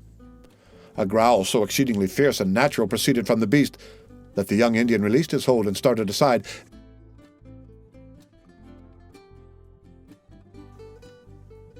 Chapter 27. Antony. "I shall remember. When Caesar says, 'Do this,' it is performed." Julius Caesar, by William Shakespeare. The impatience of the savages who lingered about the prison of Uncas, as has been seen, had overcome their dread of the conjurer's breath. They stole cautiously and with beating hearts to a crevice through which the faint light of the fire was glimmering. For several minutes they mistook the form of David for that of the prisoner. But the very accident which Hawkeye had foreseen occurred. Tired of keeping the extremities of his long person so near together, the singer gradually suffered the lower limbs to extend themselves until one of his misshapen feet actually came in contact with and shoved aside the embers of the fire. At first, the Hurons believed the Delaware had been thus deformed by witchcraft. But when David, unconscious of being observed, turned his head and exposed his simple mild countenance in place of the haughty lineaments of their prisoner, it would have exceeded the credulity of even a native to have doubted any longer. They rushed together into the lodge, and laying their hands with but little ceremony on their captive, immediately detected the imposition. Then arose the cry first heard by the fugitives. It was succeeded by the most frantic and angry demonstrations of vengeance. David, however, firm in his determination to cover the retreat of his friends, was compelled to believe that his own final hour had come. Deprived of his book and his pipe, he was fain to trust to a memory that rarely failed him on such subjects, and breaking forth in a loud and impassioned strain, he endeavored to smooth his passage into the other world by singing the opening verse of a funeral anthem. The Indians were seasonably reminded of his infirmity, and rushing into the open air, they aroused the village in the manner described. A native warrior fights as he sleeps, without the protection of anything defensive. The sounds of the alarm were therefore hardly uttered before 200 men were afoot and ready for the battle or the chase, as either might be required. The escape was soon known, and the whole tribe crowded in a body around the council lodge, impatiently awaiting the instruction of their chiefs. In such a sudden demand on their wisdom, the presence of the cunning Magua could scarcely fail of being needed. His name was mentioned, and all looked round in wonder that he did not appear. Messages were then dispatched to his lodge requiring his presence. In the meantime, some of the swiftest and most discreet of the young men were ordered to make the circuit of the clearing under cover of the woods in order to ascertain that their suspected neighbors, the Delawares, designed no mischief. Women and children ran to and fro, and in short, the whole encampment exhibited another scene of wild and savage confusion. Gradually, however, these symptoms of disorder diminished, and in a few minutes the oldest and most distinguished chiefs were assembled in the lodge in grave consultation. The clamor of many voices soon announced that a party approached who might be expected to communicate some intelligence that would explain the mystery of the novel surprise.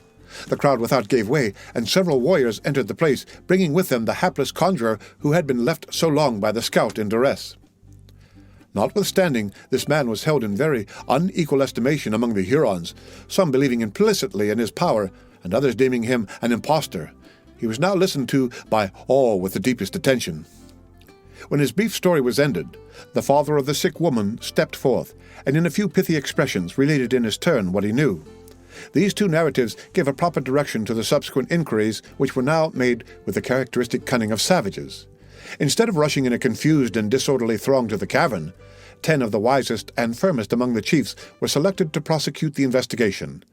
As no time was to be lost, the instant the choice was made, the individuals appointed rose in a body and left the place without speaking. On reaching the entrance, the younger men in advance made way for their seniors, and the whole proceeded along the low, dark gallery with the firmness of warriors, ready to devote themselves to the public good, though at the same time secretly doubting the nature of the power with which they were about to contend. The outer apartment of the cavern was silent and gloomy. The woman lay in her usual place and posture, though there were those present who affirmed they had seen her borne to the woods by the supposed medicine of the white men. Such a direct and palpable contradiction of the tale related by the father caused all eyes to be turned on him. Chafed by the silent imputation and inwardly troubled by so unaccountable a circumstance, the chief advanced to the side of the bed, and, stooping, cast an incredulous look at the features as if distrusting their reality. His daughter was dead. The unerring feeling of nature for a moment prevailed, and the old warrior hid his eyes in sorrow. Then, recovering his self-possession, he faced his companions, and pointing toward the corpse, he said in the language of his people, "The wife of my young man has left us. The Great Spirit is angry with his children." The mournful intelligence was received in solemn silence. After a short pause, one of the elder Indians was about to speak, when a dark-looking object was seen rolling out of an adjoining apartment into the very center of the room where they stood. Ignorant of the nature of the beings they had to deal with, the whole party drew back a little, and, rising on end, exhibited the distorted but still fierce and sullen features of Magua. The discovery was succeeded by a general exclamation of amazement. As soon, however, as the true situation of the chief was understood, several knives appeared, and his limbs and tongue were quickly released. The Huron arose and shook himself like a lion quitting his lair. Not a word escaped him, though his hand played convulsively with the handle of his knife, while his lowering eyes scanned the whole party, as if they sought an object suited to the first burst of his vengeance.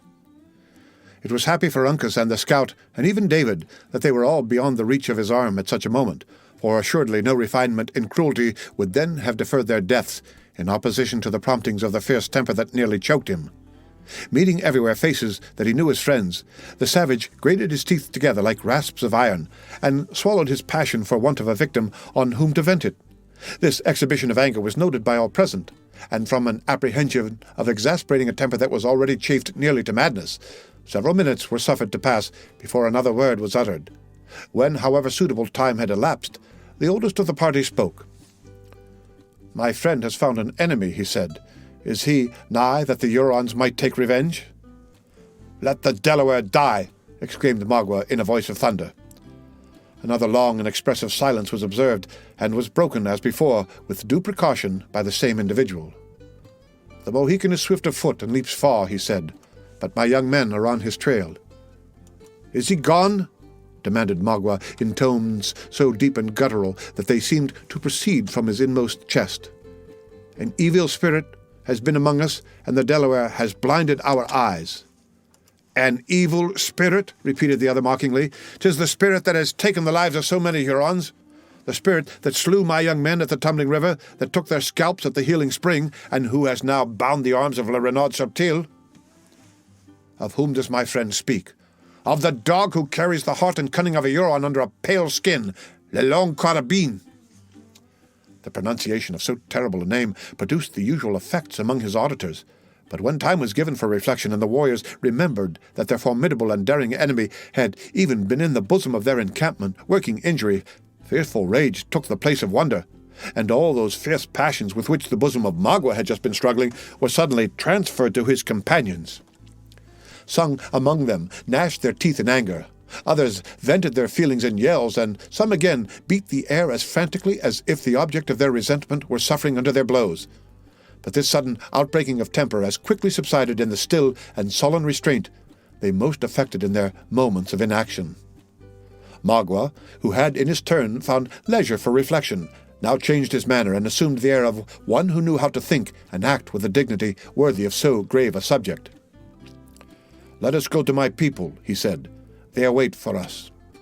His companions consented in silence, and the whole of the savage party left the cavern and returned to the council lodge. When they were seated, all eyes turned on Magua, who understood from such an indication that by common consent they had devolved the duty of relating what had passed on him. He arose and told his tale without duplicity or reservation. The whole deception practiced by both Duncan and Hawkeye was, of course, laid naked, and no room was found, even for the most superstitious of the tribe, any longer to affix a doubt on the character of the occurrences. It was but too apparent that they had been insultingly, shamefully, disgracefully deceived. When he had ended and resumed his seat, the collected tribe, for his auditors in substance included all the fighting men of the party, sat regarding each other like men astonished equally at the audacity and the success of their enemies. The next consideration, however, was the means and opportunities for revenge. Additional pursuers were sent on the trail of the fugitives, and then the chiefs applied themselves in earnest to the business of consultation. Many different expedients were proposed by the elder warriors in succession, to all of which Magua was a silent and respectful listener. That subtle savage had recovered his artifice and self-command, and now proceeded toward his object with his customary caution and skill. It was only when each one disposed to speak had uttered his sentiments that he prepared to advance his own opinions. They were given with additional weight from the circumstances that some of the runners had already returned, and reported that their enemies had been traced so far as to leave no doubt of their having sought safety in the neighboring camp of their suspected allies, the Delawares. With the advantage of possessing this important intelligence, the chief warily laid his plans before his fellows, and as might have been anticipated from his eloquence and cunning, they were adopted without a dissenting voice. They were briefly as follows, both in opinion and in motives. It has been already stated that in obedience to a policy rarely departed from, the sisters were separated so soon as they reached the Huron village. Magua had early discovered that, in retaining the person of Alice, he possessed the most effectual check on Cora. When they parted, therefore, he kept the former within reach of his hand, consigning the one he most valued to the keeping of their allies. The arrangement was understood to be merely temporary, and was made as much with a view to flatter his neighbors as in obedience to the invariable rule of Indian policy. While goaded incessantly by these revengeful impulses that in a savage seldom slumber, the chief was still attentive to his more permanent personal interests.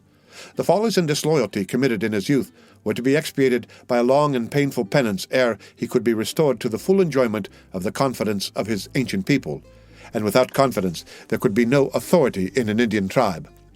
In this delicate and arduous situation, the crafty native had neglected no means of increasing his influence, and one of the happiest of his expedients had been the success with which he had cultivated the favor of their powerful and dangerous neighbors. The result of his experiment had answered all the expectations of his policy, for the Hurons were in no degree exempt from that governing principle of nature which induces men to value his gifts precisely in the degree that they are appreciated by others. But while he was making this ostensible sacrifice to general considerations, Magua never lost sight of his individual motives. The latter had been frustrated by the unlooked-for events which had placed all his prisoners beyond his control, and he now found himself reduced to the necessity of suing for favors to those whom it had so lately been his policy to oblige. Several of the chiefs had proposed deep and treacherous schemes to surprise the Delawares, and by gaining possession of their camp, to recover their prisoners by the same blow, for all agreed that their honor, their interests, and the peace and happiness of their dead countrymen imperiously required them speedily to immolate some victims to their revenge. But plans so dangerous to attempt, and of such doubtful issue, Magua found little difficulty in defeating. He exposed their risk and fallacy with his usual skill, and it was only after he had removed every impediment in the shape of opposing advice that he ventured to propose his own projects. He commenced by flattering the self-love of his auditors, a never-failing method of commanding attention. When he had enumerated the many different occasions on which the Hurons had exhibited their courage and prowess in the punishment of insults, he digressed in a high encomium on the virtue of wisdom. He painted the quality as forming the great point of difference between the beaver and other brutes, between the brutes and men, and finally, between the Hurons in particular and the rest of the human race. After he had sufficiently extolled the property of discretion, he undertook to exhibit in what manner its use was applicable to the present situation of their tribe. On the one hand, he said, was their great pale father, the governor of the Canadas, who had looked upon his children with a hard eye since their tomahawks had been so red. On the other, a people as numerous as themselves, who spoke a different language, possessed different interests, and loved them not, and who would be glad of any pretense to bring them in disgrace with the great white chief. Then he spoke of their necessities, of the gifts they had a right to expect for their past services, of their distance from their proper hunting grounds and native villages, and of the necessity of consulting prudence more, and inclination less, in so critical circumstances. When he perceived that, while the old men applauded his moderation, many of the fiercest and most distinguished of the warriors listened to these politic plans with lowering looks, he cunningly led them back to the subject which they most loved. He spoke openly of the fruits of their wisdom, which he boldly pronounced would be a complete and final triumph over their enemies. He even darkly hinted that their success might be extended with proper caution, in such a manner as to include the destruction of all whom they had reason to hate. In short, he so blended the warlike with the artful, the obvious with the obscure, as to flatter the propensities of both parties, and to leave to each subject of hope, while neither could say it clearly comprehended his intentions. The orator, or the politician, who can produce such a state of things, is commonly popular with his contemporaries, however he may be treated by posterity. All perceived that more was meant than was uttered, and each one believed that the hidden meaning was precisely such as his own faculties enabled him to understand, or his own wishes led him to anticipate. In this happy state of things, it is not surprising that the management of Magua prevailed. The tribe consented to act with deliberation, and with one voice they committed the direction of the whole affair to the government of the chief who had suggested such wise and intelligible expedients. Magua had now attained one great object of all his cunning and enterprise. The ground he had lost in the favor of his people was completely regained, and he found himself even placed at the head of affairs. He was, in truth, their ruler, and so long as he could maintain his popularity, no monarch could be more despotic, especially while the tribe continued in a hostile country. Throwing off, therefore, the appearance of consultation, he assumed the grave air of authority necessary to support the dignity of his office. Runners were dispatched for intelligence in different directions. Spies were ordered to approach and feel the encampment of the Delawares. The warriors were dismissed to their lodges with an intimation that their services would soon be needed, and the women and children were ordered to retire with a warning that it was their province to be silent. When these several arrangements were made, Magua passed through the village, stopping here and there to pay a visit where he thought his presence might be flattering to the individual. He confirmed his friends in their confidence, fixed the wavering, and gratified all. Then he sought his own lodge. The wife the Huron chief had abandoned when he was chased from among his people was dead. Children he had none, and he now occupied a hut without companion of any sort. It was, in fact, the dilapidated and solitary structure in which David had been discovered, and whom he had tolerated in his presence on those few occasions when they met with the contemptuous indifference of a haughty superiority. Hither, then, Magua retired when his labors of policy were ended. While others slept, however, he neither knew nor sought repose. Had there been one sufficiently curious to have watched the movements of the newly elected chief, he would have seen him seated in a corner of his lodge, musing on the subject of his future plans from the hour of his retirement to the time he had appointed for the warriors to assemble again. Occasionally the air breathed through the crevices of the hut, and the low flame that fluttered about the embers of the fire threw the wavering light on the person of the sullen recluse. At such moments it would not have been difficult to have fancied the dusky savage the Prince of Darkness, brooding on his own fancied wrongs and plotting evil. Long before the day dawned, however, warrior after warrior entered the solitary hut of Magua, until they had collected to the number of 20. Each bore his rifle, and all the other accoutrements of war, though the paint was uniformly peaceful. The entrance of these fierce-looking beings was unnoticed, some seating themselves in the shadows of the place, and others standing like motionless statues until the whole of the designated band was collected. Then Magua arose and gave the signal to proceed, marching himself in advance. They followed their leader singly, and in that well-known order which has obtained the distinguishing appellation of Indian file. Unlike other men engaged in the spirit-stirring business of war, they stole from their camp unostentatiously and unobserved, resembling a band of gliding spectres more than warriors seeking the bubble reputation by deeds of desperate daring. Instead of taking the path which led directly toward the camp of the Delawares, Magua led his party for some distance down the windings of the stream and along the little artificial lake of the beavers. The day began to dawn as they entered the clearing which had been formed by those sagacious and industrious animals. Though Magua, who had resumed his ancient garb, bore the outline of a fox on the dressed skin which formed his robe, there was one chief of his party who carried the beaver as a particular symbol or totem.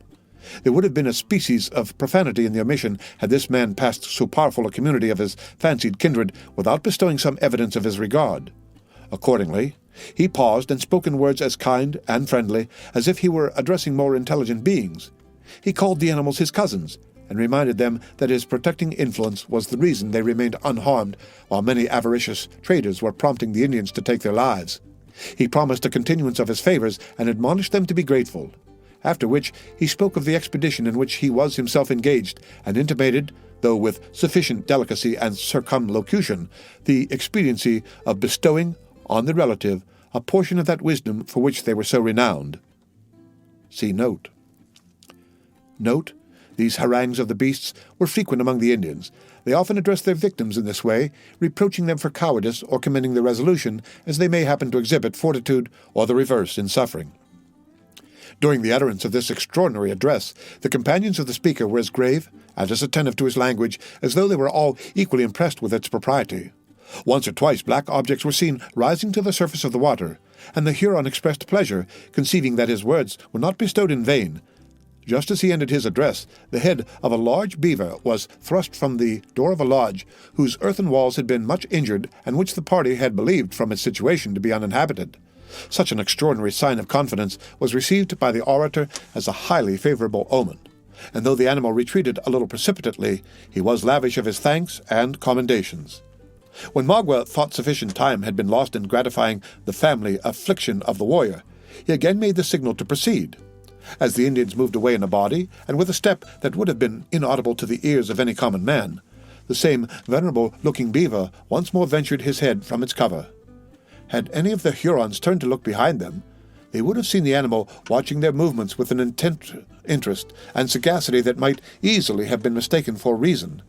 Indeed, so very distinct and intelligible were the devices of the quadruped that even the most experienced observer would have been at a loss to account for its actions until the moment when the party entered the forest, when the whole would have been explained by seeing the entire animal issue from the lodge, uncasing by the act the grave features of Chingachgook from his mask of fur. The end of Chapter 27. Chapter 28. Brief, I pray for you see 'tis a busy time with me. From William Shakespeare's Much Ado About Nothing.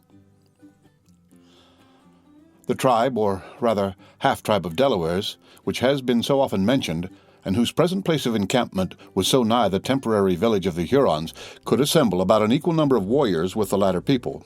Like their neighbors, they had followed Montcalm into the territories of the English crown, and were making heavy and serious inroads on the hunting grounds of the Mohawks, though they had seen fit, with a mysterious reserve so common among the natives, to withhold their assistance at the moment when it was most required. The French had accounted for this unexpected defection on the part of their ally in various ways. It was the prevalent opinion, however, that they had been influenced by veneration for the ancient treaty that had once made them dependent on the Six Nations for military protection, and now rendered them reluctant to encounter their former masters. As for the tribe itself, it had been content to announce to Montcalm, through his emissaries, with Indian brevity, that their hatchets were dull and time was necessary to sharpen them. The politic captain of the Canadas had deemed it wiser to submit to entertain a passive friend than, by any acts of ill-judged severity, to convert him into an open enemy. On that morning, when Magua led his silent party from the settlements of the Beavers into the forests in the manner described, the sun rose upon the Delaware encampment as if it had suddenly burst upon a busy people, actively employed in all the customary avocations of high noon. The women ran from lodge to lodge, some engaged in preparing their morning's meal, a few earnestly bent on seeking the comforts necessary to their habits, but more pausing to exchange hasty and whispered sentences with their friends. The warriors were lounging in groups, musing more than they conversed, and, when a few words were uttered, speaking like men who deeply weighed their opinions. The instruments of the chase were to be seen in abundance among the lodges, but none departed. Here and there a warrior was examining his arms with an attention that is rarely bestowed on the implements when no other enemy than the beasts of the forest is expected to be encountered. And occasionally the eyes of a whole group were turned simultaneously toward a large and silent lodge in the center of the village, as if it contained the subject of their common thoughts. During the existence of this scene, a man suddenly appeared at the furthest extremity of a platform of rock which formed the level of the village. He was without arms, and his paint tended rather to soften than increase the natural sternness of his austere countenance. When in full view of the Delawares, he stopped and made a gesture of amity by throwing his arm upward toward heaven, and then letting it fall impressively on his breast. The inhabitants of the village answered his salute by a low murmur of welcome, and encouraged him to advance by similar indications of friendship. Fortified by these assurances, the dark figure left the brow of the natural rocky terrace, where it had stood a moment, drawn in a strong outline against the blushing morning sky, and moved with dignity into the very center of the huts. As he approached, nothing was audible but the rattling of the light silver ornaments that loaded his arms and neck, and the tinkling of the little bells that fringed his deerskin moccasins.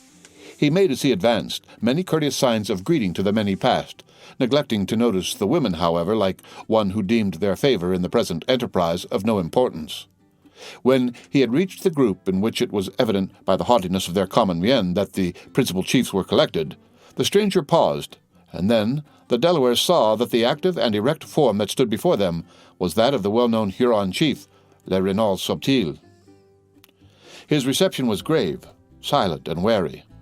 The warriors in front stepped aside, opening the way to their most approved orator by the action, one who spoke all those languages that were cultivated among the northern aborigines.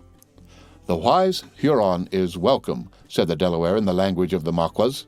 "He has come to eat his succotash with his brothers of the lakes." Note: a dish that is composed of cracked corn and beans. It is much used also by the whites. By corn is meant maize. "He is come," repeated Magua, bending his head with the dignity of an Eastern prince. The chief extended his arm, and taking the other by the wrist, they once more exchanged friendly salutations. Then the Delaware invited his guest to enter his own lodge and share his morning meal.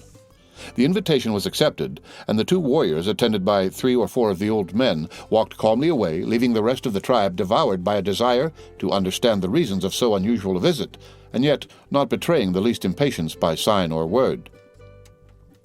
During the short and frugal repast that followed, the conversation was extremely circumspect, and related entirely to the events of the hunt in which Magua had so lately been engaged. It would have been impossible for the most finished breeding to wear more of the appearance of considering the visit as a thing of course than did his hosts, notwithstanding every individual present was perfectly aware that it must be connected with some secret object, and that probably of importance to themselves. When the appetites of the whole were appeased, the squaws removed the trenchers and gourds, and the two parties began to prepare themselves for a subtle trial of their wits. "Is the face of my great Canada father turned again toward his Huron children?" demanded the orator of the Delawares. "When was it ever otherwise?" returned Magua. "He calls my people most beloved." The Delaware gravely bowed his acquiescence to what he knew to be false, and continued, "The tomahawks of your young men have been very red." "It is so, but they are now bright and dull, for the Yengeese are dead and the Delawares are our neighbors." The other acknowledged the pacific compliments by a gesture of the hand, and remained silent. Then Magua, as if recalled to such a recollection by the allusion to the massacre, demanded, "Does my prisoner give trouble to my brothers?" "She is welcome.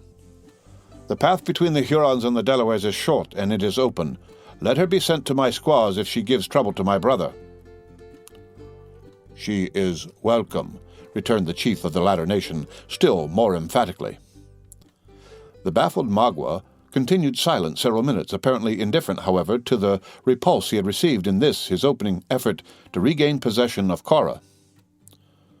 "Do my young men leave the Delawares room on the mountains for their hunts?" he at length continued. "The Lenape are rulers of their own hills," returned the other a little haughtily. "It is well. Justice is the master of a red skin. Why should they brighten their tomahawks and sharpen their knives against each other? Are not the pale faces thicker than the swallows in the season of flowers?" "Good," exclaimed 2 or 3 of his auditors at the same time. Magua waited a little to permit his words to soften the feelings of the Delawares before he added, "Have there not been strange moccasins in the woods? Have not my brothers scented the feet of white men?" "Let my Canada father come," returned the other evasively. "His children are ready to see him." "When the great chief comes, it is to smoke with the Indians in their wigwams. The Hurons say, too, he is welcome, but the Yengeese have long arms and legs that never tire. My young men dreamed they had seen the trail of the Yengeese nigh the village of the Delawares." "They will not find the Lenape asleep." "It is well. The warrior whose eye is open can see his enemy," said Magua, once more shifting his ground when he found himself unable to penetrate the caution of his companion. "I have brought gifts to my brother. His nation would not go on the warpath because they did not think it well, but their friends have remembered where they lived." When he had thus announced his liberal intention, the crafty chief arose and gravely spread his presents before the dazzled eyes of his hosts.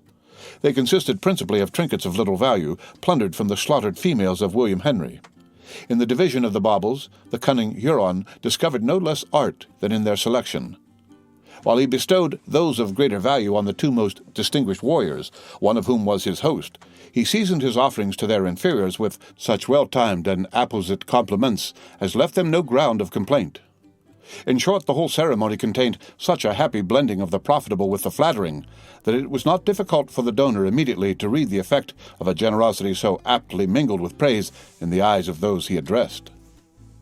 This well-judged and politic stroke on the part of Magua was not without instantaneous results. The Delawares lost their gravity in a much more cordial expression, and the host in particular, after contemplating his own liberal share of the spoil for some moments with peculiar gratification, repeated with strong emphasis the words, "My brother is a wise chief. He is welcome."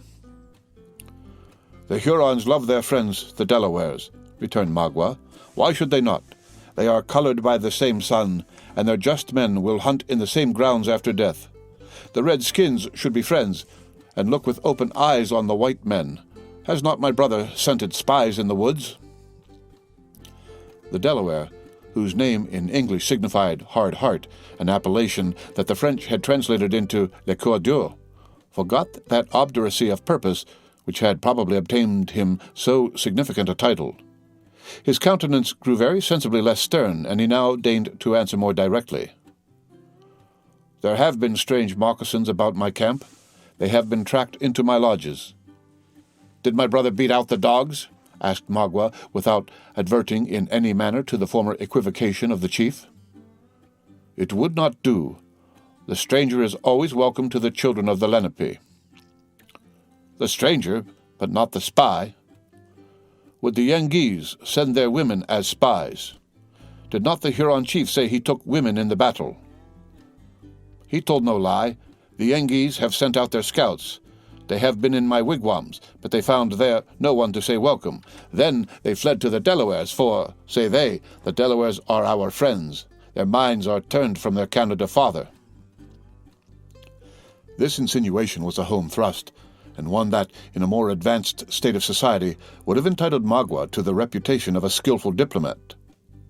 The recent defection of the tribe had, as they well knew themselves, subjected the Delawares to much reproach among their French allies, and they were now made to feel that their future actions were to be regarded with jealousy and distrust. There was no deep insight into causes and effects necessary to foresee that such a situation of things was likely to prove highly prejudicial to their future movements. Their distant villages, their hunting grounds, and hundreds of their women and children, together with a material part of their physical force, were actually within the limits of the French territory. Accordingly, this alarming annunciation was received, as Magua intended, with manifest disapprobation, if not with alarm. "Let my father look in my face," said Le Cordur. "He will see no change. It is true, my young men did not go out on the war path. They had dreams for not doing so, but they love and venerate the great white chief. Will he think so when he hears that his greatest enemy is fed in the camp of his children? When he is told a bloody Yengi smokes at your fire, that the pale-face who has slain so many of his friends goes in and out among the Delawares? Go, my great Canada father is not a fool." "Where is the Yengi that the Delawares fear?" returned the other, "who has slain my young men? Who is the mortal enemy of my great father?" "Le Long Carabine." The Delaware warriors started at the well-known name, betraying by their amazement that they now learned for the first time one so famous among the Indian allies of France was within their power. "What does my brother mean?" demanded La Cordur, in a tone that, by its wonder, far exceeded the usual apathy of his race. "A Huron never lies," returned Magua coldly, leaning his head against the side of the lodge and drawing his slight robe across his tawny breast. "Let the Delawares count their prisoners. They will find one whose skin is neither red nor pale." A long and musing pause succeeded. The chief consulted apart with his companions, and messengers dispatched to collect certain others of the most distinguished men of the tribe. As warrior after warrior dropped in, they were each made acquainted, in turn, with the important intelligence that Magua had just communicated. The air of surprise and the usual low, deep, guttural exclamation were common to them all. The news spread from mouth to mouth until the whole encampment became powerfully agitated. The women suspended their labors to catch such syllables as unguardedly fell from the lips of the consulting warriors. The boys deserted their sports, and walking fearlessly among their fathers, looked up in curious admiration as they heard the brief exclamations of wonder they so freely expressed the temerity of their hated foe. In short, every occupation was abandoned for the time, and all other pursuits seemed discarded in order that the tribe might freely indulge after their own peculiar manner in an open expression of feeling. When the excitement had a little abated, the old men disposed themselves seriously to consider that which it became the honor and safety of their tribe to perform under circumstances of so much delicacy and embarrassment. During all these movements, and in the midst of the general commotion, Magua had not only maintained his seat, but the very attitude he had originally taken against the side of the lodge, where he continued as immovable and apparently as unconcerned as if he had no interest in the result. Not a single indication of the future intentions of his hosts, however, escaped his vigilant eyes. With his consummate knowledge of the nature of the people with whom he had to deal, he anticipated every measure on which they decided, and it might almost be said that, in many instances, he knew their intentions even before they came to know them themselves. The council of the Delawares was short. When it was ended, a general bustle announced that it was to be immediately succeeded by a solemn and formal assemblage of the nation. As such meetings were rare and only called on occasions of the last importance, the subtle Huron, who still sat apart, a wily and dark observer of the proceedings, now knew that all his projects must be brought to their final issue. He therefore left the lodge and walked silently forth to the place in front of the encampment, whither the warriors were already beginning to collect. It might have been half an hour before each individual, including even the women and children, was in his place. The delay had been created by the grave preparations that were deemed necessary to so solemn and unusual a conference. But when the sun was seen climbing above the tops of that mountain, against whose bosom the Delawares had constructed their encampment, most were seated, and as his bright rays darted from behind the outline of trees that fringed the eminence, they fell upon as grave as attentive and as deeply interested a multitude as was probably ever before lighted by his morning beams. Its number somewhat exceeded 1,000 souls. In a collection of so serious savages, there is never to be found any impatient aspirant after premature distinction, standing ready to move his auditors to some hasty and perhaps injudicious discussion in order that his own reputation may be the gainer. An act of so much precipitancy and presumption would seal the downfall of precocious intellect forever. It rested solely with the oldest and most experienced of the men to lay the subject of the conference before the people. Until such a one chose to make some movement, no deeds in arms, no natural gifts, nor any renown as an orator would have justified the slightest interruption. On the present occasion, the aged warrior whose privilege it was to speak was silent, seemingly oppressed with the magnitude of his subject. The delay had already continued long beyond the usual deliberative pause that always preceded a conference, but no sign of impatience or surprise escaped even the youngest boy. Occasionally, an eye was raised from the earth where the looks of most were riveted and straight toward a particular lodge that was, however, in no manner distinguished from those around it, except in the peculiar care that had been taken to protect it against the assaults of the weather. At length, one of those low murmurs that are so apt to disturb a multitude was heard, and the whole nation arose to their feet by a common impulse. At that instant, the door of the lodge in question opened, and 3 men issuing from it slowly approached the place of consultation. They were all aged, even beyond that period to which the oldest present had reached, but one in the center, who leaned on his companions for support, had numbered an amount of years to which the human race is seldom permitted to attain. His frame, which had once been tall and erect like the cedar, was now bending under the pressure of more than a century. The elastic, light step of an Indian was gone, and in its place he was compelled to toil his tardy way over the ground inch by inch. His dark, wrinkled countenance was in singular and wild contrast with the long white locks which floated on his shoulders in such thickness as to announce that generations had probably passed away since they had last been shorn. The dress of this patriarch, for such, considering his vast age in conjunction with his affinity and influence with his people, he might very properly be termed, was rich and imposing, though strictly after the simple fashions of the tribe. His robe was of the finest skins, which had been deprived of their fur in order to admit of a hieroglyphical representation of various deeds in arms done in former ages. His bosom was loaded with medals, some in massive silver, and 1 or 2 even in gold, the gifts of various Christian potentates during the long period of his life. He also wore armlets and cinctures above the ankles of the latter precious metal. His head, on the whole of which the hair had been permitted to grow, the pursuits of war having so long been abandoned, was encircled by a sort of plated diadem, which in its turn bore lesser and more glittering ornaments that sparkled amid the glossy hues of 3 drooping ostrich feathers, dyed a deep black in touching contrast to the color of his snow-white locks. His tomahawk was nearly hid in silver, and the handle of his knife shone like a horn of solid gold. So soon as the first hum of emotion and pleasure which the sudden appearance of this venerated individual created had a little subsided, the name of Tamenund was whispered from mouth to mouth. Magua had often heard the fame of this wise and just Delaware, a reputation that even proceeded so far as to bestow on him the rare gift of holding secret communion with the Great Spirit, and which has since transmitted his name with some slight alteration to the white usurpers of his ancient territory as the imaginary tutelar saint of a vast empire. See note. The Huron chief therefore stepped eagerly out a little from the throng to a spot whence he might catch a nearer glimpse of the features of the man whose decision was likely to produce so deep an influence on his own fortunes. Note. The Americans sometimes called their tutelar saint Tamine, a corruption of the name of the renowned chief here introduced. There are many traditions which speak of the character and power of Tamenund. The eyes of the old man were closed, as though the organs were wearied with having so long witnessed the selfish workings of the human passions.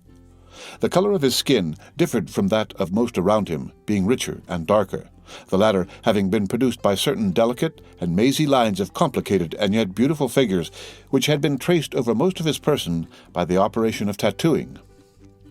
Notwithstanding the position of the Huron, he passed the observant and silent Magua without notice, and leaning on his two venerable supporters, proceeded to the high place of the multitude, where he seated himself in the center of his nation, with the dignity of a monarch and the air of a father. Nothing could surpass the reverence and affection with which this unexpected visit from one who belongs rather to another world than to this was received by his people. After a suitable and decent pause, the principal chiefs arose, and approaching the patriarch, they placed his hands reverently on their heads, seeming to entreat a blessing. The younger men were content with touching his robe, or even drawing nigh his person, in order to breathe in the atmosphere of one so aged, so just, and so valiant. None but the most distinguished among the youthful warriors even presumed so far as to perform the latter ceremony, the great mass of the multitude deeming it a sufficient happiness to look upon a form so deeply venerated and so well beloved. When these acts of affection and respect were performed, the chiefs drew back again to their several places, and silence reigned in the whole encampment. After a short delay, a few of the young men, to whom instructions had been whispered by one of the aged attendants of Tamenund, arose, left the crowd, and entered the lodge which has already been noted as the object of so much attention throughout that morning. In a few minutes they reappeared, escorting the individuals who had caused all these solemn preparations toward the seat of judgment. The crowd opened in a lane, and when the party had re-entered, it closed in again, forming a large and dense belt of human bodies arranged in an open circle. The end of Chapter 28. Chapter 29. The assembly seated, rising all the rest, Achilles thus the king of men addressed. From Pope's Iliad.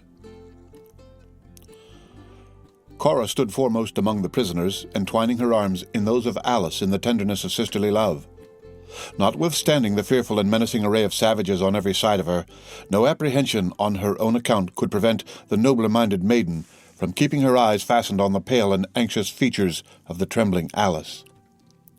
Close at their side stood Hayward, with an interest in both that, at such a moment of intense uncertainty, scarcely knew a preponderance in favor of her whom he most loved. Hawkeye had placed himself a little in the rear, with a deference to the superior rank of his companions that no similarity in the state of their present fortunes could induce him to forget. Uncas was not there. When perfect silence was again restored, and after the usual long impressive pause, one of the two aged chiefs who sat at the side of the patriarch arose and demanded aloud in very intelligible English, "Which of my prisoners is La Longue Carabine?" Neither Duncan nor the scout answered. The former, however, glanced his eyes around the dark and silent assembly, and recoiled a pace when they fell on the malignant visage of Magua.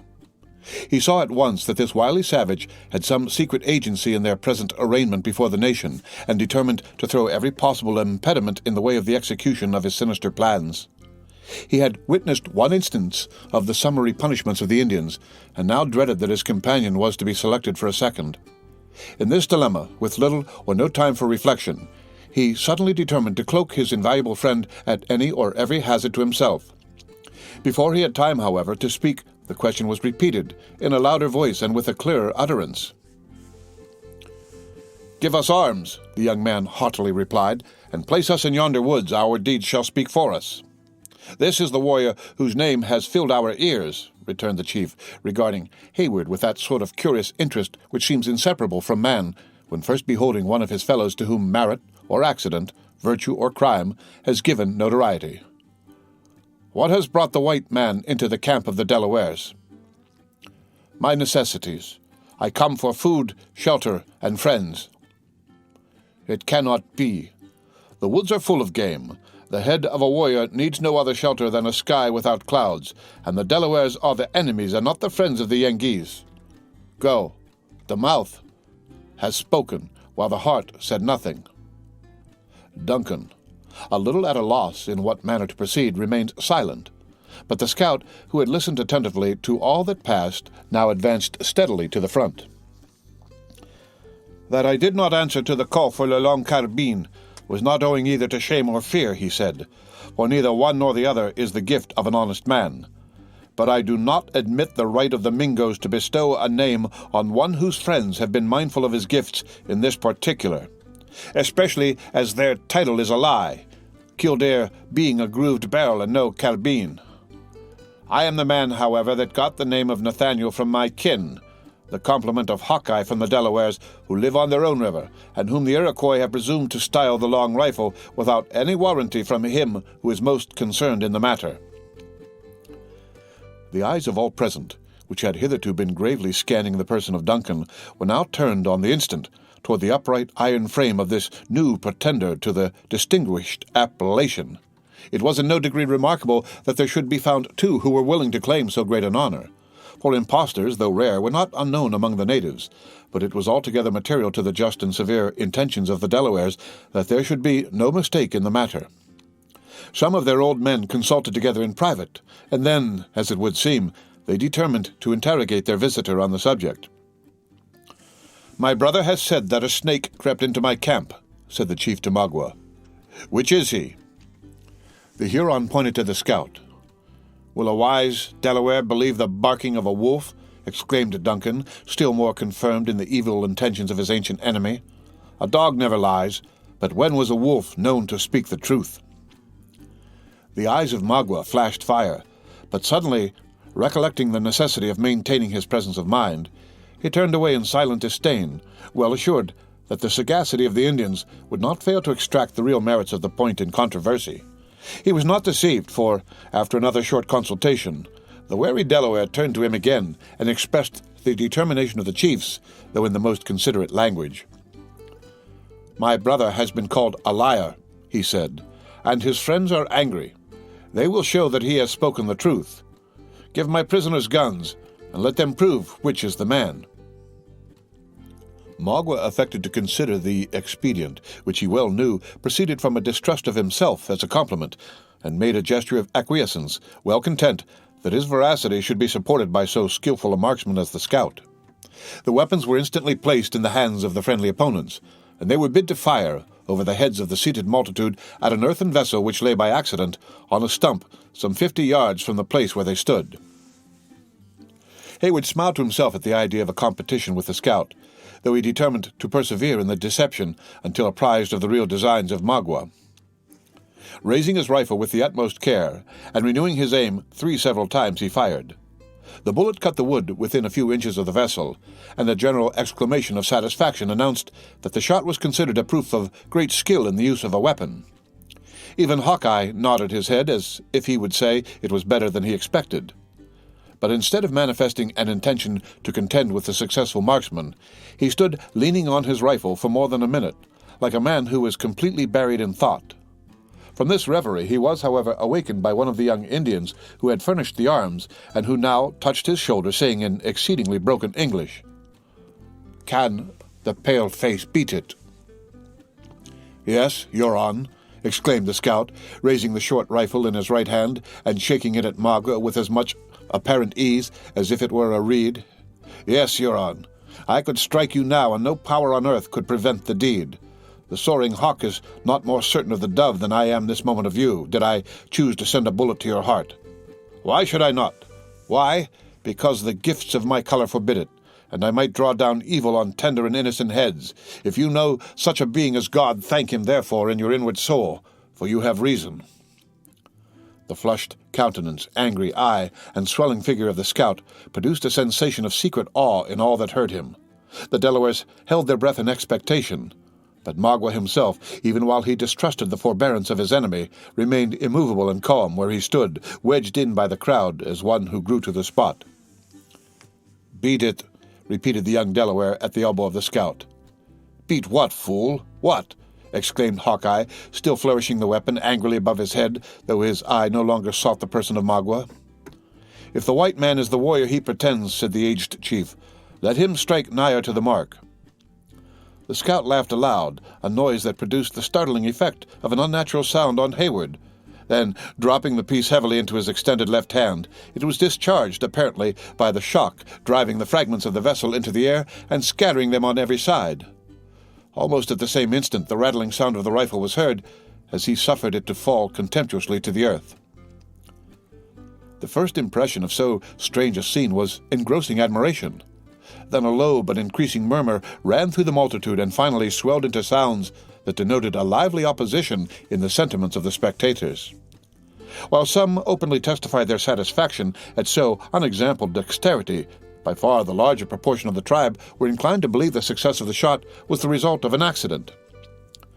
Hayward was not slow to confirm an opinion that was so favorable to his own pretensions. "It was chance," he exclaimed. "None can shoot without an aim." "Chance!" echoed the excited woodsman, who was now stubbornly bent on maintaining his identity at every hazard, and on whom the secret hints of Hayward to acquiesce in the deception were entirely lost. "Does yonder lying Huron, too, think it chance? Give him another gun, and place us face to face without cover or dodge, and let Providence and our own eyes decide the matter atween us. I do not make the offer to you, Major, for our blood is of a colour, and we serve the same master." "That the Huron is a liar is very evident," returned Hayward coolly. "You have yourself heard him assert you to be La Longue Carabine." It were impossible to say what violent assertion the stubborn Hawkeye would have next made in his headlong wish to vindicate his identity had not the aged Delaware once more interposed. "The hawk which comes from the clouds can return when he will," he said. "Give them the guns."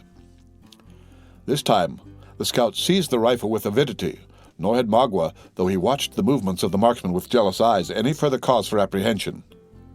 "Now let it be proved in the face of this tribe of Delawares which is the better man," cried the scout, tapping the butt of his piece with that finger which had pulled so many fatal triggers. "You see that gourd hanging against yonder tree, Major. If you are a marksman fit for the borders, let me see you break its shell."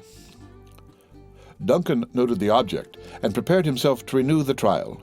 The gourd was one of the usual little vessels used by the Indians, and it was suspended from a dead branch of a small pine by a thong of deerskin at the full distance of 100 yards. So strangely compounded is the feeling of self-love that the young soldier, while he knew the utter worthlessness of the suffrages of his savage umpires, forgot the sudden motives of the contest in a wish to excel. It had been seen already that his skill was far from being contemptible, and he now resolved to put forth its nicest qualities. Had his life depended on the issue, the aim of Duncan could not have been more deliberate or guarded. He fired, and 3 or 4 young Indians who sprang forward at the report announced with a shout that the ball was in the tree, a very little on one side of the proper object. The warriors uttered a common ejaculation of pleasure, and then turned their eyes inquiringly on the movements of his rival. "It may do for the Royal Americans," said Hawkeye, laughing once more in his own silent, heartfelt manner. "But had my gun often turned so much from the true line, many a marten whose skin is now in a lady's muff would still be in the woods, aye, and many a bloody Mingo who has departed to his final account would be acting his deviltries at this very day atween the provinces. I hope the squaw who owns the gourd has more of them in her wigwam, for this will never hold water again." The scout had shook his priming and cocked his piece while speaking, and as he ended he threw back a foot and slowly raised the muzzle from the earth. The motion was steady, uniform, and in one direction. When on a perfect level it remained for a single moment, without tremor or variation, as though both man and rifle were carved in stone. During that stationary instant it brought forth its contents in a bright, glancing sheet of flame. Again the young Indians bounded forward, but their hurried search and disappointed looks announced that no traces of the bullet were to be seen. "Go," said the old chief to the scout in a tone of strong disgust. "Thou art a wolf in the skin of a dog. I will talk to the long rifle of the Yengeese." "Ah, had I that piece which furnished the name you use, I would obligate myself to cut the thong and drop the gourd without breaking it," returned Hawkeye, perfectly undisturbed by the other's manners. "Fools! If you would find the bullet of a sharpshooter in these woods, you must look in the object and not around it." The Indian youths instantly comprehended his meaning, for this time he spoke in the Delaware tongue, and tearing the gourd from the tree, they held it on high with an exulting shout, displaying a hole in its bottom, which had been cut by the bullet after passing through the usual orifice in the center of its upper side. At this unexpected exhibition, a loud and vehement expression of pleasure burst from the mouth of every warrior present. It decided the question, and effectually established Hawkeye in the possession of his dangerous reputation. Those curious and admiring eyes which had been turned again on Hayward were finally directed to the weather-beaten form of the scout, who immediately became the principal object of attention to the simple and unsophisticated beings by whom he was surrounded. When the sudden and noisy commotion had a little subsided, The aged chief resumed his examination. "Why did you wish to stop my ears?" he said, addressing Duncan. "Are the Delawares fools that they could not know the young panther from the cat?" "They will find yet the Huron a singing bird," said Duncan, endeavoring to adopt the figurative language of the natives. "It is good. We will know who can shut the ears of men, brother," added the chief, turning his eyes on Magua. "The Delawares listen." Thus, singled and directly called on to declare his object, the Huron arose, and advancing with great deliberation and dignity into the very center of the circle, where he stood confronted by the prisoners, he placed himself in an attitude to speak. Before opening his mouth, however, he bent his eyes slowly along the whole living boundary of earnest faces, as if to temper his expressions to the capacities of his audience. On Hawkeye he cast a glance of respectful enmity. On Duncan a look of indistinguishable hatred. The shrinking figure of Alice he scarcely deigned to notice, but when his glance met the firm, commanding, and yet lovely form of Cora, his eye lingered a moment with an expression that it might have been difficult to define. Then, filled with his own dark intentions, he spoke in the language of the Canadas, a tongue that he well knew was comprehended by most of his auditors. "The spirit that made men colored them differently," commenced the subtle Huron. "Some are blacker than the sluggish bear. These, he said, should be slaves, and he ordered them to work forever like the beaver. You may hear them groan when the south wind blows, louder than the lowing buffaloes along the shores of the great salt lake, where the big canoes come and go with them in droves. Some he made with faces paler than the ermine of the forests, and these he ordered to be traders, dogs to their women and wolves to their slaves. He gave this people the nature of the pigeon, wings that never tire, young, more plentiful than the leaves of the trees, and appetites to devour the earth. He gave them tongues like the false call of the wildcat, hearts like rabbits, the cunning of the hog, but none of the fox, and arms longer than the legs of the moose. With his tongue he stops the ears of the Indians. His heart teaches him to pay warriors to fight his battles.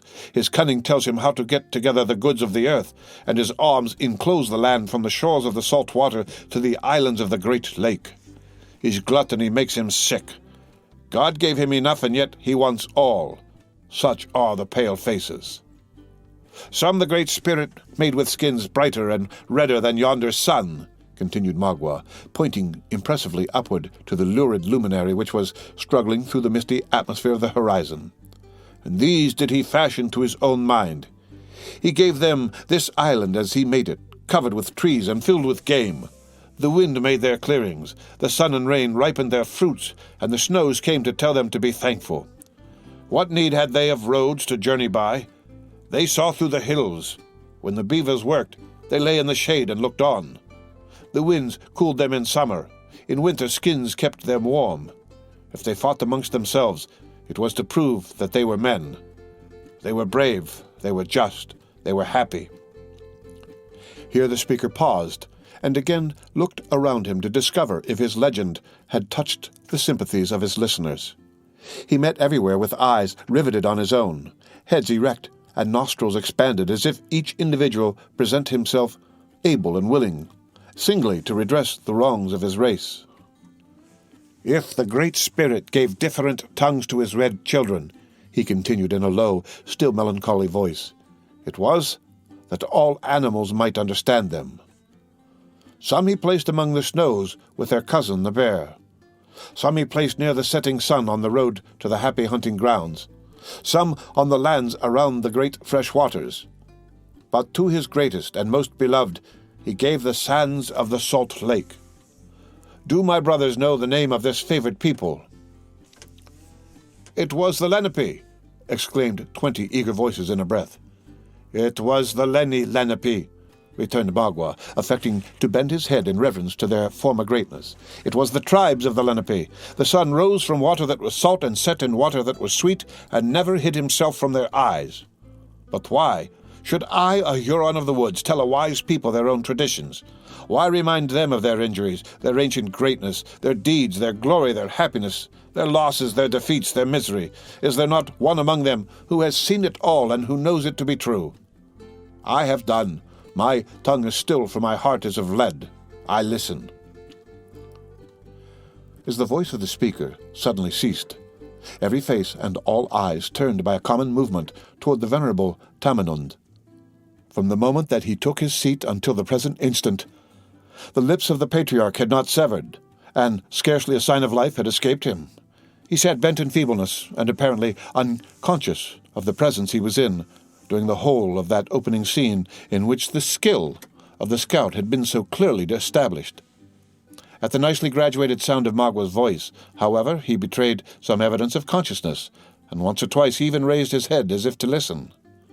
But when the crafty Huron spoke of his nation by name, the eyelids of the old man raised themselves, and he looked out upon the multitude with that sort of dull, unmeaning expression which might be supposed to belong to the countenance of a spectre.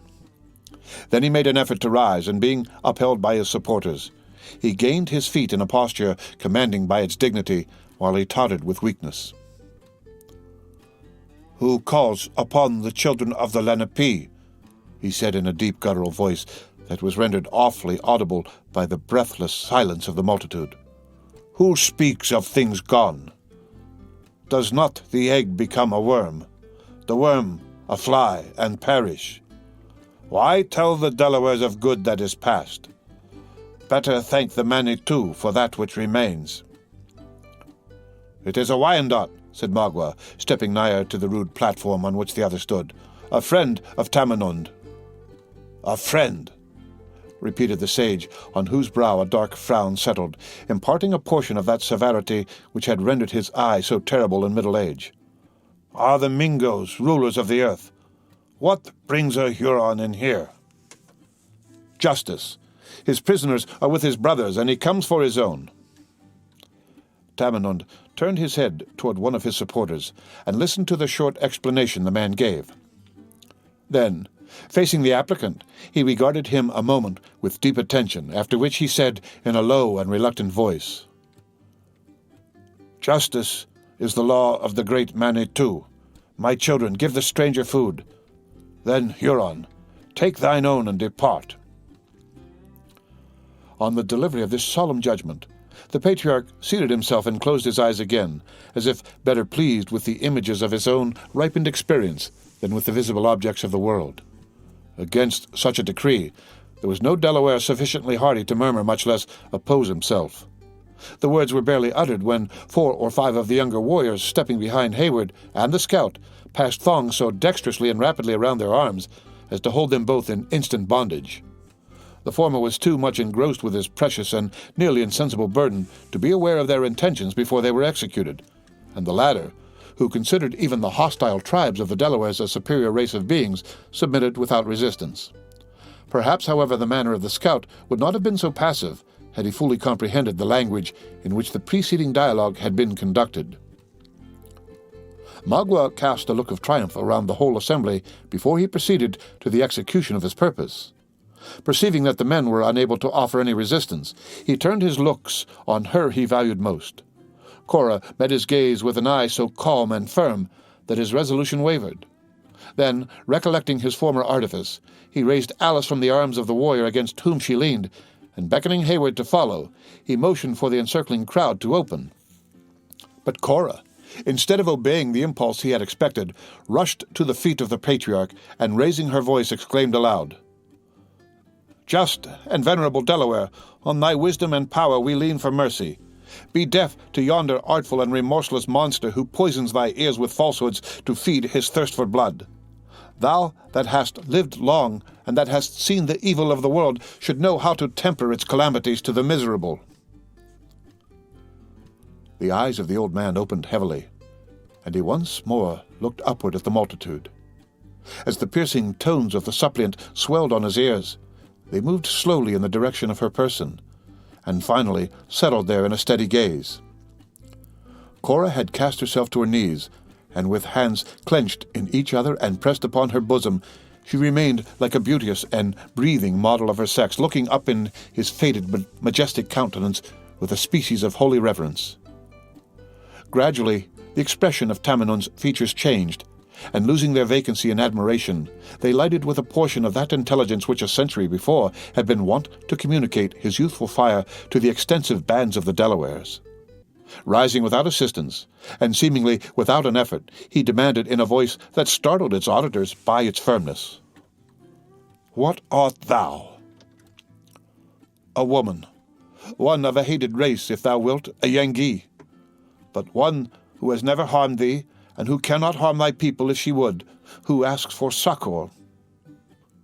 "Tell me, my children," continued the patriarch hoarsely, motioning to those around him, though his eyes still dwelt upon the kneeling form of Cora, "where have the Delawares camped?" "In the mountains of the Iroquois, beyond the clear springs of the Horican." "Many parching summers are come and gone," continued the sage, "since I drank of the water of my own rivers. The children of Minquan," see note, "are the justice white men. But they were thirsty, and they took it to themselves. Do they follow us so far?" Note. William Penn was termed Minquan by the Delawares, and as he never used violence or injustice in his dealings with them, his reputation for probity passed into a proverb. The American is justly proud of the origin of his nation, which is perhaps unequaled in the history of the world, but the Pennsylvanian and Jerseyman have more reason to value themselves and their ancestors than the natives of any other state, since no wrong was done the original owners of the soil. End of note. "We follow none. We covet nothing," answered Cora. "Captives against our wills have we been brought amongst you, and we ask but permission to depart to our own in peace. Art thou not Tamenund, the father, the judge, I had almost said, the prophet of this people?" "I am Tamenund of many days." "'Tis now some 7 years that one of thy people was at the mercy of a white chief on the borders of this province. He claimed to be of the blood of the good and just Tamenund. 'Go,' said the white man, 'for thy parents' sake thou art free.' Dost thou remember the name of that English warrior?" "I remember that when a laughing boy," returned the patriarch, with the peculiar recollection of vast age, "I stood upon the sands of the sea-shore, and saw a big canoe, with wings whiter than the swans, and wider than many eagles, come from the rising sun." "Nay, nay, I speak not of a time so very distant, but of favour shown to thy kindred by one of mine within the memory of thy youngest warrior." "Was it when the Yengeese and the Dutch men fought for the hunting grounds of the Delawares? Then Tamenund was a chief, and first laid aside the bow for the lightning of the pale-faces." "Not yet then," interrupted Cora. "By many ages, I speak of a thing of yesterday. Surely you forget it not."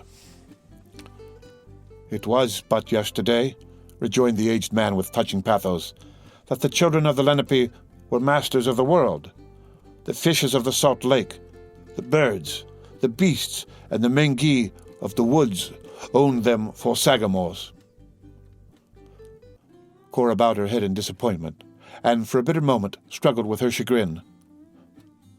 Then, elevating her rich features and beaming eyes, she continued, in tones scarcely less penetrating than the unearthly voice of the patriarch himself, "Tell me, is Tamenund a father?" The old man looked down upon her from his elevated stand, with a benignant smile on his wasted countenance, and then casting his eyes slowly over the whole assemblage, he answered, "Of a nation." "For myself I ask nothing. Like thee and thine venerable chief," she continued, pressing her hands convulsively on her heart, and suffering her head to droop until her burning cheeks were nearly concealed in the maze of dark, glossy tresses that fell in disorder upon her shoulders. "The curse of my ancestors has fallen heavily on their child. But yonder is one who has never known the weight of heaven's displeasure until now. She is the daughter of an old and failing man whose days are near their close. She has many, very many to love her and delight in her, and she is too good, much too precious to become the victim of that villain. I know that the pale-faces are a proud and hungry race. I know that they claim not only to have the earth, but that the meanest of their color is better than the sachems of the red man. The dogs and crows of their tribes," continued the earnest old chieftain, without heeding the wounded spirit of his listener, whose head was nearly crushed to the earth in shame as he proceeded, would bark and caw before they would take a woman to their wigwams whose blood was not of the color of snow. But let them not boast before the face of the Manitou too loud. They entered the land at the rising, and many yet go off at the setting sun. I have often seen the locusts strip the leaves from the trees, but the season of blossoms has always come again." "It is so," said Cora, drawing a long breath, as if reviving from a trance, raising her face and shaking back her shining veil with a kindling eye that contradicted the death-like paleness of her countenance. "But why? It is not permitted us to inquire. There is yet one of thine own people who has not been brought before thee, before thou lettest the Huron depart in triumph. Hear him speak." Observing Tamenund to look about him doubtingly, one of his companions said, "It is a snake, a red skin in the pay of the Yengeese. We keep him for the torture." "Let him come," returned the sage. Then Tamenund once more sank into a seat, and a silence so deep prevailed while the young man prepared to obey his simple mandate, that the leaves which fluttered in the draught of the light morning air were distinctly heard rustling in the surrounding forest. The end of Chapter 29. Chapter 30. "If you deny me, fie upon your law. There is no force in the decrees of Venice. I stand for judgment. Answer, shall I have it?" William Shakespeare, The Merchant of Venice.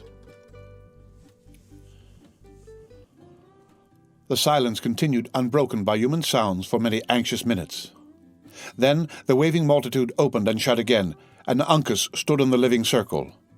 All those eyes, which had been curiously studying the lineaments of the sage as the source of their own intelligence, turned on the instant, and were now bent in secret admiration on the erect, agile, and faultless person of the captive.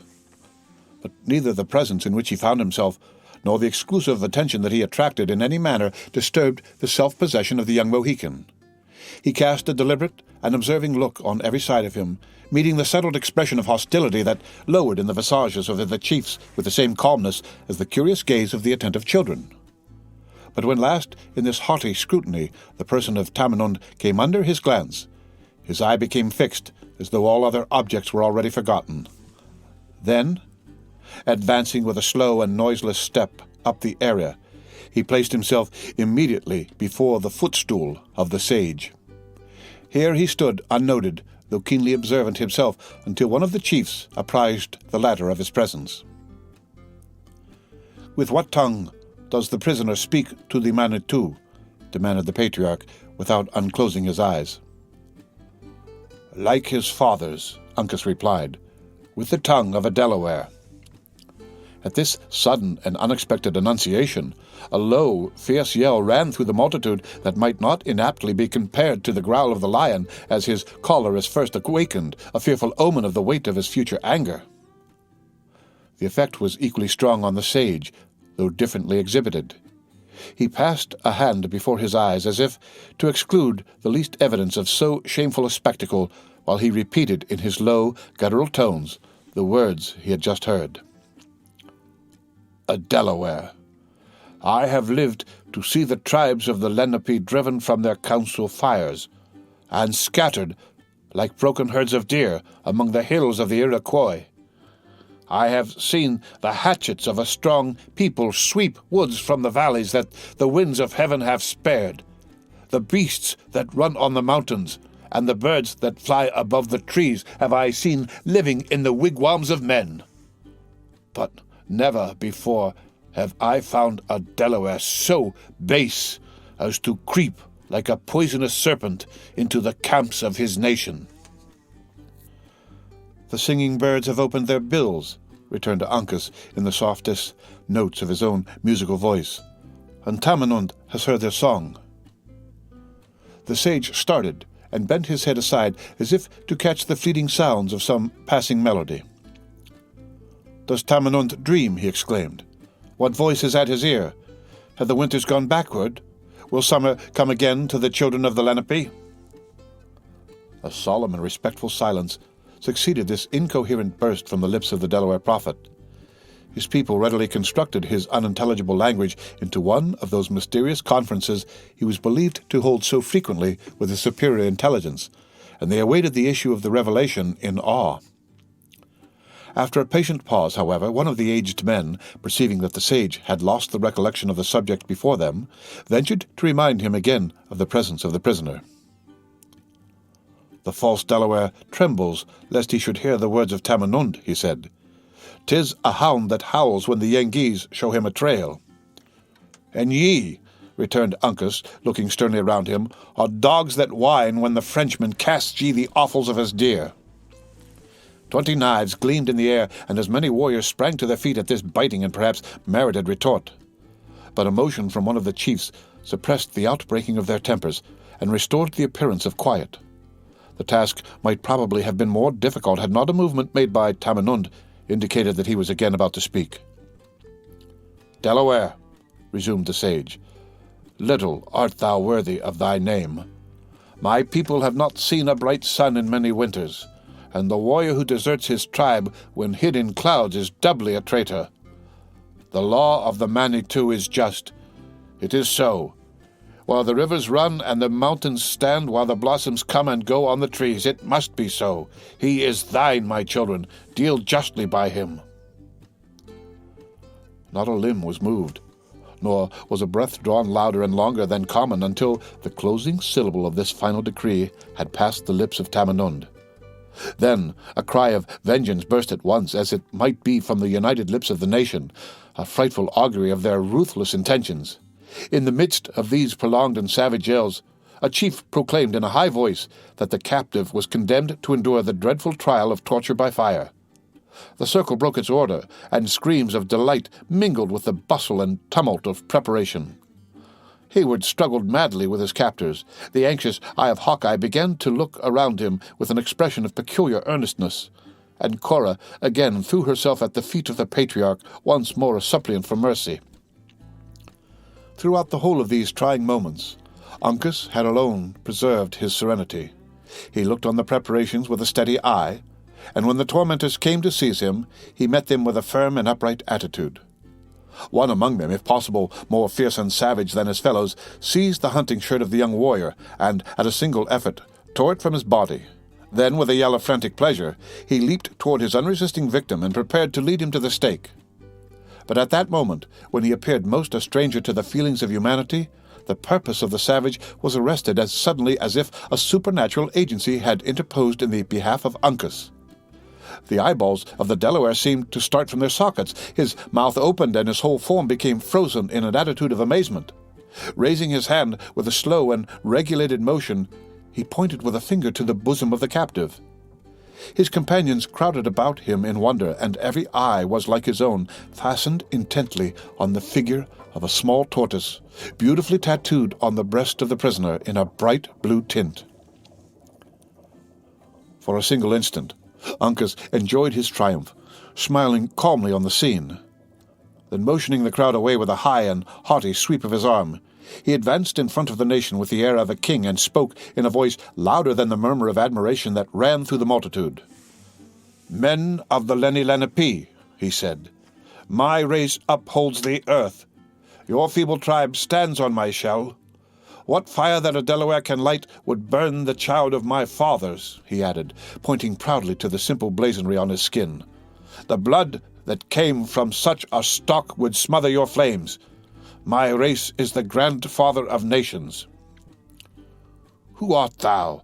demanded Tamenund, rising at the startling tones he heard, more than at any meaning conveyed by the language of the prisoner.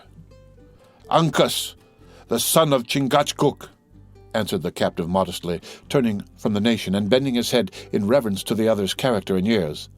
"A son of the great Unamis." Note: Unamis refers to a turtle. "The hour of Tamenund is nigh," exclaimed the sage. "The day is come at last to the night. I thank the Manitou that one is here to fill my place at the council fire.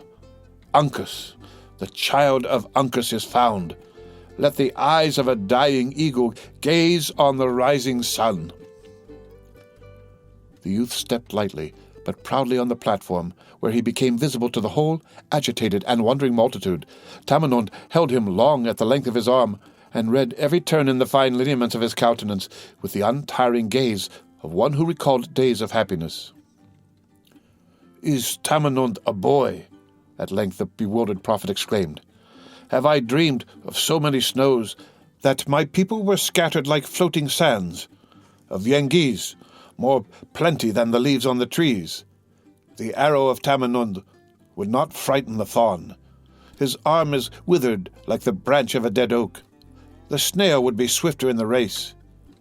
Yet is Uncas before him as they went to battle against the pale-faces. Uncas, the panther of his tribe, the eldest son of the Lenape, the wisest sagamore of the Mohicans. Tell me, ye Delawares, has Tamenund been a sleeper for 100 winters?"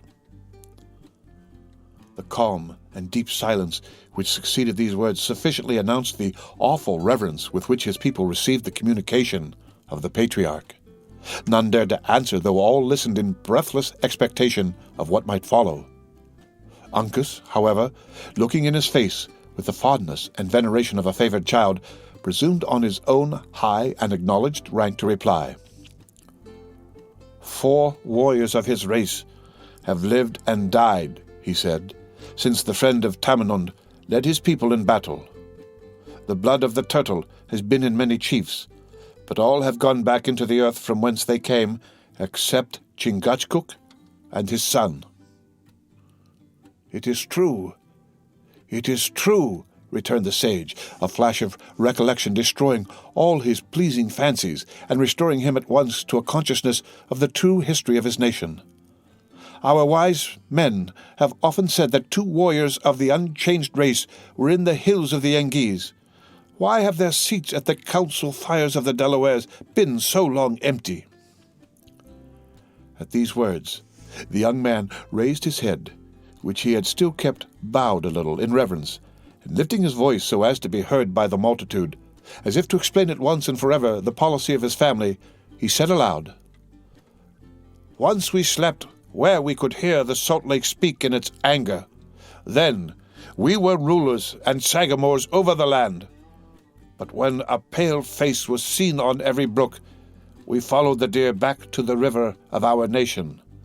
The Delawares were gone. Few warriors of them all stayed to drink of the stream they loved. Then said my fathers, 'Here will we hunt. The waters of the river go into the Salt Lake. If we go toward the setting sun, we shall find streams that run into the great lakes of sweet water.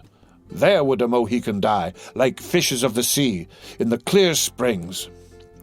When the Manitou is ready and shall say, "Come," we will follow the river to the sea and take our own again. Such, Delawares, is the belief of the children of the turtle. Our eyes are on the rising and not toward the setting sun. We know whence he comes, but we know not whither he goes.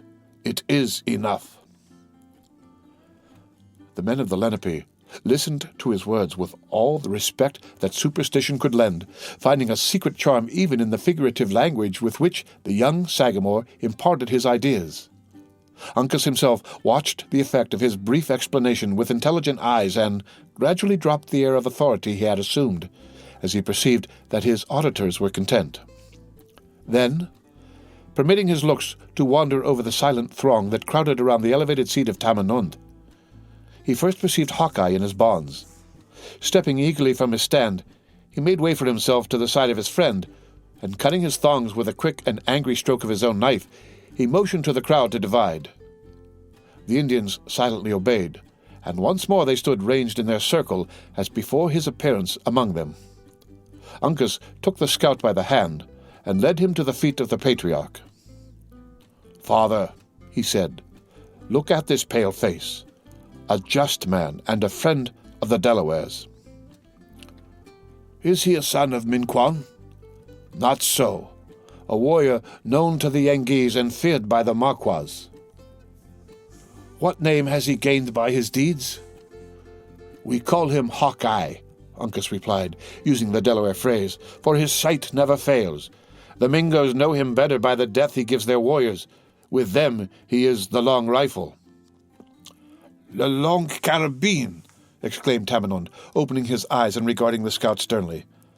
"My son has not done well to call him friend." "I call him so who proves himself such," returned the young chief with great calmness, but with a steady mien. If Uncas is welcome among the Delawares, then is Hawkeye with his friends. The pale-face has slain my young men. His name is great for the blows he has struck the Lenape.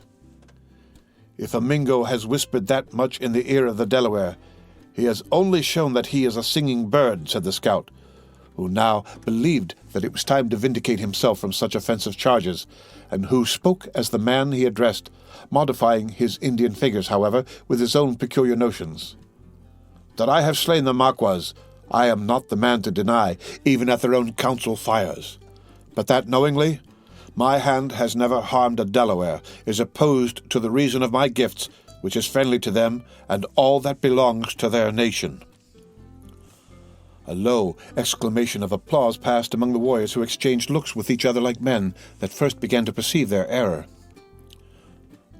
"Where is the Huron?" demanded Tamenund. "Has he stopped my ears?" Magua, whose feelings during that scene in which Uncas had triumphed may be much better imagined than described, answered to the call by stepping boldly in front of the patriarch. "The just Tamenund," he said, "will not keep what a Huron has lent."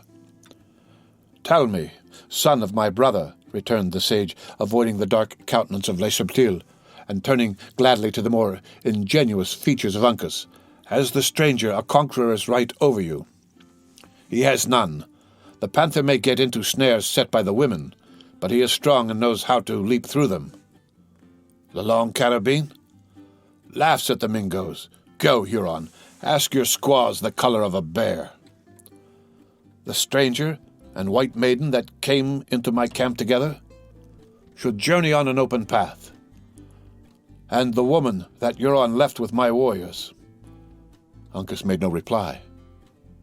"And the woman that the Mingo has brought into my camp," repeated Tamenund gravely. "She is mine," cried Magua, shaking his hand in triumph at Uncas. "Mohican, you know that she is mine." "My son is silent," said Tamenund, endeavoring to read the expression of the face that the youth turned from him in sorrow. "It is so," was the low answer. A short and impressive pause succeeded, during which it was very apparent with what reluctance the multitude admitted the justice of the Mingo's claim. At length, the sage, on whom alone the decision depended, said in a firm voice, "Huron, depart." "As he came, just Tamenund," demanded the wily Magua, "or with hands filled with the faith of the Delawares. The wigwam of Le Renard Subtil is empty. Make him strong with his own." The aged man mused with himself for a time, and then bending his head toward one of his venerable companions, he asked, "Are my ears open? It is true. Is this Mingo a chief? The first in his nation? Girl, what wouldst thou? A great warrior takes thee to wife? Go, thy race will not end." "Better 1,000 times it should," exclaimed the horror-struck Cora, "than meet with such a degradation." "Huron, her mind is in the tents of her fathers. An unwilling maiden makes an unhappy wigwam." "She speaks with the tongue of her people," returned Magua, regarding his victim with a look of bitter irony. "She is of a race of traders, and will bargain for a bright look. Let Tamenund speak the words."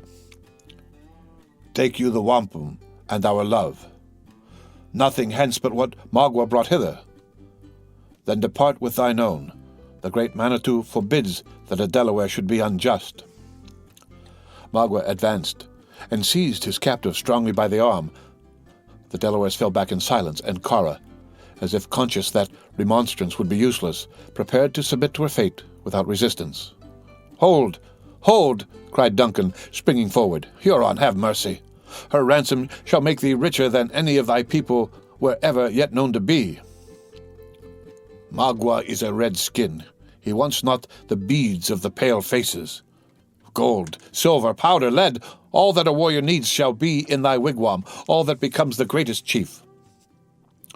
"Le Subtil is very strong," cried Magua, violently shaking the hand which grasped the unresisting arm of Cora.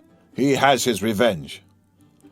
"Mighty ruler of Providence," exclaimed Hayward, clasping his hands together in agony, "can this be suffered? To you, just Tamenund, I appeal for mercy." "The words of the Delaware are said," returned the sage, closing his eyes and dropping back into his seat, alike wearied with his mental and his bodily exertion. "Men speak not twice." "That a chief should not misspend his time in unsaying what has once been spoken is wise and reasonable," said Hawkeye, motioning to Duncan to be silent. "But it is also prudent in every warrior to consider well before he strikes his tomahawk into the head of his prisoner. Huron, I love you not, nor can I say that any Mingo has ever received much favor at my hands. It is fair to conclude that, if this war does not soon end, many more of your warriors will meet me in the woods. Put it to your judgment, then, whether you would prefer taking such a prisoner as that into your own encampment, or one like myself, who am a man that it would greatly rejoice your nation to see with naked hands." "Will the long rifle give his life for the woman?" demanded Magua, hesitatingly, for he had already made a motion toward quitting the place with his victim. "No, no, I have not said so much as that," returned Hawkeye, drawing back with suitable discretion when he noted the eagerness with which Magua listened to his proposal. "It would be an unequal exchange to give a warrior in the prime of his age and usefulness for the best woman on the frontiers. I might consent to go into winter quarters now, at least 6 weeks before the leaves will turn, on condition you will release the maiden." Magua shook his head and made an impatient sign for the crowd to open. "Well, then," added the scout, with the musing air of a man who had not half made up his mind, "I will throw killdeer into the bargain. Take the word of an experienced hunter, the peace has not its equal atween the provinces." Magua still disdained to reply, continuing his efforts to disperse the crowd. "Perhaps," added the scout, losing his dissembled coolness exactly in proportion as the other manifested an indifference to the exchange, "if I should condition to teach your young men the real virtue of the weapon, it would smooth the little differences in our judgments."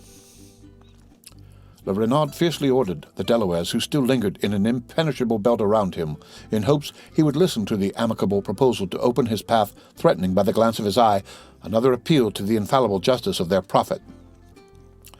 "What is ordered must sooner or later arrive," continued Hawkeye, turning with a sad and humbled look to Uncas. "The varlet knows his advantage and will keep it.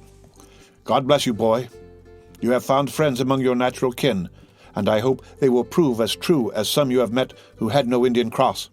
As for me, sooner or later I must die. It is therefore fortunate there are but few to make my death howl. After all, it is likely the imps would have managed to master my scalp, so a day or two will make no great difference in the everlasting reckoning of time. God bless you," added the rugged woodsman, bending his head aside, and then instantly changing its direction again with a wistful look toward the youth. "I loved both you and your father, Uncas, though our skins are not altogether of a color, and our gifts are somewhat different. Tell the Sagamore I never lost sight of him in my greatest trouble, and as for you, think of me sometimes when on a lucky trail, and depend on it, boy, whether there be one heaven or two, there is a path in the other world by which honest men may come together again. You'll find the rifle in the place we hid it. Take it, and keep it for my sake. And harkee, lad, as your natural gifts don't deny you the use of vengeance, use it a little freely on the Mingoes. It may unburden griefs at my loss, and ease your mind. Huron, I accept your offer. Release the woman. I am your prisoner." A suppressed, but still distinct murmur of approbation ran through the crowd at this generous proposition, even the fiercest among the Delaware warriors manifesting pleasure at the manliness of the intended sacrifice. Magua paused, and for an anxious moment it might be said he doubted. Then, casting his eyes on Cora with an expression in which ferocity and admiration were strangely mingled, his purpose became fixed forever. He intimated his contempt of the offer with a backward motion of his head, and said in a steady and settled voice, "Le Renard Subtil is a great chief. He has but one mind.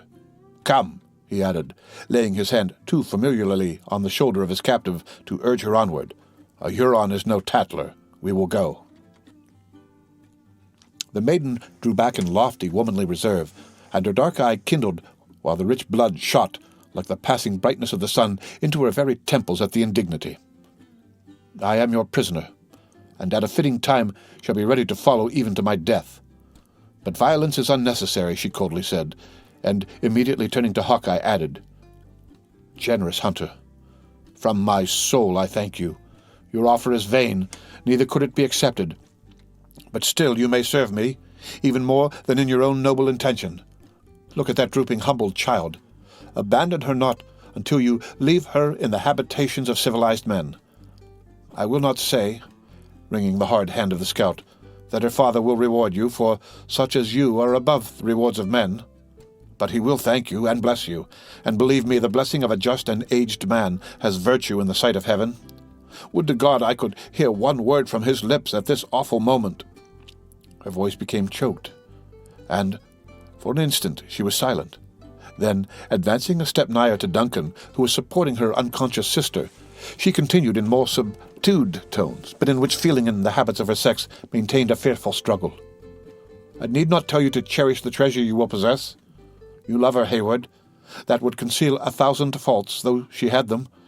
She is kind, gentle, sweet, good as mortal may be. There is not a blemish in mind or person at which the proudest of you all would sicken. She is fair, oh, how surprisingly fair," laying her own beautiful but less brilliant hand in melancholy affection on the alabaster forehead of Alice, and parting the golden hair which clustered about her brows. "And yet her soul is pure and spotless as her skin.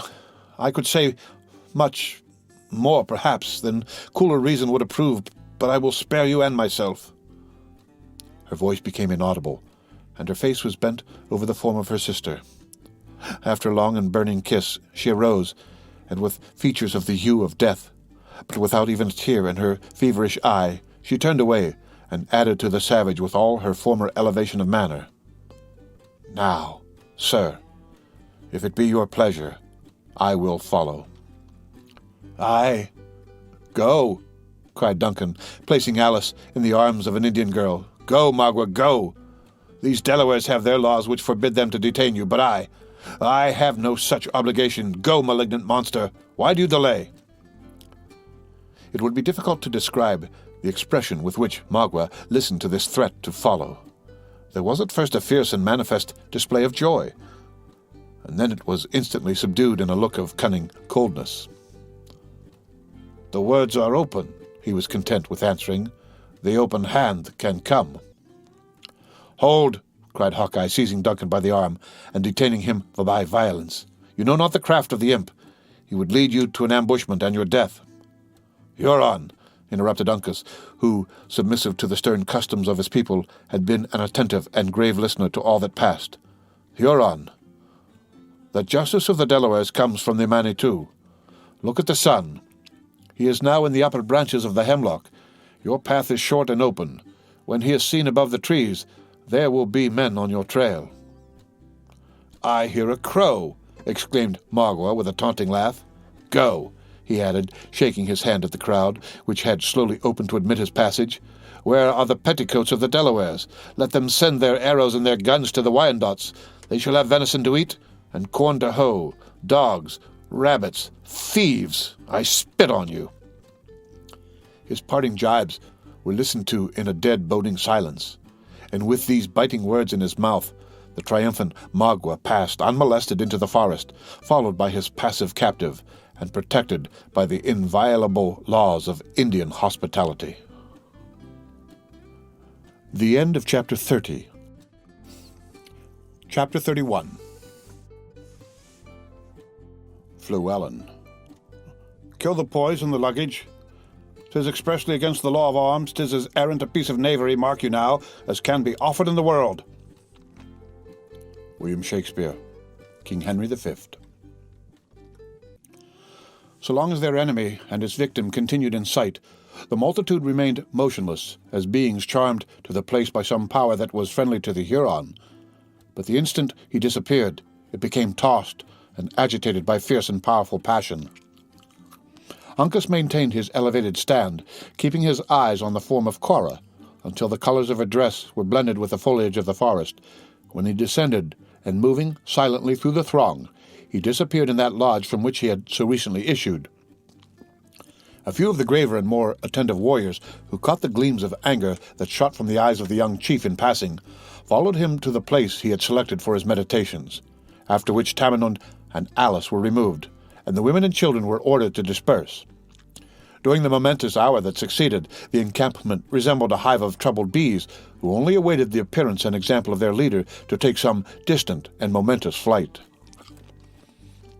A young warrior at length issued from the lodge of Uncas, and moving deliberately, with a sort of grave march toward a dwarf pine that grew in the crevices of the rocky terrace, he tore the bark from its body, and then turned whence he came without speaking. He was soon followed by another, who stripped the sapling of its branches, leaving it a naked and blazed trunk. See note. A third colored the post with stripes of a dark red paint, all which indications of a hostile design in the leaders of the nation were received by the men without in a gloomy and ominous silence. Finally, the Mohican himself reappeared, divested of all his attire except his girdle and leggings, and with one half of his fine features hid under a cloud of threatening black. Note. A tree, which has been partially or entirely stripped of its bark, is said in the language of the country to be blazed. The term is strictly English, for a horse is said to be blazed when it has a white mark. End of note.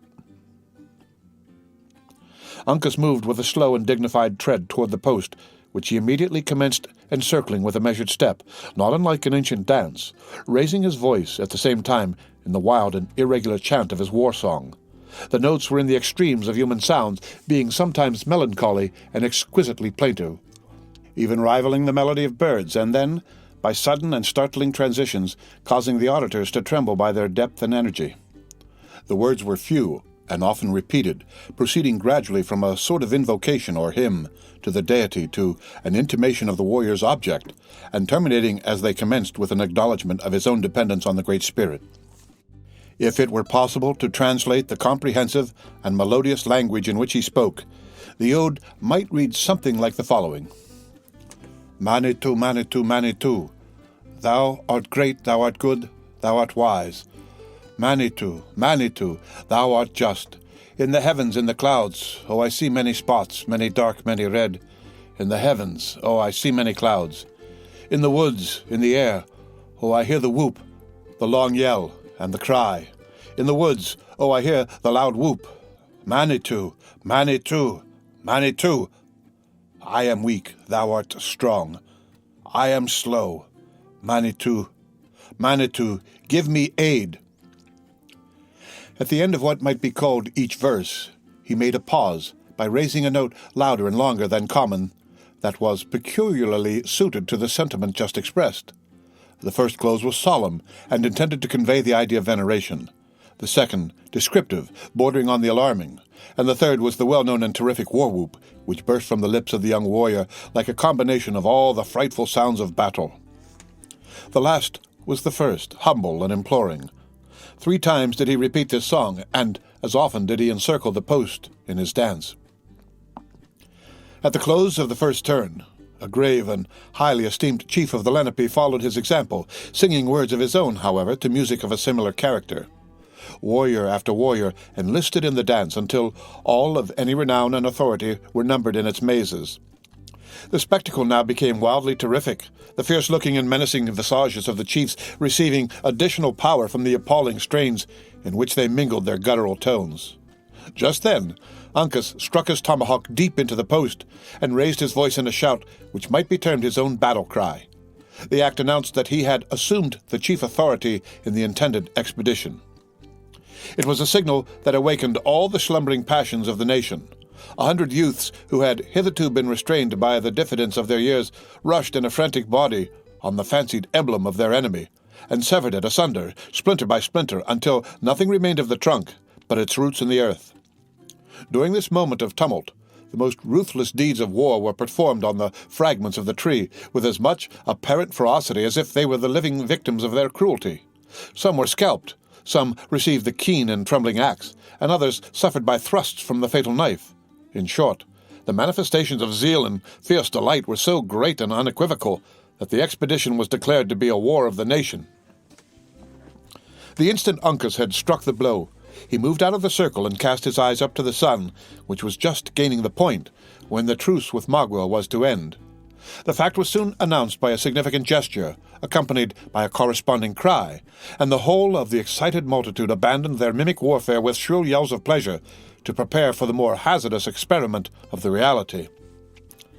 The whole face of the encampment was instantly changed.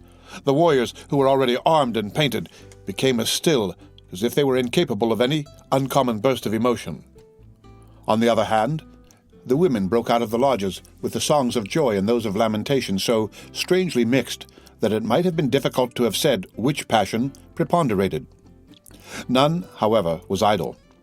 Some bore their choicest articles, others their young, and some their aged and infirm into the forest, which spread itself like a verdant carpet of bright green against the side of the mountain. Thither Tamenund also retired with calm composure, after a short and touching interview with Uncas, from whom the sage separated with the reluctance that a parent would quit a long-lost and just-recovered child. In the meantime, Duncan saw Alice to a place of safety, and then sought the scout with a countenance that denoted how eagerly he also panted for the approaching contest. But Hawkeye was too much accustomed to the war song and the enlistments of the natives to betray any interest in the passing scene. He merely cast an occasional look at the number and quality of the warriors who, from time to time, signified their readiness to accompany Uncas to the field. In this particular he was soon satisfied, for, as has been already seen, the power of the young chief quickly embraced every fighting man in the nation. After this material point was so satisfactorily decided, he dispatched an Indian boy in quest of Killdeer and the rifle of Uncas to the place where they had deposited their weapons on approaching the camp of the Delawares, a measure of double policy, inasmuch as it protected the arms from their own fate, if detained as prisoners, and gave them the advantage of appearing among the strangers rather as sufferers than as men provided with means of defense and subsistence. In selecting another to perform the office of reclaiming his highly prized rifle, the scout had lost sight of none of his habitual caution. He knew that Magua had not come unattended, and he also knew that Huron spies watched the movements of their new enemies along the whole boundary of the woods. It would therefore have been fatal to himself to have attempted the experiment.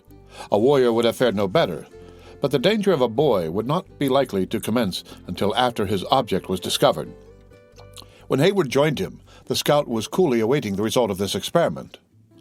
The boy, who had been well instructed and was sufficiently crafty, proceeded with a bosom that was swelling with the pride of such a confidence, and all the hopes of young ambition, carelessly across the clearing to the wood, which he entered at a point at some little distance from the place where the guns were secreted. The instant, however, he was concealed by the foliage of the bushes, his dusky form was to be seen gliding like that of a serpent toward the desired treasure. He was successful, and in another moment he appeared flying across the narrow opening that skirted the base of the terrace on which the village stood, with the velocity of an arrow and bearing a prize in each hand. He had actually gained the crags and was leaping up their sides with incredible activity when a shot from the woods showed how accurate had been the judgment of the scout. The boy answered it with a feeble but contemptuous shout, and immediately a second bullet was sent after him from another part of the cover. At the next instant he appeared on the level above, elevating his guns in triumph, while he moved with the air of a conqueror toward the renowned hunter who had honored him by so glorious a commission. Notwithstanding the lively interest Hawkeye had taken in the fate of his messenger, he received Killdeer with a satisfaction that momentarily drove all other recollections from his mind. After examining the piece with an intelligent eye and opening and shutting the pan some 10 or 15 times, and trying sundry other equally important experiments on the lock, he turned to the boy and demanded with great manifestations of kindness if he was hurt. The urchin looked proudly up in his face, but made no reply. "Ah, I see, lad, the knaves have barked your arm," added the scout, taking up the limb of the patient sufferer across which a deep flesh wound had been made by one of the bullets. "But a little bruised alder will act like a charm. In the meantime, I will wrap it in a badge of wampum. You have commenced the business of a warrior early, my brave boy, and are likely to bear a plenty of honorable scars to your grave. I know many young men that have taken scalps who cannot show such a mark as this. Go. Having bound up the arm, you will be a chief." The lad departed, prouder of his flowing blood than the vainest courtier could be of his blushing ribbon, and stalked among the fellows of his age an object of general admiration and envy. But in a moment of so many serious and important duties, this single act of juvenile fortitude did not attract the general notice and commendation it would have received under milder auspices. It had, however, served to apprise the Delawares of the position and the intentions of their enemies. Accordingly, a party of adventurers, better suited to the task than the weak though spirited boy, was ordered to dislodge the skulkers. The duty was soon performed, for most of the Hurons retired of themselves when they found they had been discovered.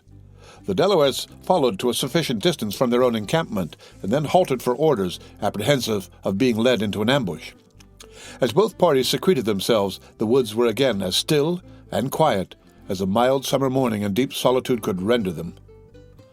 The calm but still impatient Uncas now collected his chiefs and divided his power. He presented Hawkeye as a warrior, often tried, and always found deserving of confidence. When he found his friend met with a favorable reception, he bestowed on him the command of 20 men, like himself, active, skillful, and resolute. He gave the Delawares to understand the rank of Hayward among the troops of the Yengeese, and then tendered to him a trust of equal authority. But Duncan declined the charge, professing his readiness to serve as a volunteer by the side of the scout. After this disposition, the young Mohican appointed various native chiefs to fill the different situations of responsibility, and the time pressing, he gave forth the word to march. He was cheerfully but silently obeyed by more than 200 men. Their entrance into the forest was perfectly unmolested, nor did they encounter any living objects that could either give the alarm or furnish the intelligence they needed, until they came upon the lairs of their own scouts. Here a halt was ordered, and the chiefs were assembled to hold a whispering council. At this meeting diverse plans of operation were suggested, though none of a character to meet the wishes of their ardent leader. Had Uncas followed the promptings of his own inclinations, he would have led his followers to the charge without a moment's delay, and put the conflict to the hazard of an instant issue. But such a course would have been in opposition to all the received practices and opinions of his countrymen. He was therefore fain to adopt a caution that, in the present temper of his mind, he execrated, and to listen to advice at which his fiery spirit chafed under the vivid recollection of Cara's danger and Magua's insolence. After an unsatisfactory conference of many minutes, a solitary individual was seen advancing from the side of the enemy with such apparent haste as to induce the belief he might be a messenger charged with pacific overtures. When within 100 yards, however, of the cover behind which the Delaware council had assembled, the stranger hesitated, appeared uncertain what course to take, and finally halted. All eyes were turned now on Uncas, as if seeking directions how to proceed. "Hawkeye," said the young chief in a low voice, "he must never speak to the Hurons again." "His time has come," said the laconic scout, thrusting the long barrel of his rifle through the leaves and taking his deliberate and fatal aim. But instead of pulling the trigger, he lowered the muzzle again and indulged himself in a fit of his peculiar mirth. "I took the imp for a Mingo, as I'm a miserable sinner," he said. "But when my eye ranged along his ribs for a place to get the bullet in, would you think it, Uncas, I saw the musician-ear's blower, and so, after all, it is the man they call Gamut, whose death can profit no one, and whose life, if this tongue can do anything but sing, may be made serviceable to our own ends. If sounds have not lost their virtue, I'll soon have a discourse with the honest fellow, and that in a voice he'll find more agreeable than the speech of Killdeer." So saying, Hawkeye laid aside his rifle, and crawling through the bushes until within hearing of David, he attempted to repeat the musical effort which had conducted himself with so much safety and eclat through the Huron encampment. The exquisite organs of Gamut could not readily be deceived, and, to say the truth, it would have been difficult for any other than Hawkeye to produce a similar noise, and consequently, having once before heard the sounds, he now knew whence they proceeded. The poor fellow appeared relieved from a state of great embarrassment, for, pursuing the direction of the voice, a task that to him was not much less arduous than it would have been to have gone up in the face of a battery, he soon discovered the hidden songster. "I wonder what the Hurons will think of that," said the scout, laughing, as he took his companion by the arm and urged him toward the rear. "If the knaves lie within earshot, they will say there are 2 non-compulsors instead of 1, but here we are safe," he added, pointing to Uncas and his associates. "Now give us the history of the Mingo inventions in natural English, and without any ups and downs of voice." David gazed about him, at the fierce and wild-looking chiefs in mute wonder, but, assured by the presence of faces that he knew, he soon rallied his faculties so far as to make an intelligent reply. "The heathen are abroad in goodly numbers," said David, "and, I fear, with evil intent. There has been much howling and ungodly revelry, together with such sounds as it is profanity to utter in their habitations within the past hour, so much so, in truth, that I have fled to the Delawares in search of peace."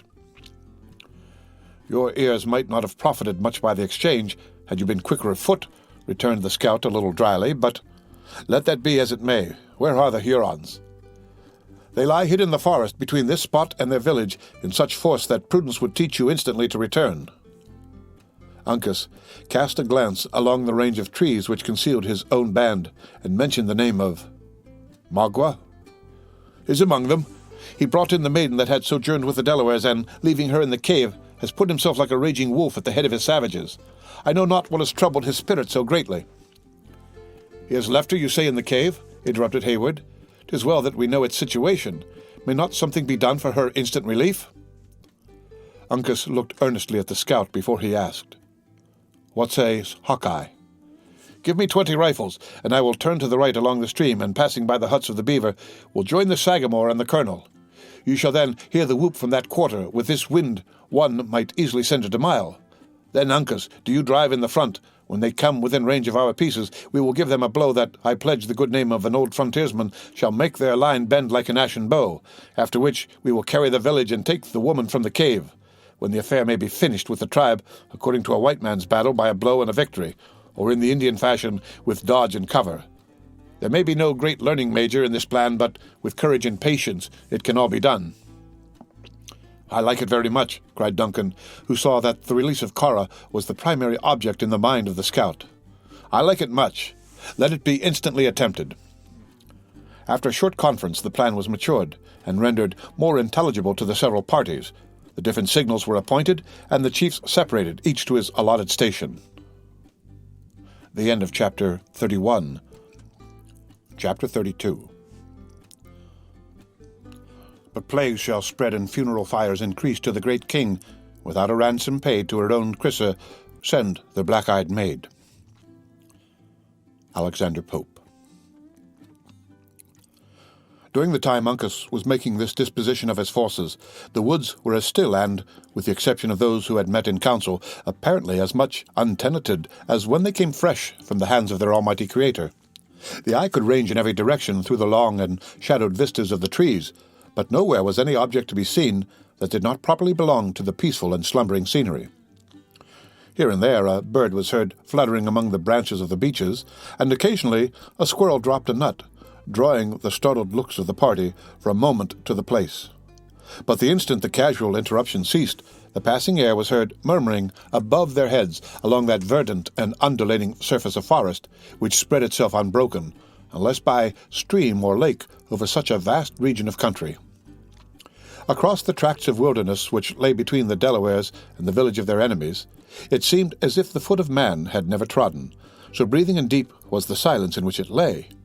But Hawkeye, whose duty led him foremost in the adventure, knew the character of those with whom he was about to contend too well to trust the treacherous quiet.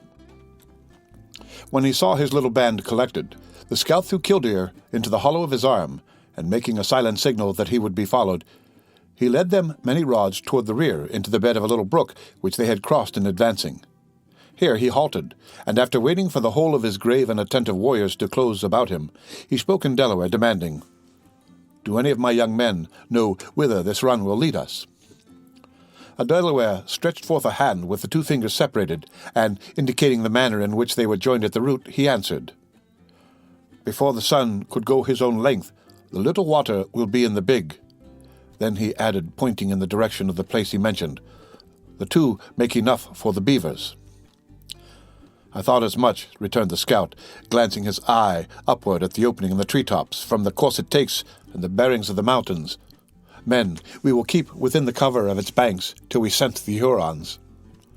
His companions gave the usual brief exclamation of assent, but perceiving that their leader was about to lead the way in person, one or two made signs that all was not as it should be. Hawkeye, who comprehended their meaning glances, turned and perceived that his party had been followed thus far by the singing master. Do you know, friend, asked the scout gravely, and perhaps with a little of the pride of conscious deserving in his manner, that this is a band of rangers chosen for the most desperate service and put under the command of one who, though another might say it with a better face, will not be apt to leave them idle. It may not be 5, it cannot be 30 minutes, before we tread on the body of a Huron, living or dead. Though not admonished of your intention in words, returned David, whose face was a little flushed, and whose ordinarily quiet and unmeaning eyes glimmered with an expression of unusual fire. "Your men have reminded me of the children of Jacob going out to battle against the Shechemites, for wickedly aspiring to wedlock with a woman of a race that was favored by the Lord. Now I have journeyed far and sojourned much in good and evil with the maiden ye seek, and though not a man of war, with my loins girded and my sword sharpened, yet would I gladly strike a blow in her behalf." The scout hesitated, as if weighing the chances of such a strange enlistment in his mind, before he answered, "You know not the use of any weapon. You carry no rifle, and believe me, what the Mingos take they will freely give again." "Though not a vaunting and bloodily disposed Goliath," returned David, drawing a sling from beneath his parti-coloured and uncouth attire, "I have not forgotten the example of the Jewish boy. With this ancient instrument of war have I practised much in my youth, and peradventure the skill has not entirely departed from me."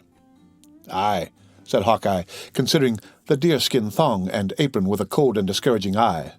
"The thing might do its work among arrows or even knives, but these Bengue have been furnished by the Frenches with a good grooved barrel a man. However, it seems to be your gift to go unharmed amid fire, and as you have hitherto been favoured, Major, you have left your rifle at a cock. A single shot before the time would be just 20 scalps lost to no purpose.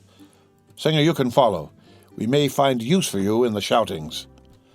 "I thank you, friend," returned David, supplying himself, like his royal namesake, from among the pebbles of the brook.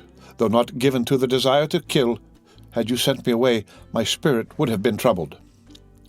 Remember," added the scout, tapping his own head significantly on that spot where Gamut was yet sore, "we come to fight, and not to musicate. Until the general whoop is given, nothing speaks but the rifle." David nodded, as much to signify his acquiescence with the terms, and then Hawkeye, casting another observant glance over his followers, made the signal to proceed. Their route lay for the distance of a mile along the bed of the watercourse.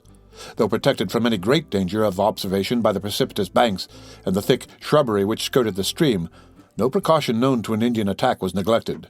A warrior rather crawled than walked on each flank so as to catch occasional glimpses into the forest, and every few minutes the band came to a halt and listened for hostile sounds with an acuteness of organs that would be scarcely conceivable to a man in a less natural state. Their march was, however, unmolested, and they reached the point where the lesser stream was lost in the greater without the smallest evidence that their progress had been noted. Here the scout again halted to consult the signs of the forest. "We are likely to have a good day for a fight," he said in English, addressing Hayward, and glancing his eyes upward at the clouds which began to move in broad sheets across the firmament. "A bright sun and a glittering barrel are no friends to true sight. Everything is favorable. They have the wind, which will bring down their noses, and their smoke, too, for no little matter in itself, whereas with us it will be first a shot and then a clear view. But here is an end to our cover. The beavers have had the range of this stream for hundreds of years, and what atween their food and their dams there is, as you see, many a girdled stub, but few living trees." Hawkeye had in truth, in these few words, given no bad description of the prospect that now lay in their front.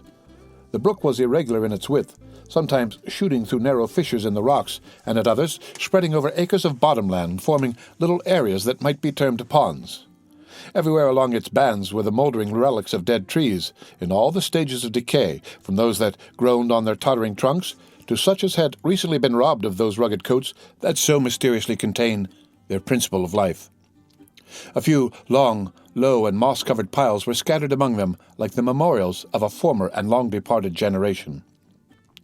All these minute particulars were noted by the scout with a gravity and interest that they probably had never before attracted. He knew that the Huron encampment lay a short half-mile up the brook, and with the characteristic anxiety of one who dreaded a hidden danger, he was greatly troubled at not finding the smallest trace of the presence of his enemy. Once or twice he felt induced to give the order for a rush and to attempt the village by surprise, but his experience quickly admonished him of the danger of so useless an experiment. Then he listened intently, and with painful uncertainty, for the sounds of hostility in the quarter where Uncas was left. But nothing was audible except the sighing of the wind that began to sweep over the bosom of the forest in gusts which threatened a tempest. At length, yielding rather to his unusual impatience than taking counsel from his knowledge, he determined to bring matters to an issue by unmasking his force and proceeding cautiously but steadily up the stream. The scout had stood while making his observations, sheltered by a brake, and his companions still lay in the bed of the ravine, through which the smaller stream debouched. But on hearing his low, though intelligible signal, the whole party stole up the bank like so many dark spectres, and silently arranged themselves around him. Pointing in the direction he wished to proceed, Hawkeye advanced, the band breaking off in single files, and following so accurately in his footsteps as to leave it, if we except Hayward and David, the trail of but a single man. The party was, however, scarcely uncovered before a volley from a dozen rifles was heard in their rear, and a Delaware, leaping high into the air like a wounded deer, fell at his whole length, dead. "Ah, I feared some deviltry like this," exclaimed the scout in English, adding with the quickness of thought in his adopted tongue, "To cover, men, and charge!" The band dispersed at the word, and before Hayward had well recovered from his surprise, he found himself standing alone with David. Luckily, the Hurons had already fallen back, and he was safe from their fire. But this state of things was evidently to be of short continuance, for the scout set the example of pressing on their retreat by discharging his rifle and darting from tree to tree as his enemy slowly yielded ground. It would seem that the assault had been made by a very small party of the Hurons, which, however, continued to increase in numbers as it retired on its friends, until the return fire was very nearly, if not quite equal to that maintained by the advancing Delawares. Hayward threw himself among the combatants, and imitating the necessary caution of his companions, he made quick discharges with his own rifle. The contest now grew warm and stationary. Few were injured, as both parties kept their bodies as much protected as possible by the trees, never indeed exposing any part of their persons except in the act of taking aim. But the chances were gradually growing unfavorable to Hawkeye and his band. The quick-sighted scout perceived his danger without knowing how to remedy it. He saw it was more dangerous to retreat than to maintain his ground, while he found his enemy throwing out men on his flank, which rendered the task of keeping themselves covered so very difficult to the Delawares as nearly to silence their fire. At this embarrassing moment, when they began to think the whole of the hostile tribe was gradually encircling them, they heard the yell of combatants and the rattling of arms echoing under the arches of the wood at the place where Uncas was posted, a bottom which, in a manner, lay beneath the ground on which Hawkeye and his party were contending. The effects of this attack were instantaneous, and to the scout and his friends greatly relieving. It would seem that, while his own surprise had been anticipated and had consequently failed, the enemy, in their turn, having been deceived in its object and in his numbers, had left too small a force to resist the impetuous onset of the young Mohican. This fact was doubly apparent by the rapid manner in which the battle in the forest rolled upward toward the village, and by an instant falling off in the number of their assailants, who rushed to assist in maintaining the front, and, as it now proved to be, the principal point of defense. Animating his followers by his voice and his own example, Hawkeye then gave the word to bear down upon their foes. The charge in that rude species of warfare consisted merely in pushing from cover to cover, nigher to the enemy, and in this maneuver he was instantly and successfully obeyed. The Hurons were compelled to withdraw, and the scene of the contest rapidly changed from the more open ground, on which it had commenced, to a spot where the assailed found a thicket to rest upon. Here the struggle was protracted, arduous, and seemingly of doubtful issue. The Delawares, though none of them fell, beginning to bleed freely in consequence of the disadvantage at which they were held. In this crisis, Hawkeye found means to get behind the same tree as that which served for a cover to Hayward, most of his own combatants being within call a little on his right, where they maintained rapid, though fruitless discharges on their sheltered enemies. "You are a young man, Major," said the scout, dropping the butt of killdeer to the earth and leaning on the barrel, a little fatigued with his previous industry, "and it may be your gift to lead armies at some future day agin these imps, the Mingoes. You may here see the philosophy of an Indian fight. It consists mainly in ready hand, a quick eye, and a good cover. Now, if you had a company of the Royal Americans here, in what manner would you set them to work in this business?" "The bayonet would make a road." "Aye, there is white reason in what you say. But a man must ask himself, in this wilderness, how many lives he can spare." "No." "Horse," continued the scout, shaking his head, like one who mused. "Horse, I am ashamed to say, must sooner or later decide these scrimmages. The brutes are better than men, and to horse must we come at last. Put a shodden hoof on the moccasin of a redskin, and, if his rifle be once emptied, he will never stop to load it again." Note: the American forest admits of the passage of horses, there being little underbrush and few tangled brakes. The plan of Hawkeye is the one which has always proved the most successful in the battles between the whites and the Indians. Wayne, in his celebrated campaign on the Miami, received the fire of his enemies in line, and then, causing his dragoons to wheel round his flanks, the Indians were driven from their covers before they had time to load. One of the most conspicuous of the chiefs who fought in the Battle of Miami assured the writer that the red men could not fight the warriors with long knives and leather stockings, meaning the dragoons with their sabers and boots. End note. "This is a subject that might better be discussed at another time," returned Hayward. "Shall we charge?" "I see no contradiction to the gifts of any man in passing his breathing spells in useful reflections," the scout replied. "As to rush, I little relish such a measure, for a scalp or two must be thrown away in the attempt, and yet," he added, bending his head aside to catch the sounds of the distant combat, "if we are to be of use to Uncas, these knaves in our front must be got rid of." Then, turning with a prompt and decided air, he called aloud to his Indians in their own language. His words were answered by a shout, and, at a given signal, each warrior made a swift movement around his particular tree. The sight of so many dark bodies glancing before their eyes at the same instant drew a hasty and consequently an ineffectual fire from the Hurons. Without stopping to breathe, the Delawares leaped in long bounds toward the wood like so many panthers springing upon their prey. Hawkeye was in front, brandishing his terrible rifle and animating his followers by his example.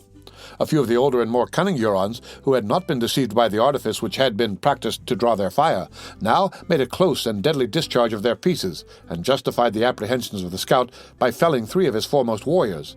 But the shock was insufficient to repel the impetus of the charge. The Delawares broke into the cover with the ferocity of their natures, and swept away every trace of resistance by the fury of the onset. The combat endured only for an instant, hand to hand, and then the assailed yielded ground rapidly until they reached the opposite margin of the thicket, where they clung to the cover with a sort of obstinacy that is so often witnessed in hunted brutes. At this critical moment, when the success of the struggle was again becoming doubtful, the crack of a rifle was heard behind the Hurons, and a bullet came whizzing from among some beaver lodges which were situated in the clearing in their rear, and was followed by the fierce and appalling yell of the war-whoop. "There speaks the Sagamore," shouted Hawkeye, answering the cry with his own stentorian voice. "We have them now in face and back." The effect on the Hurons was instantaneous. Discouraged by an assault from a quarter that left them no opportunity for cover, the warriors uttered a common yell of disappointment, and breaking off in a body, they spread themselves across the opening, heedless of every consideration but flight. Many fell in making the experiment under the bullets and the blows of the pursuing Delawares. We shall not pause to detail the meeting between the scout and Chingachgook, or the more touching interview that Duncan held with Monroe. A few brief and hurried words served to explain the state of things to both parties, and then Hawkeye, pointing out the Sagamore to his band, resigned the chief authority into the hands of the Mohican chief.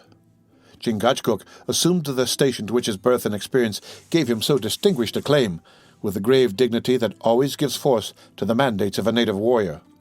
Following the footsteps of the scout, he led the party back through the thicket, his men scalping the fallen Hurons and secreting the bodies of their own dead as they proceeded, until they gained a point where the former was content to make a halt. The warriors, who had breathed themselves freely in the preceding struggle, were now posted on a bit of level ground, sprinkled with trees in sufficient numbers to conceal them. The land fell away rather precipitately in front, and beneath their eyes stretched for several miles a narrow, dark, and wooded vale. It was through this dense and dark forest that Uncas was still contending with the main body of the Hurons. The Mohican and his friends advanced to the brow of the hill and listened with practiced ears to the sounds of the combat. A few birds hovered over the leafy bosom of the valley, frightened from their secluded nests, and here and there a light vapory cloud which seemed already blending with the atmosphere arose above the trees and indicated some spot where the struggle had been fierce and stationary. "The fight is coming up the ascent," said Duncan, pointing in the direction of a new explosion of firearms. "We are too much in the center of their line to be effective." "They will incline into the hollow where the cover is thicker," said the scout, "and that will leave us well on their flank. Go, Sagamore. You will hardly be in time to give the whoop and lead on the young men. I will fight this scrimmage with warriors of my own color. You know me, Mohican. Not a Huron of them shall cross the swell into your rear without the notice of Killdeer." The Indian chief paused another moment to consider the signs of the contest, which was now rolling rapidly up the ascent, a certain evidence that the Delawares triumphed. Nor did he actually quit the place until admonished of the proximity of his friends as well as enemies by the bullets of the former, which began to patter among the dried leaves on the ground, like the bits of falling hail which precede the bursting of the tempest. Hawkeye and his 3 companions withdrew a few paces to a shelter and awaited the issue with calmness that nothing but great practice could impart in such a scene. It was not long before the reports of the rifles began to lose the echoes of the woods and to sound like weapons discharged in the open air. Then a warrior appeared, here and there, driven to the skirts of the forest, and rallying as he entered the clearing, as at the place where the final stand was to be made.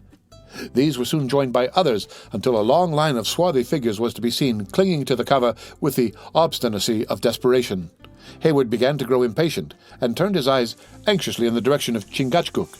The chief was seated on a rock, with nothing visible but his calm visage, considering the spectacle with an eye as deliberate as if he were posted there merely to view the struggle.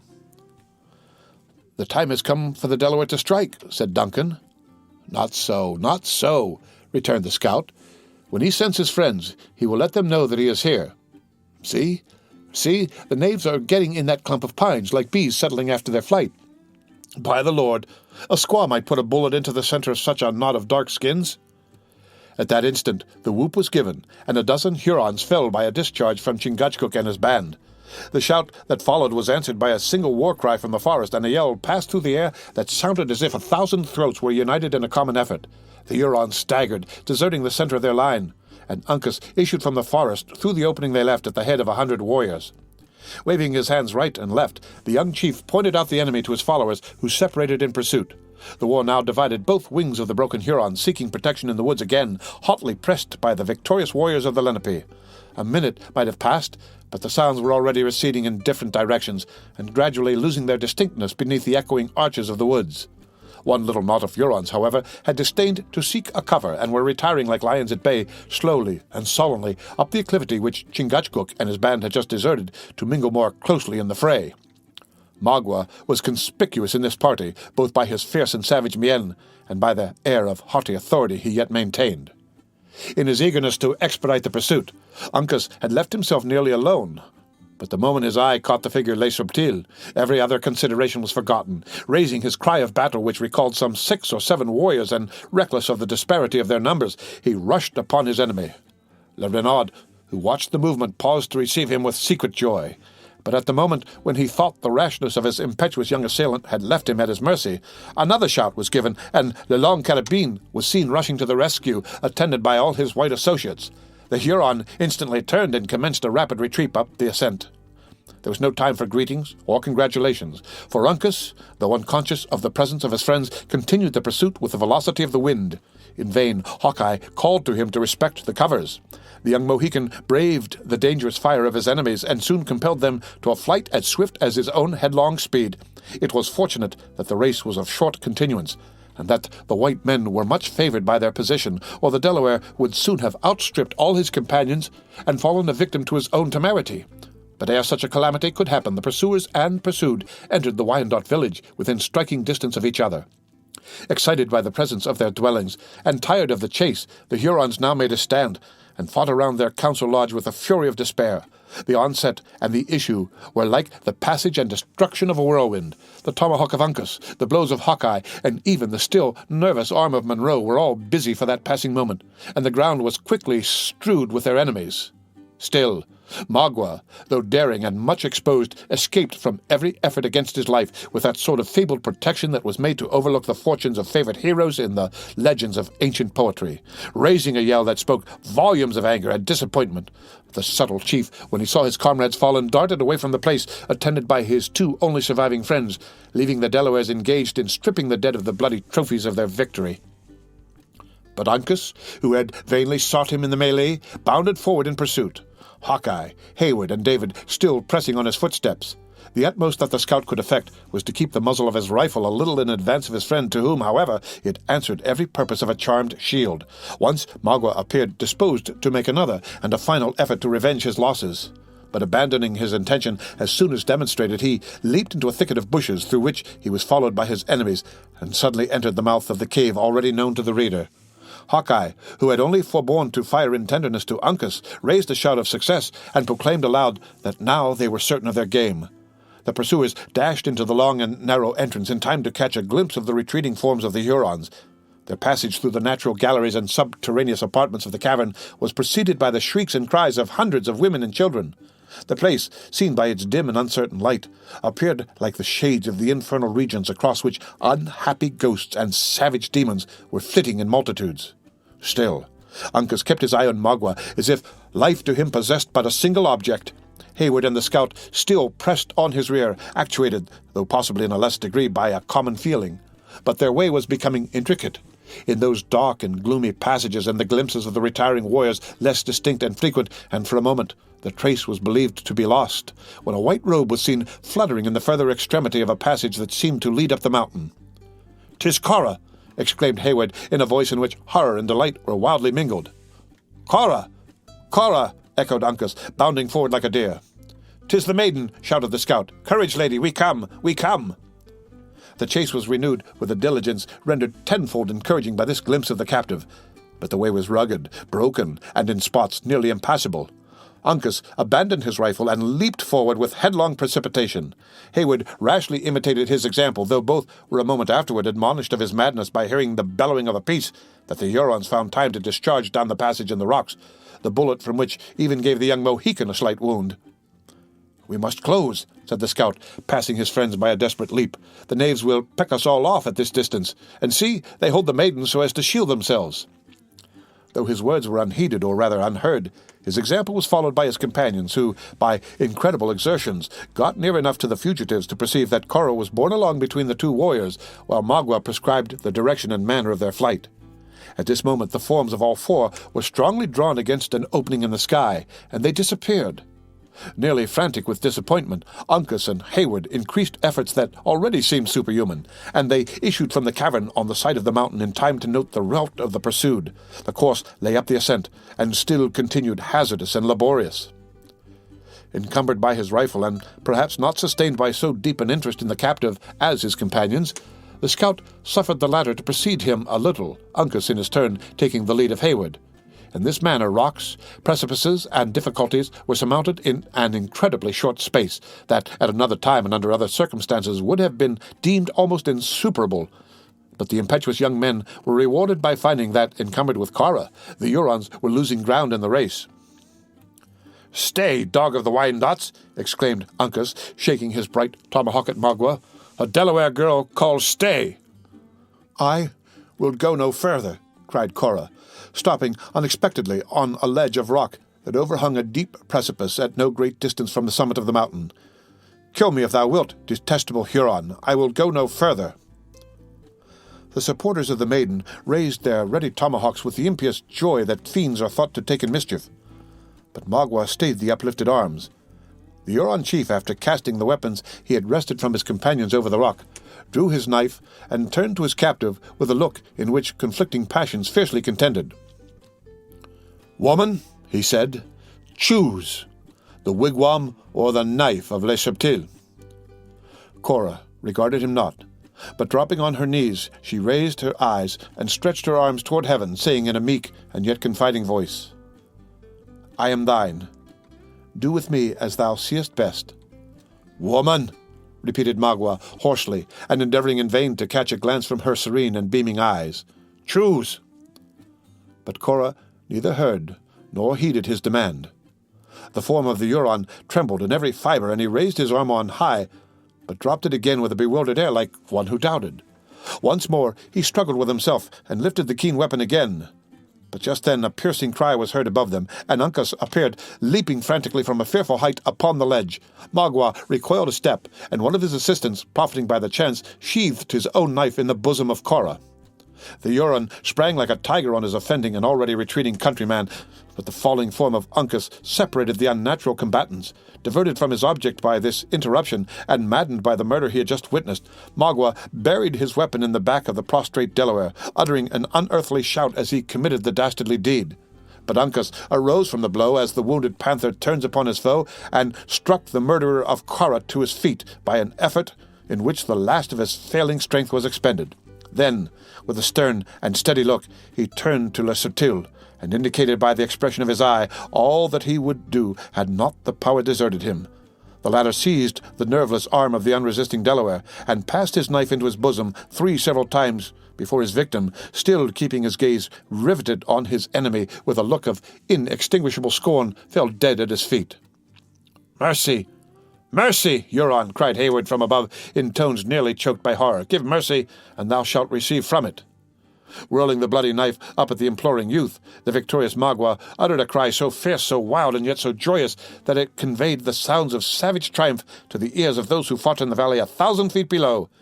He was answered by a burst from the lips of the scout, whose tall person was just then seen moving swiftly toward him along those dangerous crags with steps as bold and reckless as if he possessed the power to move in air. But when the hunter reached the scene of the ruthless massacre, the ledge was tenanted only by the dead. His keen eye took a single look at the victims, and then shot its glances over the difficulties of the ascent in his front. A form stood at the brow of the mountain on the very edge of the giddy height, with uplifted arms in an awful attitude of menace. Without stopping to consider his person, the rifle of Hawkeye was raised, but a rock which fell on the head of one of the fugitives below exposed the indignant and glowing countenance of the honest Gamut. Then Magua issued from a crevice, and, stepping with calm indifference over the body of the last of his associates, he leaped a wide fissure and ascended the rocks at a point where the arm of David could not reach him. A single bound would carry him to the brow of the precipice and assure his safety. Before taking the leap, however, the Huron paused, and shaking his hand at the scout, he shouted, "The pale-faces are dogs, the Delawares women. Magua leaves them on the rocks for the crows." Laughing hoarsely, he made a desperate leap, and fell short of his mark, though his hands grasped a shrub on the verge of the height. The form of Hawkeye had crouched like a beast about to take its spring, and his frame trembled so violently with eagerness that the muzzle of the half-raised rifle played like a leaf fluttering in the wind. Without exhausting himself with fruitless efforts, the cunning Magua suffered his body to drop to the length of his arms, and found a fragment for his feet to rest on. Then, summoning all his powers, he renewed the attempt, and so far succeeded as to draw his knees on the edge of the mountain. It was now, when the body of his enemy was most collected together, that the agitated weapon of the scout was drawn to his shoulder. The surrounding rocks themselves were not steadier than the piece became for the single instant that it poured out its contents. The arms of the Huron relaxed, and his body fell back a little while his knees still kept their position. Turning a relentless look on his enemy, he shook a hand in grim defiance. But his hold loosened, and his dark person was seen cutting the air with its head downward for a fleeting instant, until it glided past the fringe of shrubbery which clung to the mountain in its rapid flight to destruction. The end of Chapter 32. Chapter 33. They fought like brave men long and well. They piled that ground with Moslem slain. They conquered, but Bozzaris fell, bleeding at every vein. His few surviving comrades saw his smile when rang their loud hurrah, and the red field was won, then saw in death his eyelids close, calmly, as to a night's repose, like flowers at set of sun. Halleck.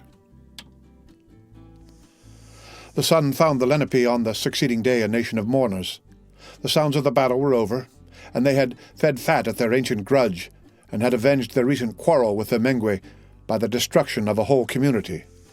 The black and murky atmosphere that floated around the spot where the Hurons had encamped sufficiently announced of itself the fate of that wandering tribe, while hundreds of ravens that struggled above the summits of the mountains or swept in noisy flocks across the wide ranges of the woods furnished a frightful direction to the scene of the combat.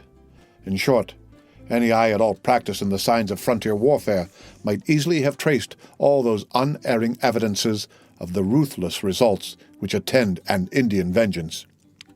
Still, the sun rose on the Lenape, a nation of mourners. No shouts of success, no songs of triumph were heard. In rejoicings for their victory, the latest straggler had returned from his fell employment only to strip himself of the terrific emblems of his bloody calling, and to join in the lamentations of his countrymen as a stricken people. Pride and exultation were supplanted by humility, and the fiercest of human passions was already succeeded by the most profound and unequivocal demonstrations of grief. The lodges were deserted, but a broad belt of earnest faces encircled a spot in their vicinity whither everything possessing life had repaired, and where all were now collected in deep and awful silence. Though beings of every rank and age, of both sexes, and of all pursuits had united to form this breathing wall of bodies, they were influenced by a single emotion. Each eye was riveted on the center of that ring, which contained the objects of so much and of so common an interest. 6 Delaware girls, with their long, dark flowing tresses falling loosely across their bosoms, stood apart, and only gave proof of their existence as they occasionally strewed sweet-scented herbs and forest flowers on a litter of fragrant plants that, under a pall of Indian robes, supported all that now remained of the ardent, high-souled, and generous Cora. Her form was concealed in many wrappers of the same simple manufacture, and her face was shut forever from the gaze of men. At her feet was seated the desolate Monroe. His aged head was bowed nearly to the earth in compelled submission to the stroke of Providence. But a hidden anguish struggled about his furrowed brow that was only partially concealed by the careless locks of grey that had fallen neglected on his temples. Gamut stood at his side, his meek head bared to the rays of the sun, while his eyes, wandering and concerned, seemed to be equally divided between that little volume which contained so many quaint but holy maxims, and the being in whose behalf his soul yearned to administer consolation. Hayward was also nigh, supporting himself against a tree and endeavouring to keep down those sudden risings of sorrow that it required his utmost manhood to subdue. But sad and melancholy as this group may easily be imagined, it was far less touching than another that occupied the opposite space of the same area. Seated as in life, with his form and limbs arranged in grave and decent composure, Uncas appeared, arrayed in the most gorgeous ornaments that the wealth of the tribe could furnish. Rich plumes nodded above his head. Wampum, gorgets, bracelets, and medals adorned his person in profusion, though his dull eye and vacant lineaments too strongly contradicted the idle tale of pride they would convey. Directly in front of the corpse, Chingachgook was placed without arms, paint, or adornment of any sort, except the bright blue blazonry of his race that was indelibly impressed on his naked bosom. During the long period that the tribe had thus been collected, the Mohican warrior had kept a steady, anxious look on the cold and senseless countenance of his son. So riveted and intense had been that gaze, and so changeless his attitude, that a stranger might not have told the living from the dead but for the occasional gleamings of a troubled spirit that shot athwart the dark visage of one, and the death-like calm that had forever settled on the lineaments of the other. The scout was hard by, leaning in a pensive posture on his own fatal and avenging weapon, while Tamenund, supported by the elders of his nation, occupied a high place at hand, whence he might look down on the mute and sorrowful assemblage of his people. Just within the inner edge of the circle stood a soldier, in the military attire of a strange nation, and without it was his war-horse in the center of a collection of mounted domestics, seemingly in readiness to undertake some distant journey. The vestments of the stranger announced him to be one who held a responsible situation near the person of the captain of the Canadas, and who, as it would now seem, finding his errand of peace frustrated by the fierce impetuosity of his allies, was content to become a silent and sad spectator of the fruits of a contest that he had arrived too late to anticipate. The day was drawing to the close of its first quarter, and yet had the multitude maintained its breathing stillness since its dawn. No sound louder than a stifled sob had been heard among them, nor had even a limb been moved throughout that long and painful period, except to perform the simple and touching offerings that were made from time to time in commemoration of the dead. The patience and forbearance of Indian fortitude could alone support such an appearance of abstraction as seemed now to have turned each dark and motionless figure into stone. At length, the sage of the Delawares stretched forth an arm, and leaning on the shoulders of his attendants, he arose with an air as feeble as if another age had already intervened between the man who had met his nation the preceding day and him who now tottered on his elevated stand. "Men of the Lenape," he said in a low, hollow tone that sounded like a voice charged with some prophetic mission, "the face of the Manitou is behind a cloud. His eye is turned from you. His ears are shut. His tongue gives no answer. You see him not, yet his judgments are before you. Let your hearts be open and your spirits tell no lie. Men of the Lenape, the face of the Manitou is behind a cloud." As this simple and yet terrible enunciation stole on the ears of the multitude, a stillness as deep and awful succeeded as if the venerated spirit they worshipped had uttered the words without the aid of human organs, and even the inanimate Uncas appeared a being of life compared with the humbled and submissive throng by whom he was surrounded. As the immediate effect, however, gradually passed away, a low murmur of voices commenced a sort of chant in honor of the dead. The sounds were those of females, and were thrillingly soft and wailing. The words were connected by no regular continuation, but as one ceased, another took up the eulogy, or lamentation, whichever it might be called, and gave vent to her emotions in such language as was suggested by her feelings and the occasion. At intervals, the speaker was interrupted by general and loud bursts of sorrow, during which the girls around the bier of Cora plucked the plants and flowers blindly from her body, as if bewildered with grief. But in the milder moments of their plaint, these emblems of purity and sweetness were cast back to their places with every sign of tenderness and regret. Though rendered less connected by many and general interruptions and outbreakings, a translation of their language would have contained a regular descant which, in substance, might have proved to possess a train of consecutive ideas. A girl, selected for the task by her rank and qualifications, commenced by modest allusions to the qualities of the deceased warrior, embellishing her expressions with those oriental images that the Indians have probably brought with them from the extremes of the other continent, and which form of themselves a link to connect the ancient histories of the two worlds.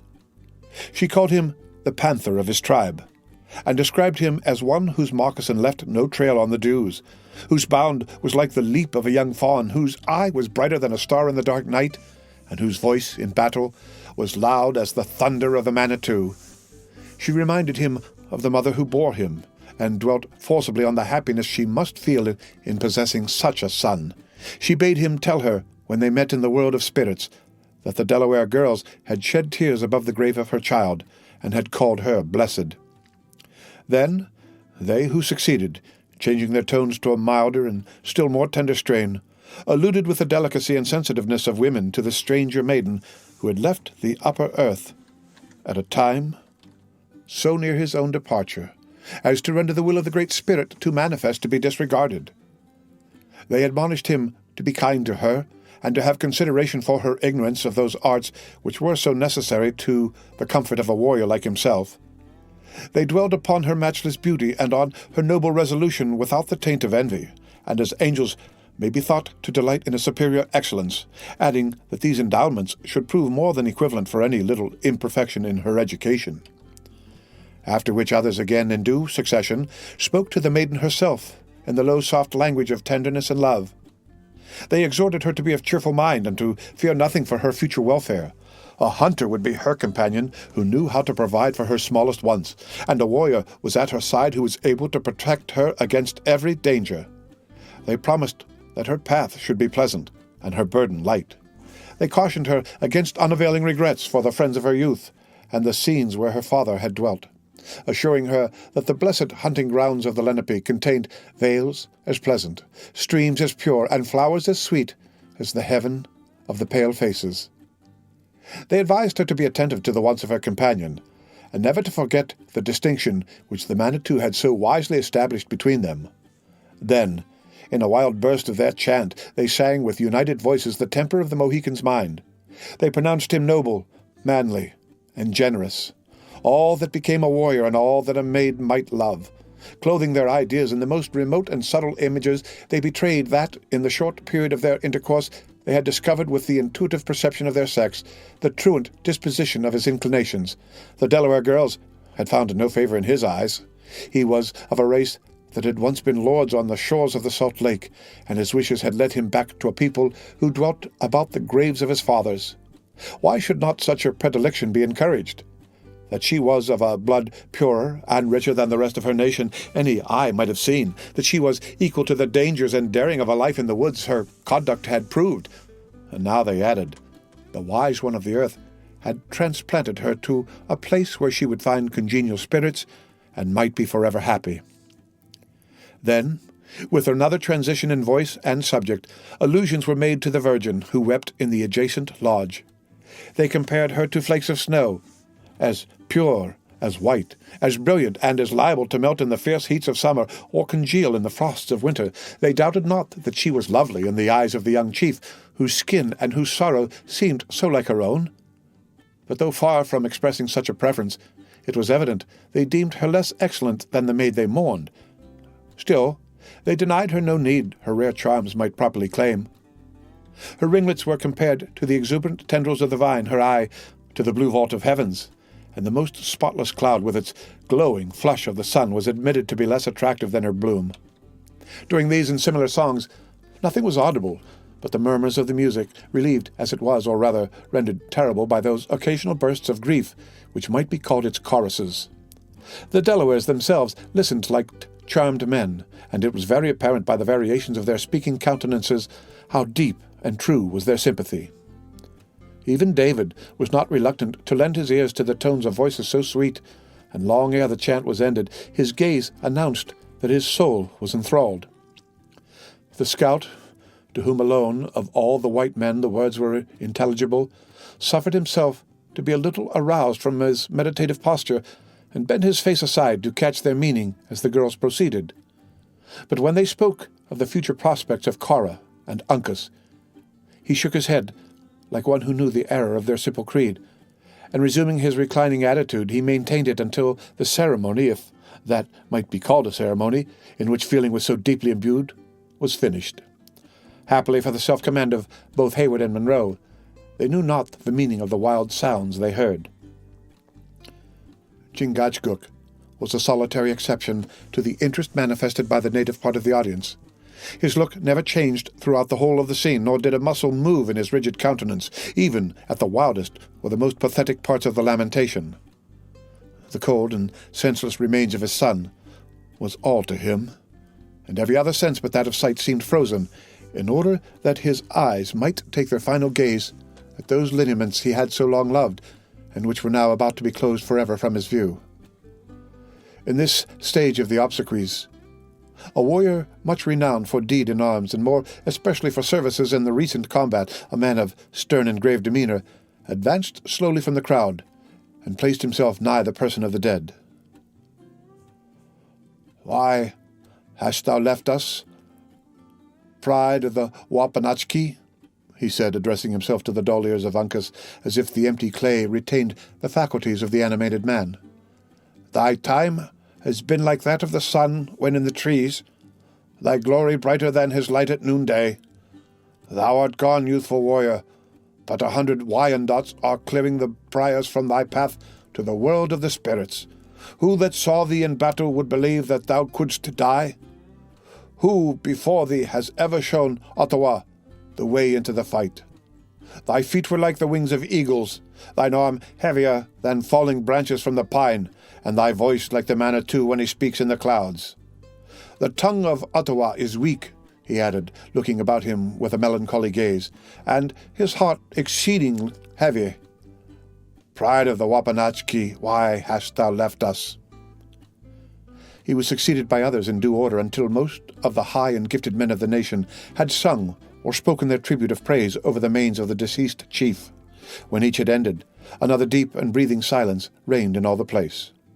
Then a low deep sound was heard, like the suppressed accompaniment of distant music, rising just high enough on the air to be audible, and yet so indistinctly as to leave its character and the place whence it proceeded alike matters of conjecture. It was, however, succeeded by another, and another strain, each in a higher key, until they grew on the ear, first in long-drawn and often repeated interjections, and finally in words. The lips of Chingachgook had so far parted as to announce that it was the monody of the father, though not an eye was turned toward him, nor the smallest sign of impatience exhibited. It was apparent, by the manner in which the multitude elevated their heads to listen, that they drank in the sounds with an intenseness of attention that none but Tamenund himself had ever before commanded. But they listened in vain. The strains rose just so loud as to become intelligible, and then grew fainter and more trembling, until they finally sank on the ear as if borne away by a passing breath of wind. The lips of the Sagamore closed, and he remained silent in his seat, looking with his riveted eye and motionless form like some creature that had been turned from the almighty hand, with the form but without the spirit of a man. The Delawares, who knew by these symptoms that the mind of their friend was not prepared for so mighty an effort of fortitude, relaxed in their attention, and with an innate delicacy seemed to bestow all their thoughts on the obsequies of the stranger maiden. A signal was given by one of the elder chiefs to the women who crowded that part of the circle near which the body of Cora lay, Obedient to the sign, the girls raised the bier to the elevation of their heads and advanced with slow and regulated steps, chanting as they proceeded another wailing song in praise of the deceased. Gamut, who had been a close observer of rites he deemed so heathenish, now bent his head over the shoulder of the unconscious father, whispering, "They move with the remains of thy child. Shall we not follow and see them interred with Christian burial?" Monroe started as if the last trumpet had sounded in his ear, and bestowing one anxious and hurried glance around him, he arose and followed in the simple train with the mien of a soldier, but bearing the full burden of a parent's suffering. His friends pressed around him with a sorrow that was too strong to be termed sympathy, even the young Frenchman joining in the procession with the air of a man who was sensibly touched at the early and melancholy fate of one so lovely. But when the last and humblest female of the tribe had joined in the wild and yet ordered array, the men of the Lenape contracted their circle and formed again around the person of Uncas, as silent, as grave, and as motionless as before. The place which had been chosen for the grave of Cora was a little knoll, where a cluster of young and healthful pines had taken root, forming of themselves a melancholy and appropriate shade over the spot. On reaching it, the girls deposited their burden, and continued for many minutes waiting, with characteristic patience and native timidity, for some evidence that they whose feelings were most concerned were content with the arrangement. At length, the scout, who alone understood their habits, said in their own language, "My daughters have done well. The white men thank them." Satisfied with this testimony in their favor, the girls proceeded to deposit the body in a shell, ingeniously and not inelegantly fabricated of the bark of the birch, after which they lowered it into its dark and final abode. The ceremony of covering the remains and concealing the marks of the fresh earth by leaves and other natural and customary objects was conducted with the same simple and silent forms. But when the labors of the kind beings who had performed these sad and friendly offices were so far completed, they hesitated in a way to show that they knew not how much further they might proceed. It was in this stage of the rites that the scout again addressed them. "My young women have done enough," he said. "The spirit of the paleface has no need of food or raiment, their gifts being according to the heaven of their color. I see," he added, glancing an eye at David, who was preparing his book in a manner that indicated an intention to lead the way in sacred song, "that one who better knows the Christian fashions is about to speak." The females stood modestly aside, and from having been the principal actors in the scene, they now became the meek and attentive observers of that which followed. During the time David occupied in pouring out the pious feelings of his spirit in this manner, not a sign of surprise, nor a look of impatience escaped them. They listened like those who knew the meaning of the strange words, and appeared as if they felt the mingled emotions of sorrow, hope, and resignation they were intended to convey. Excited by the scene he had just witnessed, and perhaps influenced by his own secret emotions, the master of song exceeded his usual efforts. His full, rich voice was not found to suffer by a comparison with the soft tones of the girls, and his more modulated strains possessed, at least for the ears of those to whom they were peculiarly addressed, the additional power of intelligence. He ended the anthem as he had commenced it, in the midst of a grave and solemn stillness. When, however, the closing cadence had fallen on the ears of his auditors, the secret, timorous glances of the eyes and the general and yet subdued movement of the assemblage betrayed that something was expected from the father of the deceased. Monroe seemed sensible that the time was come for him to exert what is perhaps the greatest effort of which human nature is capable. He bared his grey locks, and looked around the timid and quiet throng by which he was encircled with a firm and collected countenance. Then, motioning with his hand for the scout to listen, he said, "Say to these kind and gentle females that a heart-broken and failing man returns them his thanks. Tell them that the being we all worship under different names will be mindful of their charity, and that the time shall not be distant when we may assemble around his throne without distinction of sex, or rank, or color." The scout listened to the tremulous voice in which the veteran delivered these words, and shook his head slowly when they were ended, as one who doubted their efficacy. "To tell them this," he said, "would be to tell them that the snows come not in the winter, or that the sun shines fiercest when the trees are stripped of their leaves." Then, turning to the women, He made such a communication of the other's gratitude as he deemed most suited to the capacities of his listeners. The head of Monroe had already sunk upon his chest, and he was again fast relapsing into melancholy, when the young Frenchman before named ventured to touch him lightly on the elbow. As soon as he had gained the attention of the mourning old man, he pointed toward a group of young Indians who approached with a light but closely covered litter, and then pointed upward toward the sun. "I understand you, sir," returned Monroe, with a voice of forced firmness. "I understand you. It is the will of heaven, and I submit. Cora, my child, if the prayers of a heartbroken father could avail thee now, how blessed shouldst thou be! Come, gentlemen," he added, looking about him with an air of lofty composure, though the anguish that quivered in his faded countenance was far too powerful to be concealed. "Our duty here is ended. Let us depart." Hayward gladly obeyed a summons that took them from a spot where, each instant, he felt his self-control was about to desert him. While his companions were mounting, however, he found time to press the hand of the scout, and to repeat the terms of an engagement they had made to meet again within the posts of the British army. Then, gladly throwing himself into the saddle, he spurred his charger to the side of the litter, whence low and stifled sobs alone announced the presence of Alice. In this manner the head of Monroe, again drooping on his bosom, with Hayward and David following in sorrowing silence, and attended by the aid of Montcalm with his guard, all the white men, with the exception of Hawkeye, passed from before the eyes of the Delawares, and were buried in the vast forests of that region. But the tie which, through their common calamity, had united the feelings of these simple dwellers in the woods with the strangers who had thus transiently visited them, was not so easily broken. Years passed away before the traditionary tale of the White Maiden and of the young warrior of the Mohicans ceased to beguile the long nights and tedious marches, or to animate their youthful and brave with a desire for vengeance. Neither were the secondary actors in these momentous incidents forgotten.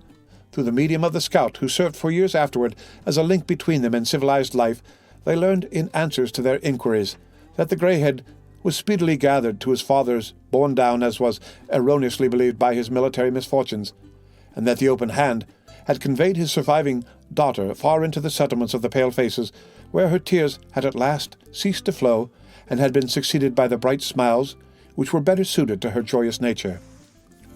But these were events of a time later than that which concerns our tale. Deserted by all of his colour, Hawkeye returned to the spot where his sympathies led him, with a force that no ideal bond of union could destroy. He was just in time to catch a parting look of the features of Uncas, whom the Delawares were already enclosing in his last vestment of skins. They paused to permit the longing and lingering gaze of the sturdy woodsman, and when it was ended, the body was enveloped, never to be unclosed again. Then came a procession like the other, and the whole nation was collected about the temporary grave of the chief temporary, because it was proper that, at some future day, his bones should rest among those of his own people.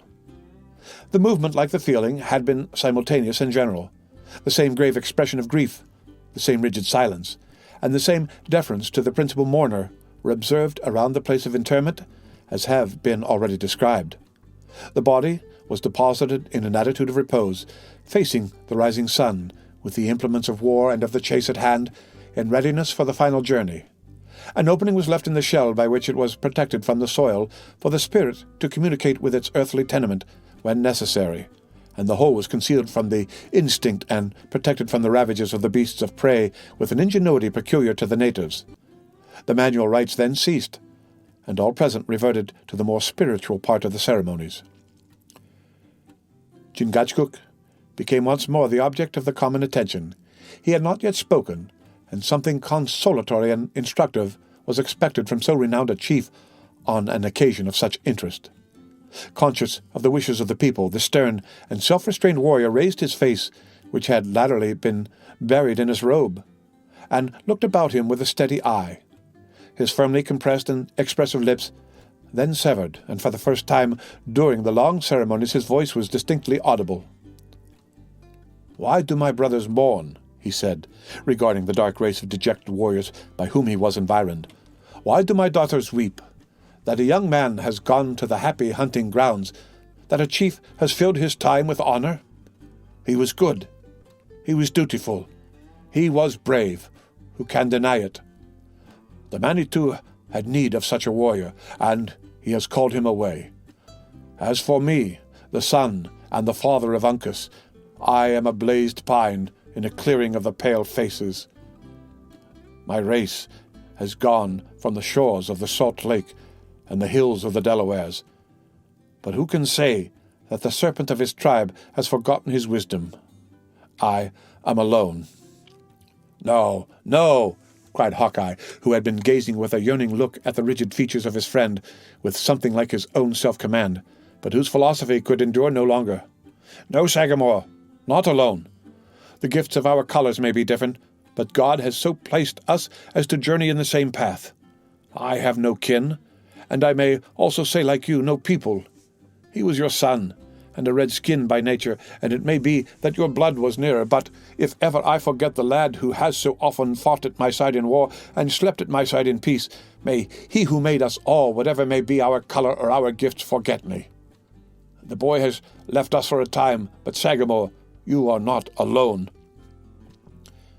Chingachgook grasped the hand that, in the warmth of feeling, the scout had stretched across the fresh earth, and, in an attitude of friendship, these two sturdy and intrepid woodsmen bowed their head together, while scalding tears fell to their feet, watering the grave of Uncas like drops of falling rain. In the midst of the awful stillness with which such a burst of feeling, coming as it did from the two most renowned warriors of that region, was received, Tamenund lifted his voice to disperse the multitude. "It is enough," he said. "Go, children of the Lenape. The anger of the Manitou is not done. Why should Tamenund stay? The pale faces are masters of the earth, and the time of the red men has not yet come again. My day has been too long. In the morning I saw the sons of Unamis happy and strong, and yet, before the night has come, have I lived to see the last warrior of the wise race of the Mohicans." The end of Chapter 33 and the end of The Last of the Mohicans by James Fenimore Cooper.